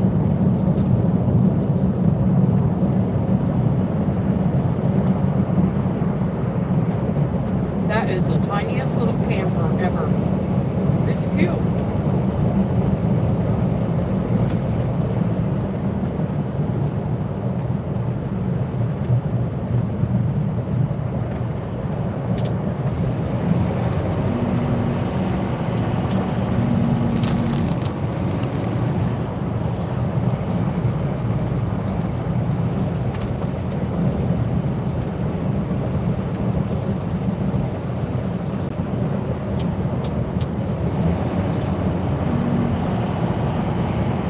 get crazy, baby girl. Don't get crazy. I wonder if I could spot a barn quilt on this side of the Cascades today. 1L. I wish Kari was in here to tell me what county in Idaho is 1L.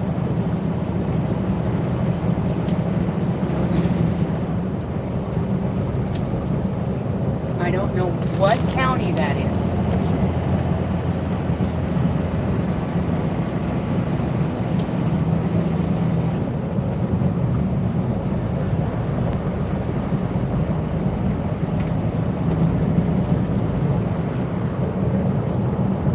Yeah, I don't see any buildings, much less any barn quilts. Is there a Lincoln County in Idaho? Oh, Lorley's in here. She's in Idaho.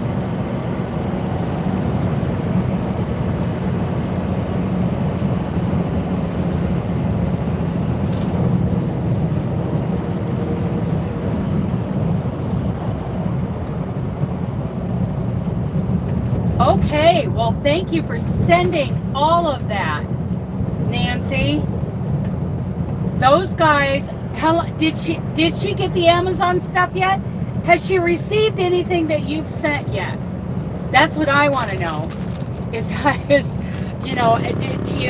I would really love to see how much yarn she took in the other day.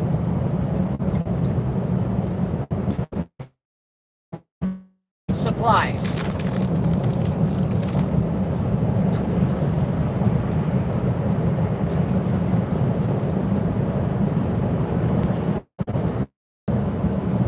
Join us. We do a lot. We're doing more and more over on Discord all the time. And it's easier to communicate with everybody over there than trying to email and organize square swaps through email. Doesn't work.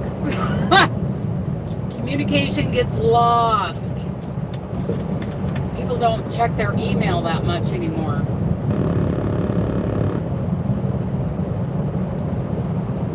I know I don't want to check email. I would rather go, look at a chat room over on Discord to get all the latest.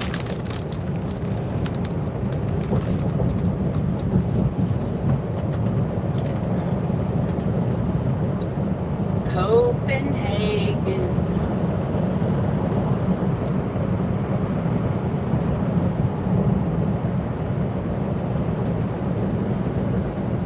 Oh, look at that view. Look at that mountain peak, you guys.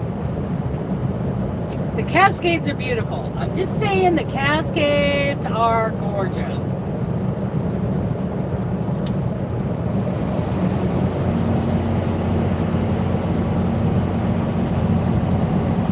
Okay, don't growl at me, Patty.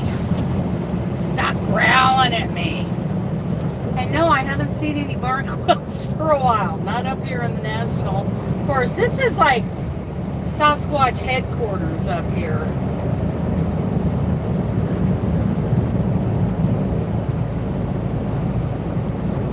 Oh, I'm so excited to hear about everything that she's receiving. Thank you for doing that, Nancy.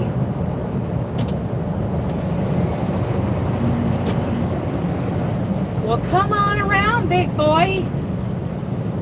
I don't need to make a race of it. If you think you're that much more important, you just go for it.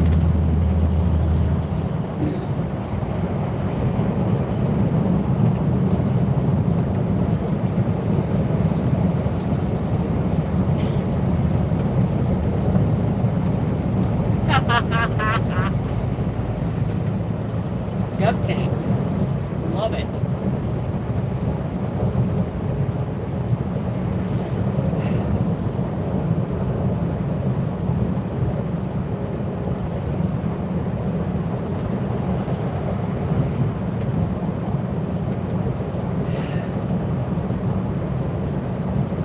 Okay, so I was starting to tell you guys this story.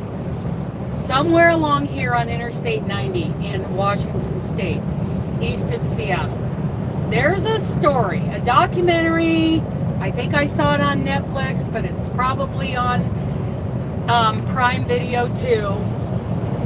It was a deathbed confession from a guy who helped the Alcatraz escapees. Well, he kind of helped them. So here's the story he tells. Now I'm going to call him the nephew. He was the nephew. So the guys from Alcatraz, what was there, 3 of them? Seems like there were 3 of them. The fourth one, he backed out at the last minute. Something happened there. He didn't make it out. Okay, so these guys actually floated. Did you see it? These guys actually floated out of the bay to a waiting small, like,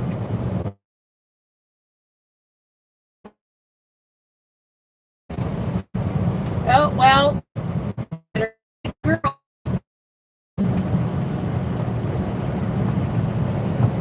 oh, well, come on in, Linda.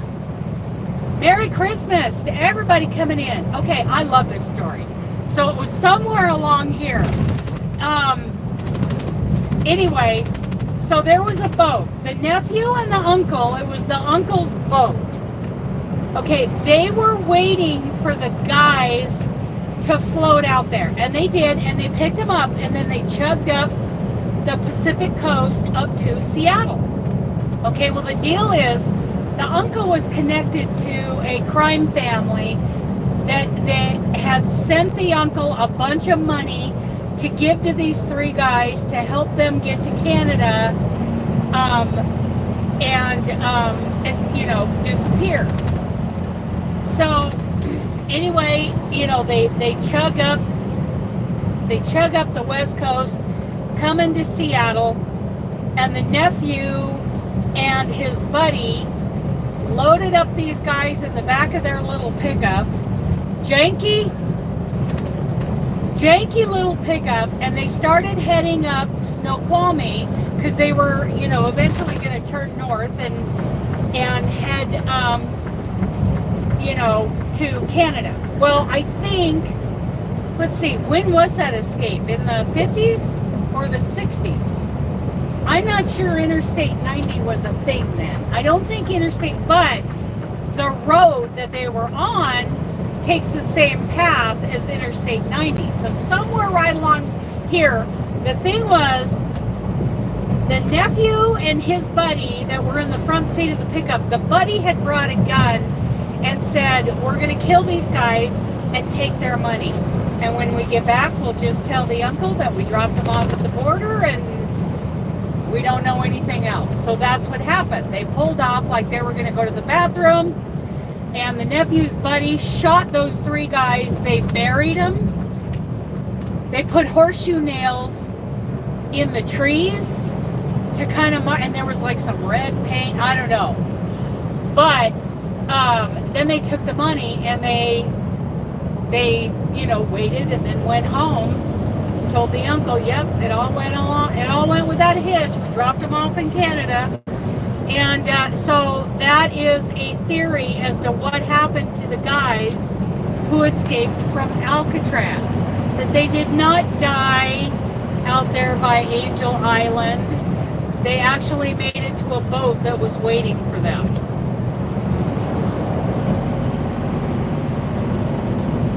They think they found it, but there was something about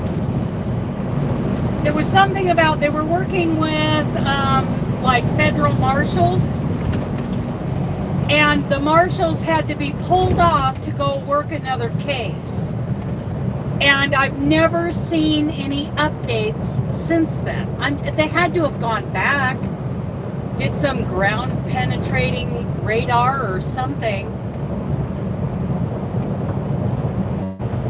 And if they could recover any DNA, they could find like relatives of those guys to compare DNA to.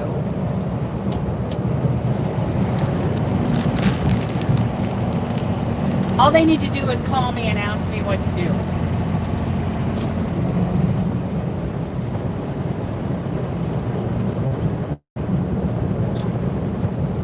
I've never heard of that, Tina.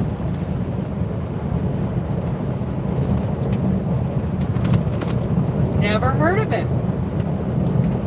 I'll have to look that up. Easy, Patty. We need to take it easy in Washington State, girl. Don't get crazy.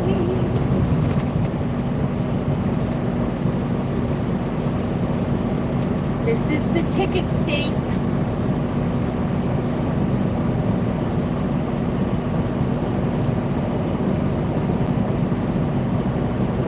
So pretty interesting story, huh? Don't know if it's true. What a horrible end, though. I mean, they made it out of there. They tricked everybody, if it's true. They tricked everybody by having that boat waiting for them and coming to and being in Seattle by morning. I mean, hello. What a twist that would have been.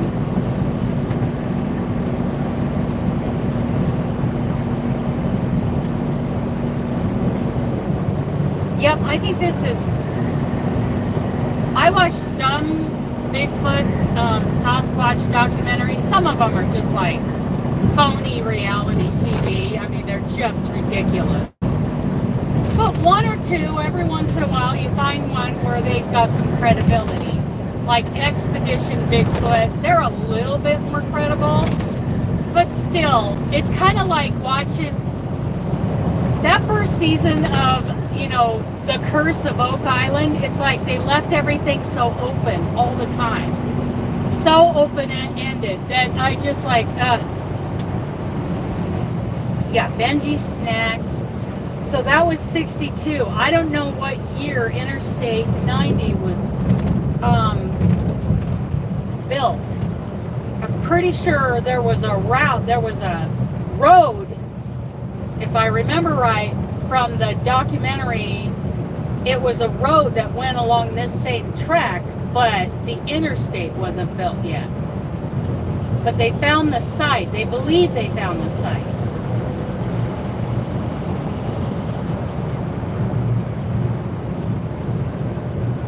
Everybody wave at my cousin Lisa. We're going by her house.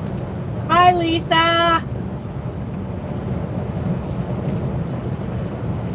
Okay, time to look for barn quilts again.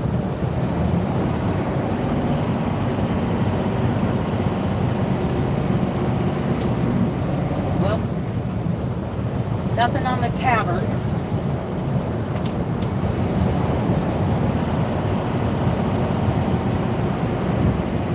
Nothing at the cul-de-sac. Nothing at the transportation department.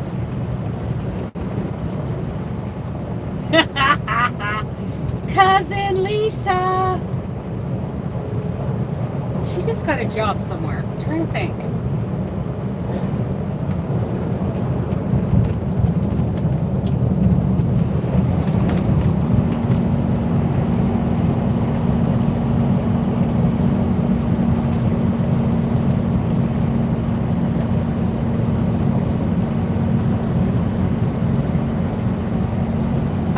Yeah, they can have resin hooks. They even got approved for metal hooks.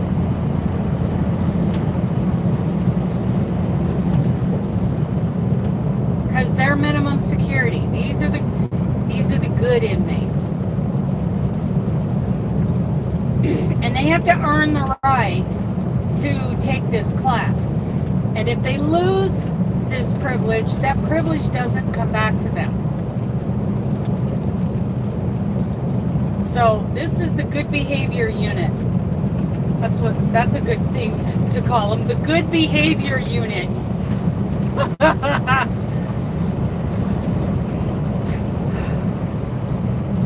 Okay. Housing development.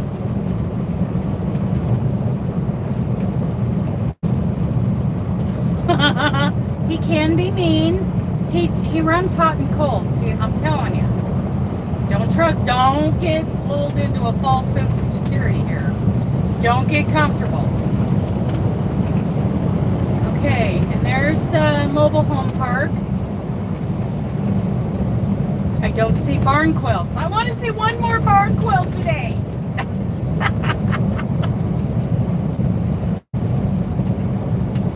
Well, I am very happy with the fact that I saw more barn quilts today than the last time we were looking for barn quilts on Interstate 90, 82 and 90.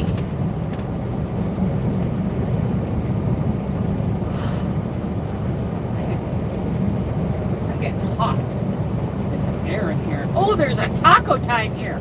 How many people have ever ate at taco time? And we're not talking about Taco Bell. Taco time. There are very few taco times left in the world. But apparently there's a taco time at this next exit. Anybody want to throw a crisp meat burrito in my window as I go by?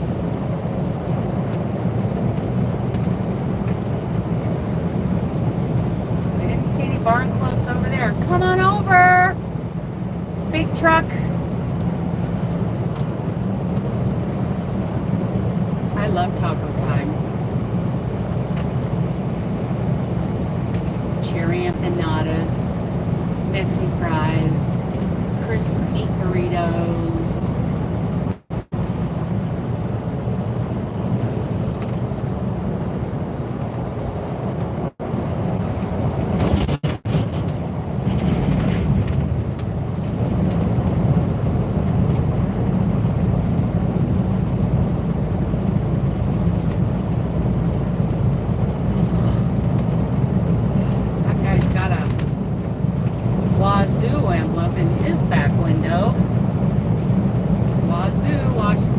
University.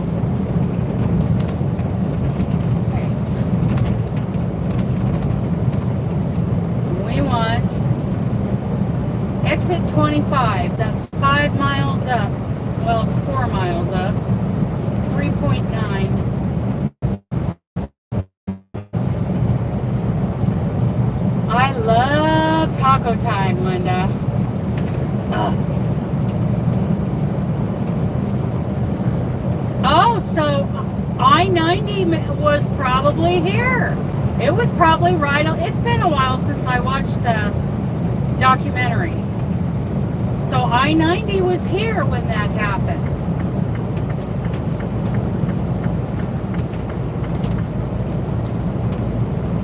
Okay, got some air flowing in here. It's getting warm. Getting warm.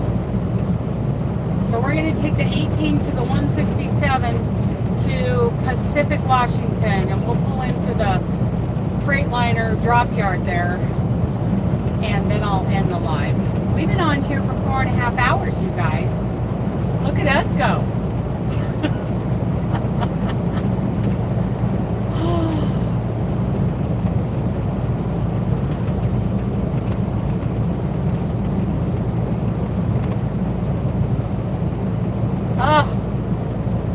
I hate when work does that.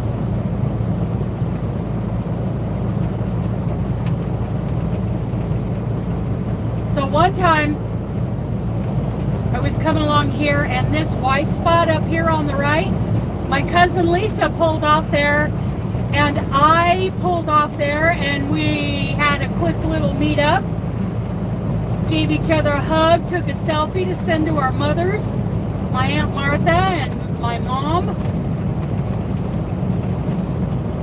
Oh, I'm glad. I'm glad, Tina. I hope we've all had fun looking for barn quilts, talking to Benji. Hopefully, I should have a chance to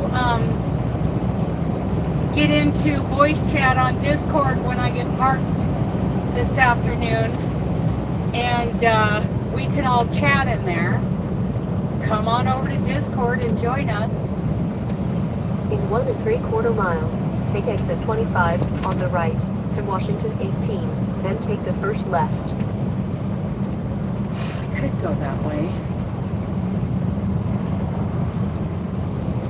Or I could go down to the 405. I think I'll take the 18, even with all the construction. It's so terrible. You guys will see what I'm talking about. It is terrible. Oh, and we will cross the infamous Green River, where there are probably still bodies down there that haven't been found. When was that? The 70s. I think that was the 70s. Gary Ridgway. The Green River Killer. Oh.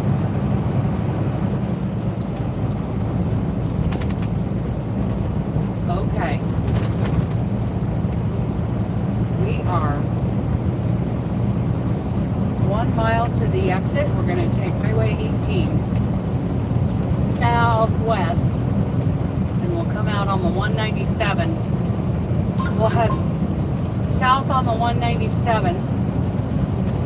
We'll hit the 512, and then we'll hit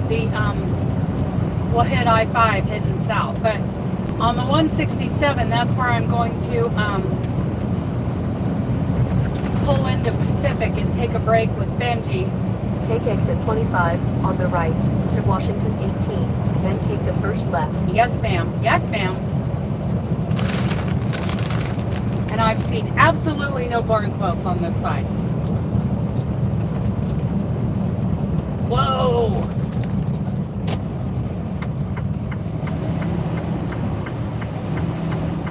Whoa, whoa, whoa, whoa, whoa!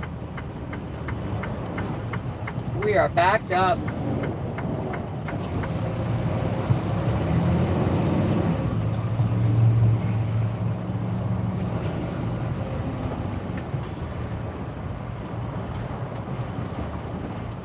That guy's going to try it going clear up there to the head of the line to cut over. He was right behind me in line.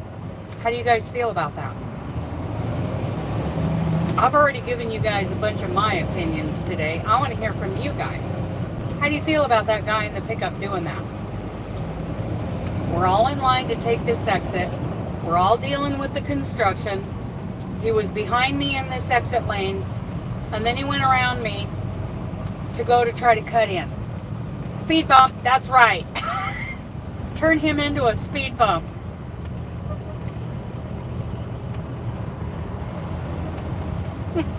I like that, Amy.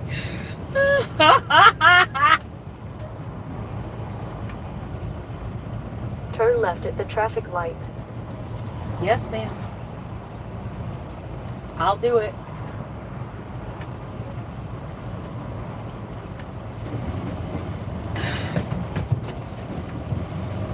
It's like, did we not all go to elementary school? What did we learn in elementary school? What did we do? Does anybody remember that far back? I remember.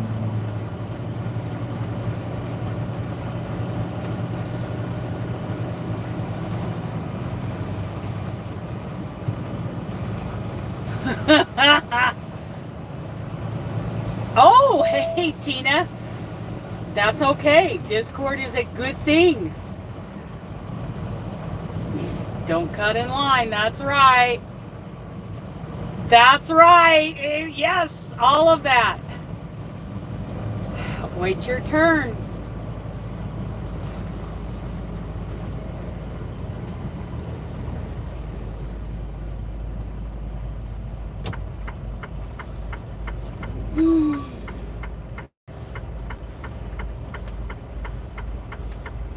There's a woman driving that steamroller that's just rolling by to my right.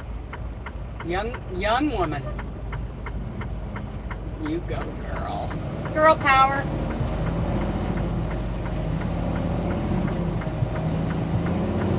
Okay, this is a fun spot. Because we gotta stay, as trucks, we need to turn left out of the right lane because of our trailers. But then we immediately have to get over, the right lane ends just as soon as we make this turn. So then we have to find an opportunity to get into the left lane. I just cut you off, Subaru! Subaru, too slow! So I will. Oh, I was going to let that flatbed over, but he got a spot.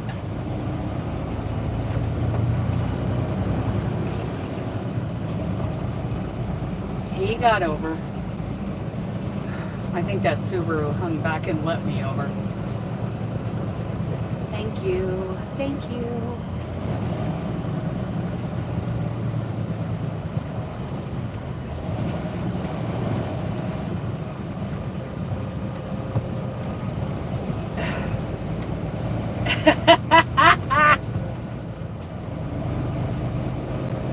She commands the steamroller. Yes.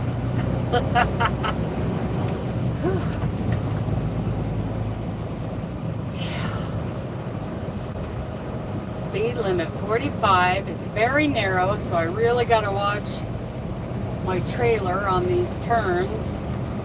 I'll have to drag it into oncoming traffic or over one of the orange barrels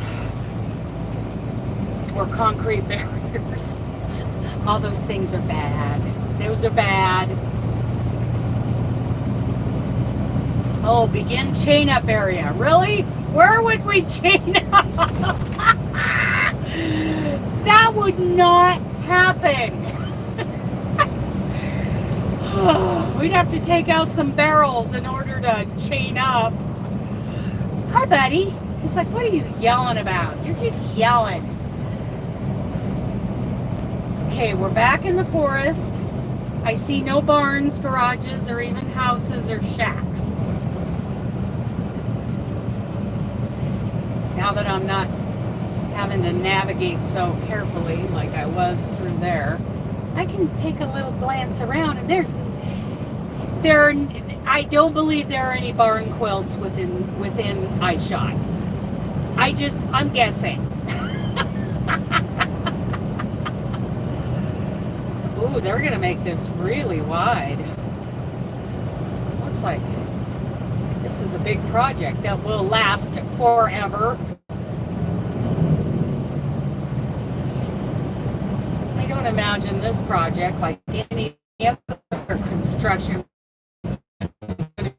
done in a timely manner. Everybody's got to keep getting a paycheck, right? No need to finish the project. Okay. Whee! Hello, Swift. They do drive nice trucks. I'll give them that.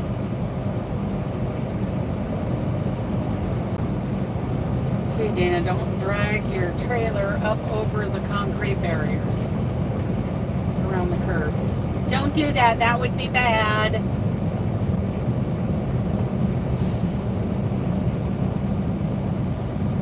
Oh, yeah, I was talking about the Green River Killer. Gary Ridgway, because we're crossing. Yeah. Oh, they're all there today. Everybody's there. Nobody's working. I believe is this the Green River? Yeah, we just crossed. I believe we just crossed the Green River. There's no sign up anymore, so I'm not sure which one of these bridges crosses it, but Gary Ridgway. I was listening to a documentary last night about the 5 big ones. Let me see if I can, and it was in the early 70s. Let's see if I can, okay. John Wayne Gacy, whatever his last name is, the clown killer.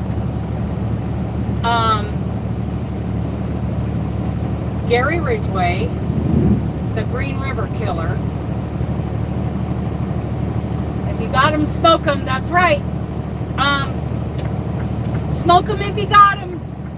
I'm going to come over here. Okay, so Green River, the clown guy, John Wayne Gacy.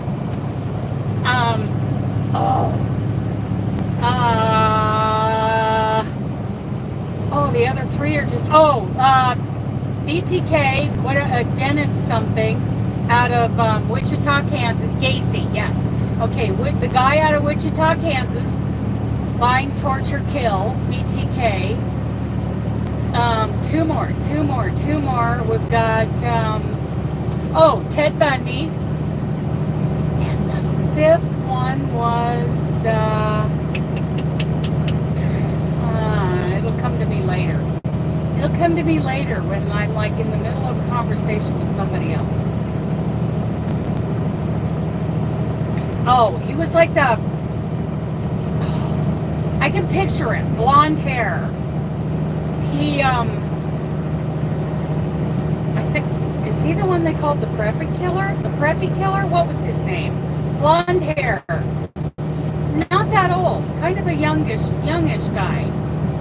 I don't remember his name. I don't hear much about him.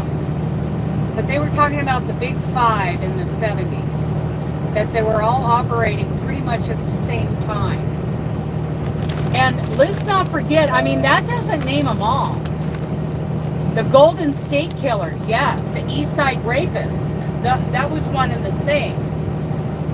They caught him in the 90s, 2000s. They caught him living in the Sacramento area. Yep, Golden State Killer. And there were actually, I guess, 2 Night Stalkers.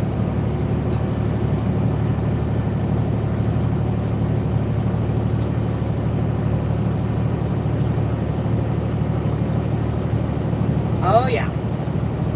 And then there's the Happy Face Killer up here in the Pacific Northwest. And he ran up and down I-5, like Northern California to Washington State. I was thinking about this the other day because I got fuel there at the TA in North Bend. I don't know how accurate that made-for-TV movie is. I think it's a little... Yeah, Ramirez. Ramirez was a Night Stalker. But the Happy Face Killer was a truck driver.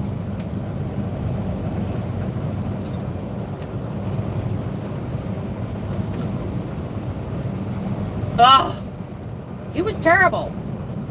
But he was the same guy as the Golden State Killer. Anyway, Happy Face Killer, according to the made-for-TV movie, which I guess took a lot of creative license, one of the prostitutes that he killed, he picked up there at the TA in North Bend when he was getting fuel. That's where I got fuel the other day. I was thinking about that. That guy was a mess.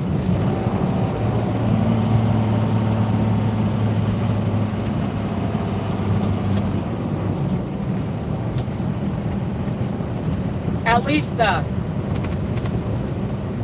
Oh yeah, they caught him. Oh yeah. I think they all... Yeah. All of them are...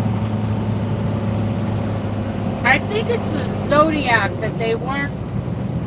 Seems like the Zodiac was never caught. They're still working on that one as far as I know. Unless you guys saw something that... a later update says they figured out who the Zodiac Killer was. I think that guy's... They believe, at least in the last documentary I saw about the Zodiac, they believe he's dead now. But I don't know for sure. I'm not an expert on these things.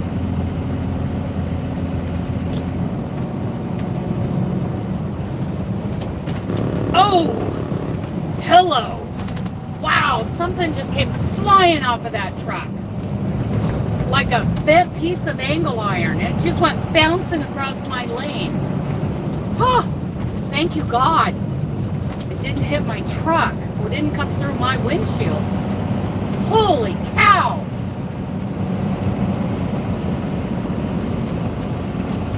Who else? Who else were infamous? There's the Long Island, that guy over there that recently was arrested for all those murders in the East Coast, that East Coast beach. Jill's been talking about that in her Stitching Crime lives. She was talking about that. I listened to the audiobook on that, Lost Girls. Pretty insightful.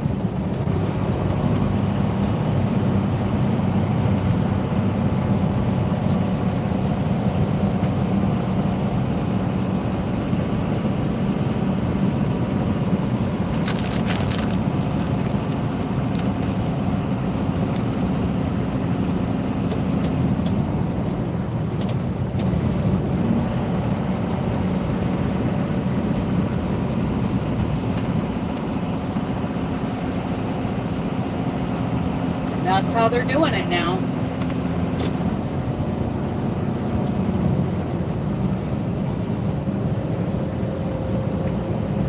And if you spit in a tube, you may help them find one of those guys. Oh, I love Jill. The fiber floozy, I love Jill.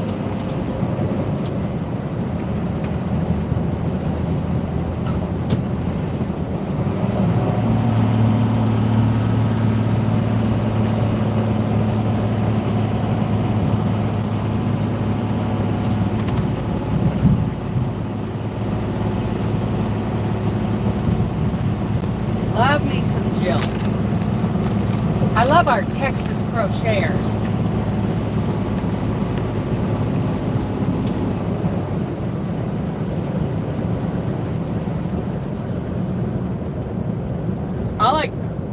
I miss Tammy Slay the day with crochet.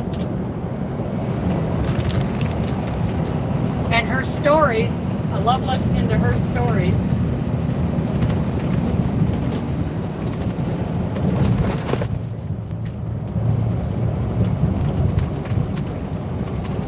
Sweet Melanie Makes. She was in Denton, Texas. She's gone now. She passed away.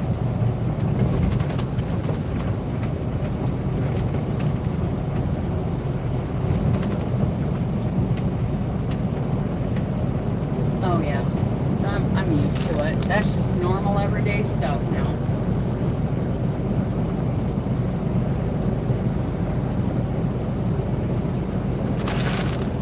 Normal, everyday junk that we deal with, huh, Benji?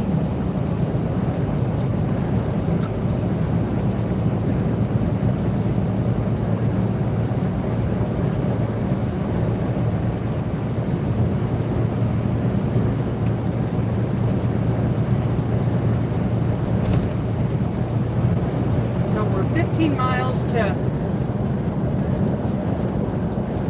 the 167. Come on, Peterbilt.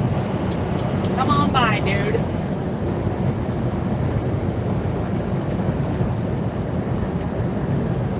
Road runner.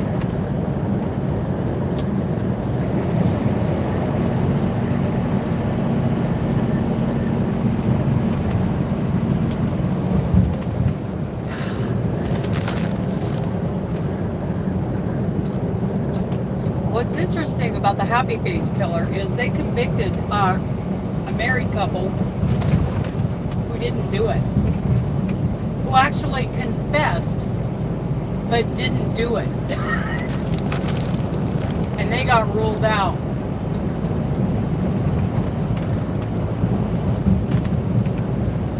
Oh, there's a Crete like me, red, white, and blue. Hey, bud.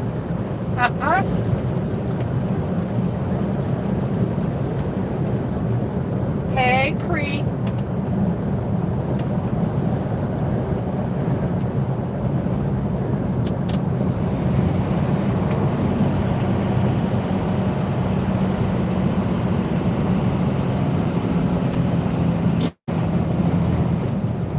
Yeah, I'd like to know if the Zodiac Killer, if they ever figured out who that guy was. Of course, the Unabomber, he got hauled out of his Montana cabin.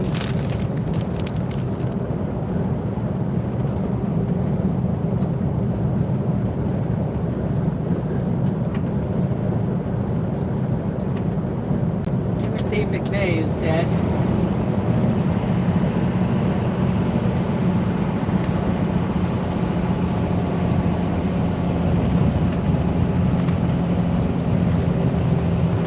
that a barn quilt? What is that?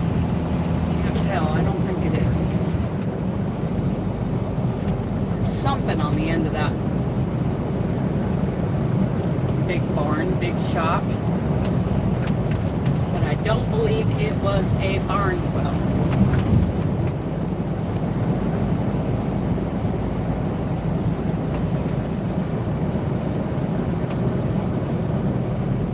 Okay. 13 miles to the 167 south, and then it's just a couple of exits down to the Pacific exit. What, who is she following now? You know, whose crime story? I haven't been over there for quite a while.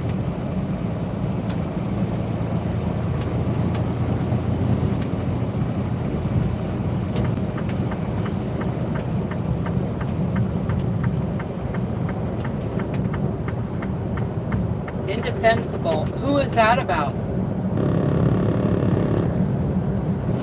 Because the last time I was in one of her lives, we were talking about that Long Island killer that had been arrested. I imagine they convicted that guy.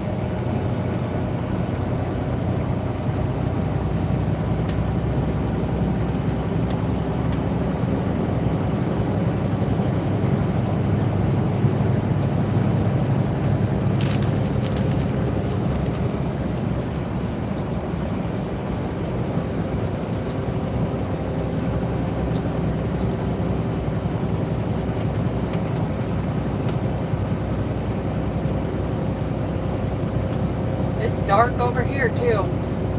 It's just dark out today.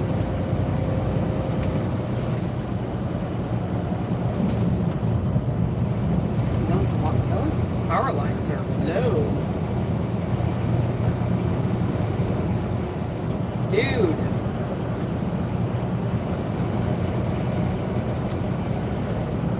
That is not a good place to pull off.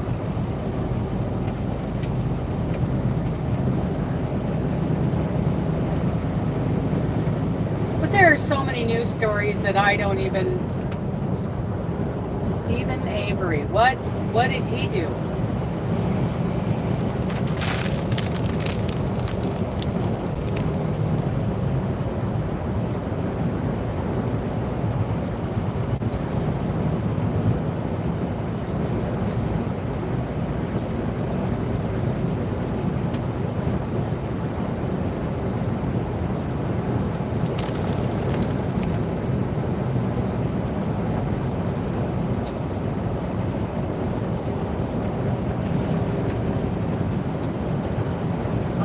Swift.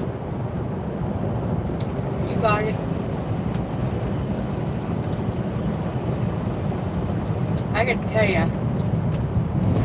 So, Night Transportation bought Swift. Okay. They still operate as two different companies, but Night Transportation absorbed Swift's debt. Because otherwise they were going to have to go into bankruptcy. Okay. So in Sumner, Washington, which is right down the road from where we're going to take our quick break today, Swift has a terminal, a yard, you know, a place where all their trucks.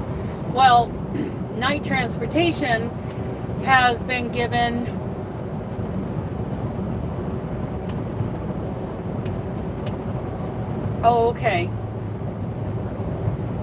Night Transportation, when I worked for them, we had permission to park and spend the night at the Swift terminal there in Sumner. Well, Dooley and I spent the night there, and I was headed out the gate one day, and I looked over, and there was this guy, some guy about my age, limping along, headed towards the office, like he had parked his car over in the, employee parking. He was walking over towards the office, and he kind of gave me the side eye with a little grin on his face. Okay. I am 10 miles down the road when my memory kicked in. That was an old boyfriend of mine. Evan.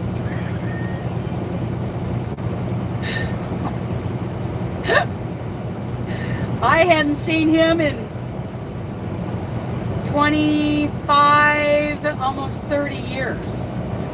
But Evan had a limp because of like a deformity, something that happened because his mom smoked, something like that. It did something and he had a limp. And then in my mind's eye, I went back and looked at that guy kind of grinning and giving me the side eye. I'm like, that was Evan! Oh my goodness! I would love to have talked to him, but I never saw my ex-boyfriend again after that. And boy, did I look for him. Every time I went to that yard, I'm like, ooh, where's Evan? Where's Evan? And I do remember him, you know, right before we broke up, that he was getting ready to go to truck driving school. So doesn't surprise me, he's in the trucking industry.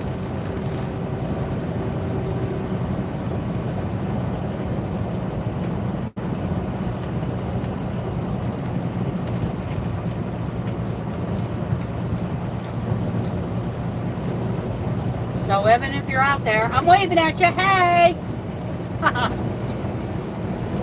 Okay, I don't see any barn quilts on those houses over there. I don't think I'm going to see that fourth barn quilt today, but I'm pretty happy with the 3 that I saw. Boy, my glasses are broke. Yeah, we might someday. My glasses are broke, you guys. Ugh.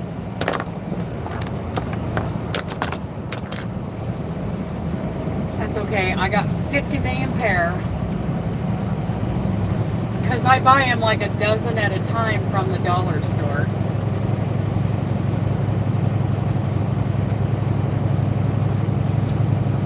I'll just throw those in the garbage. Don't hang on to stuff, Dana. Just throw it away. Get it out of your life.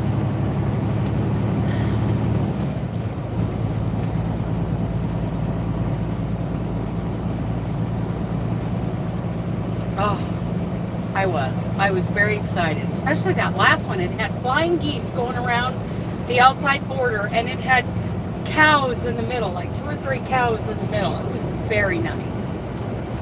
That was a good one.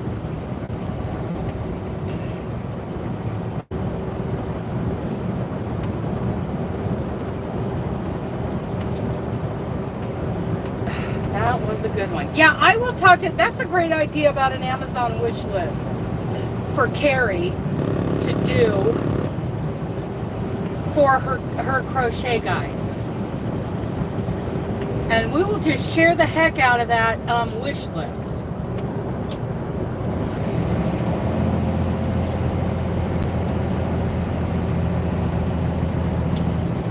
It'll be 2-3 hours before we head over to Discord to the voice chat, but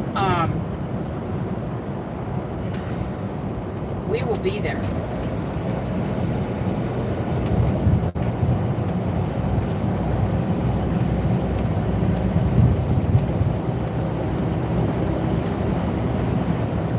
Here we go. Here we go. We are 5.4 miles away from our exit to take the 167 south.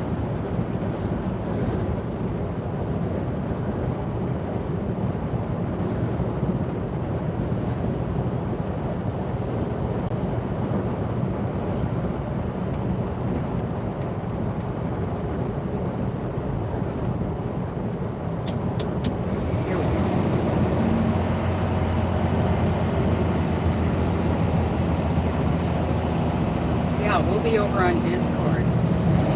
Maybe if I figure it out, I can do a movie night on Discord.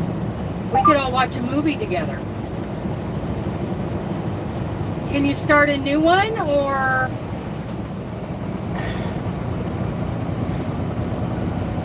sometimes I have to go to my laptop to get that stuff figured out. I can't do it on my phone. I can't get it figured out on my tablet. So I go to my laptop.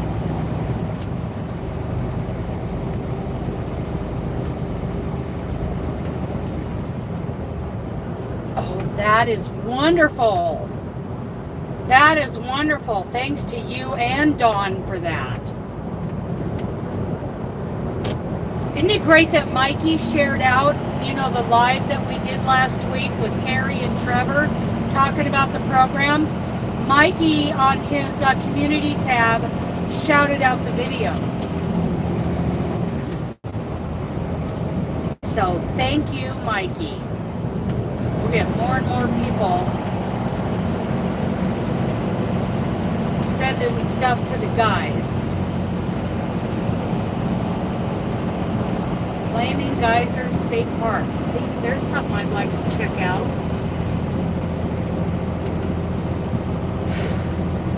They can't do it in the truck. That is super cool.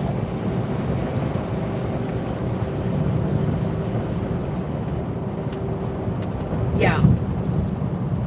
Thank you, Mikey. Oh, we just crossed the Green River. That was the Green River right there. I knew it was somewhere along the 18. Okay, 3 miles to our exit.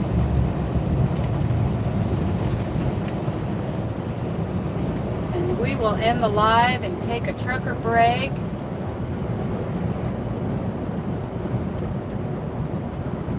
Absolutely.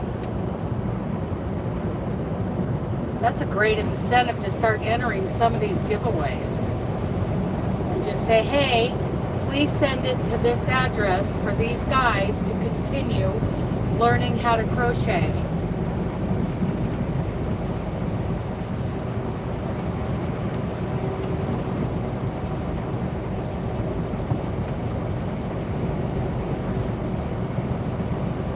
Perfect.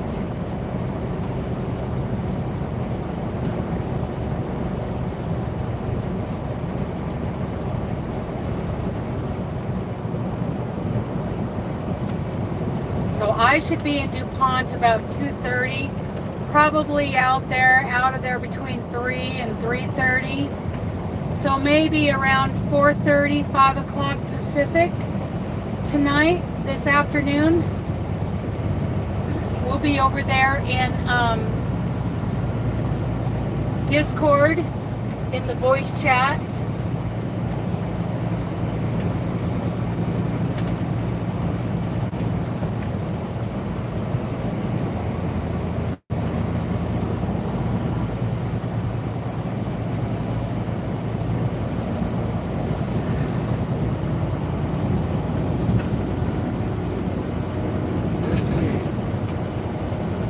Here we go. We want the 167, not the 164.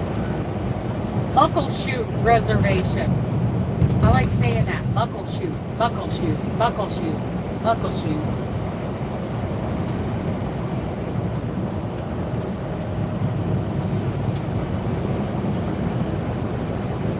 Well, I see apartment buildings and housing neighborhoods. I don't see any barns or barn quilts. Dang it.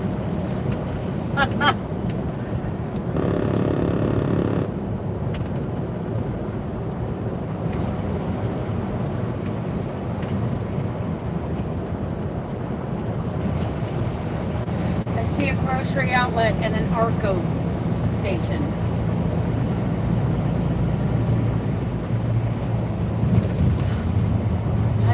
Pay attention. Thank you.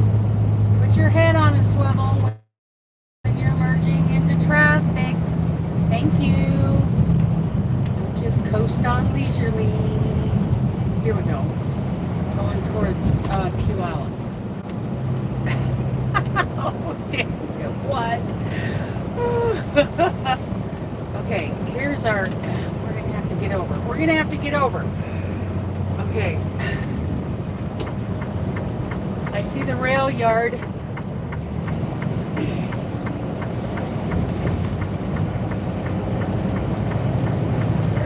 Thank you, Cadillac. Thank you for letting me over. Thank you.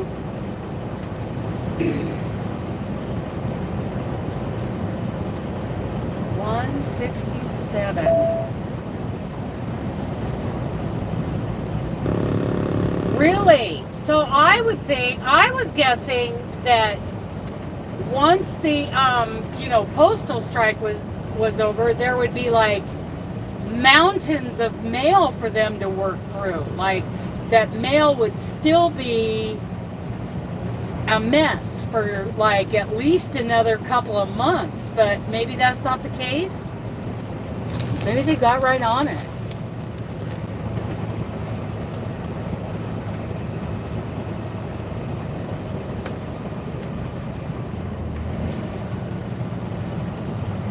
Keep right to Washington 167 South. Thank you. I will do that. Thank you.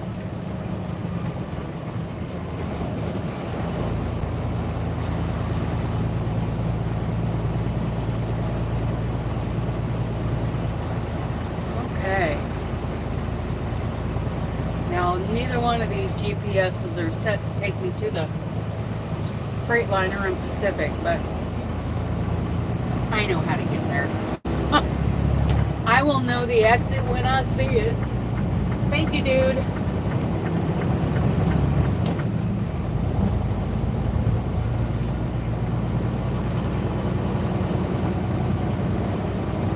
Oh, okay. Okay. Well, I'm happy it's over with. Because we have one person in one of our Elfin Squares group. She's up there. She's in Canada, and we were worried. I was going to send it FedEx. And I don't know, should I still send it FedEx? Would it still get to her faster, or would that be more reliable right now until they get caught up?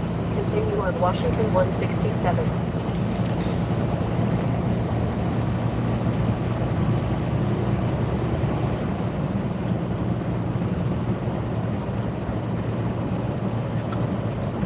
Okay, here we go now. Oh. Heavy traffic up here.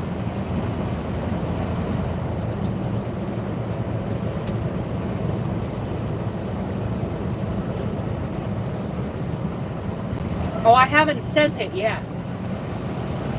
We're pausing the Elfin Squares until after Christmas. But do you think it's moving along pretty fast? So maybe I'll just send it via the postal service. It'd be easier, but I just want to make sure she got it.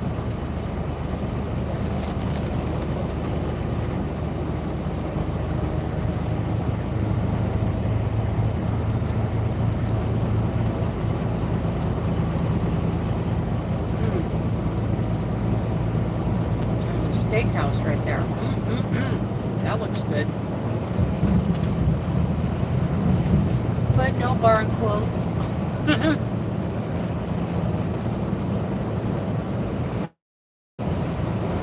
I think it's the next exit. It's the Stewart Road exit.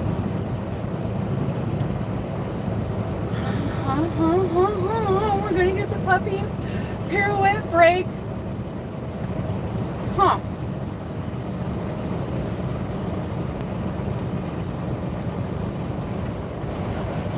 The puppy's gonna get to go do a pirouette. What do you think, puppy? What do you think, puppy? Yes, I'm ready to go do a pirouette.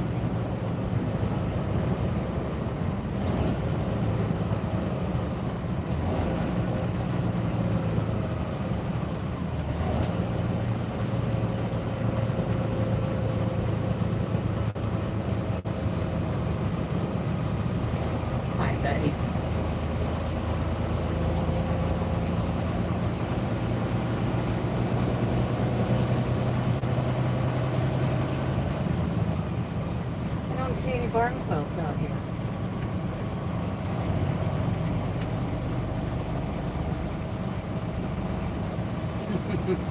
That truck repair sign is right where a barn quilt would go.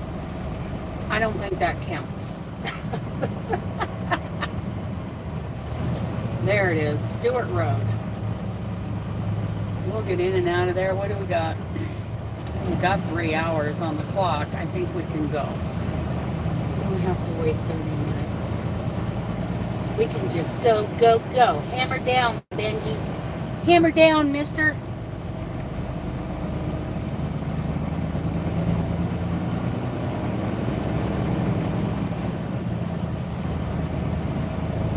We're almost there, buddy. Almost there. I can almost see it.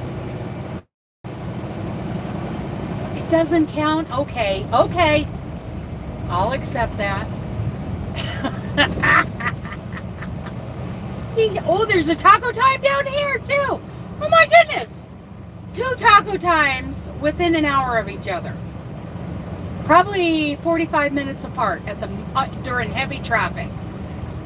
Wow. I love me some taco time.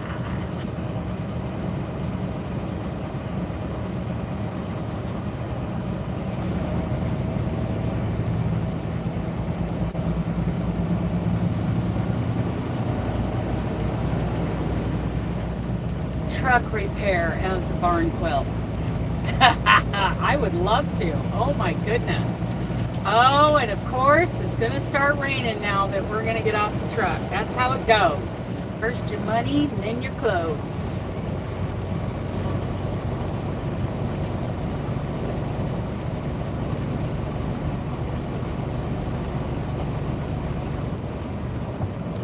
Heavy traffic on here.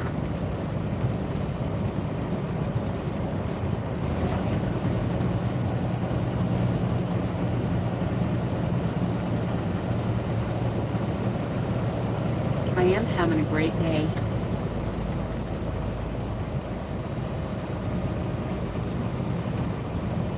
What do you think, buddy? You about ready to get over there? Oh, I see the yard. I see your pirouette spot. The spot where you're going to do a pirouette. Let's see. It's not on that sign. I wonder where that top of time is. Next time I spend the night here, I'll have to look that up. Not that I eat taco time. Not on my diet. I'm not going to admit to nothing. Oh boy. It is time. We haven't had a break since Yakima. You guys are probably ready for a break too. We've been on here over 5 hours. Holy cow. And I didn't even start the live until we stopped for fuel. We've been on the road for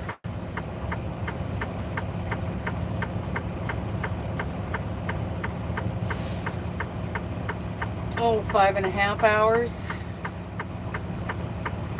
Yeah. Just under 6 hours. It's raining, it's pouring. What do you think, Benji? You're going to get out there and get wet doing your pirouette. No tacos for Benji. No crisp meat burritos for Benji. No Mexi fries. No cherry empanadas. No. No burrito for the puppy. It's alright, you eat better than I do. I mean, no, we're both on a very strict diet. Okay. Well, we didn't make it through that green light cycle. Maybe this time. It's very congested over here. It's just traffic, traffic, traffic. And not one barn quilt in sight. I don't see any.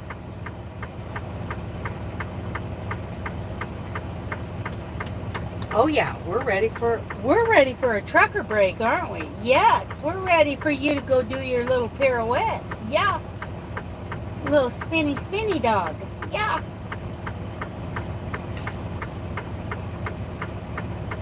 That sounds good, Nancy. My mom mixes up this rice mix. It's really good. It's very buttery. And she serves it with salmon that she has cooked in her mustard, mayonnaise, and dillweed sauce. Oh, so good. We had that twice while I was home. Okay, Tesla, don't roll forward like everybody else. It's fine. Don't allow any room for anyone behind us to get on the off-ramp.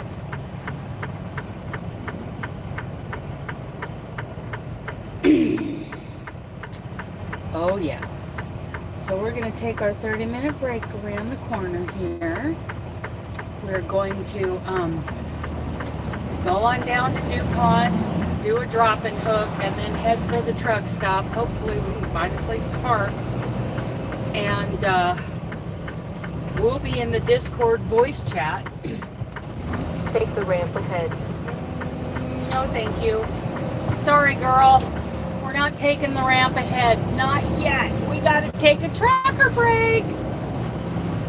Hey, I don't see a Taco Bell. Maybe it was the next. No, because the next exit is the Mustard Seed Deli truck stop. Never saw any In Taco 1/4 Bells mile, down there. Turn right on Valentine Avenue Southeast. Oh, sorry. Making you hungry? I know. I can hardly wait for the update. I think we're going to hear about it in the voice chat this afternoon over in Discord. We'll have to, those who aren't on Discord, who don't join us today, they're going to have to wait for her to upload something. Something. Of course, when she does, I'm going to share it out like crazy. Come on out, Freightliner. Okay. I see no Taco Bell nowhere. I see Chevron, and they don't have anything in there.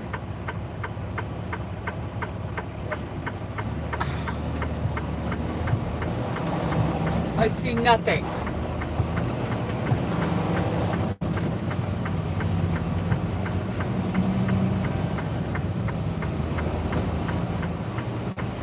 Oh, you know who else uses this drop yard? Market Express. Ha ha!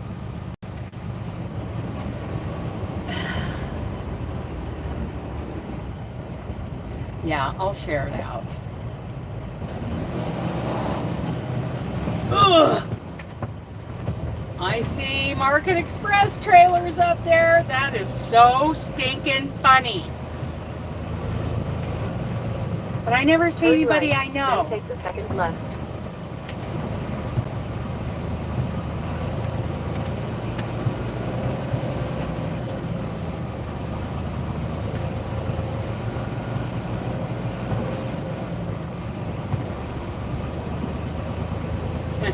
I see 3 Market Express trailers. Well, that's good. They don't have a bunch of trailers in here.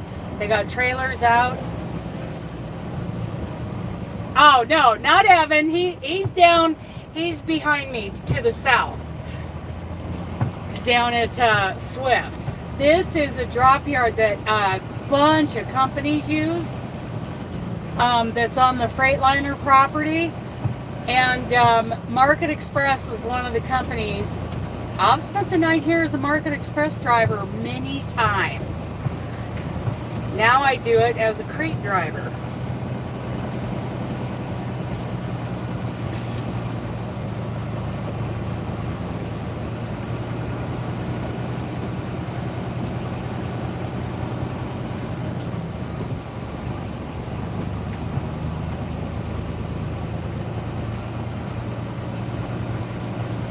At the end of the street, Here we turn go. left. Here we go now. Here we go now. Find those Crete trailers. I may just do a quick. I may not even shut off the truck. If there's not a pull through to get to the Crete area, I'm just going to pull around the corner, park it, throw on the hazards, and let the dog out. and say good afternoon to you guys. Turn Let's left. see. There is no way to turn left up here, you crazy, crazy GPS. Oh, look! A pull through in the Crete area. Turn left. Let's see if I can do this. Oh, it's tight. It's tight, you guys. Don't.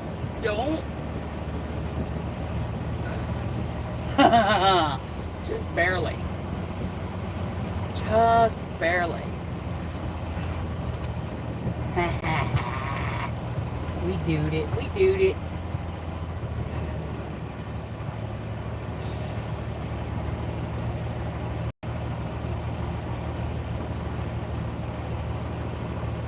Yeah. Yeah. That makes me happy. Okay, we're done, you guys. You held your breath. You gotta trust me. I'm pretty good at not hitting things. Okay, you guys. Hey, buddy. Hey, buddy. Yeah. We're going to take a break. Hopefully, I'll see you guys over on Discord this afternoon in the voice chat while we discuss Carrie's project. Okay? Okay, I love you guys. Bye.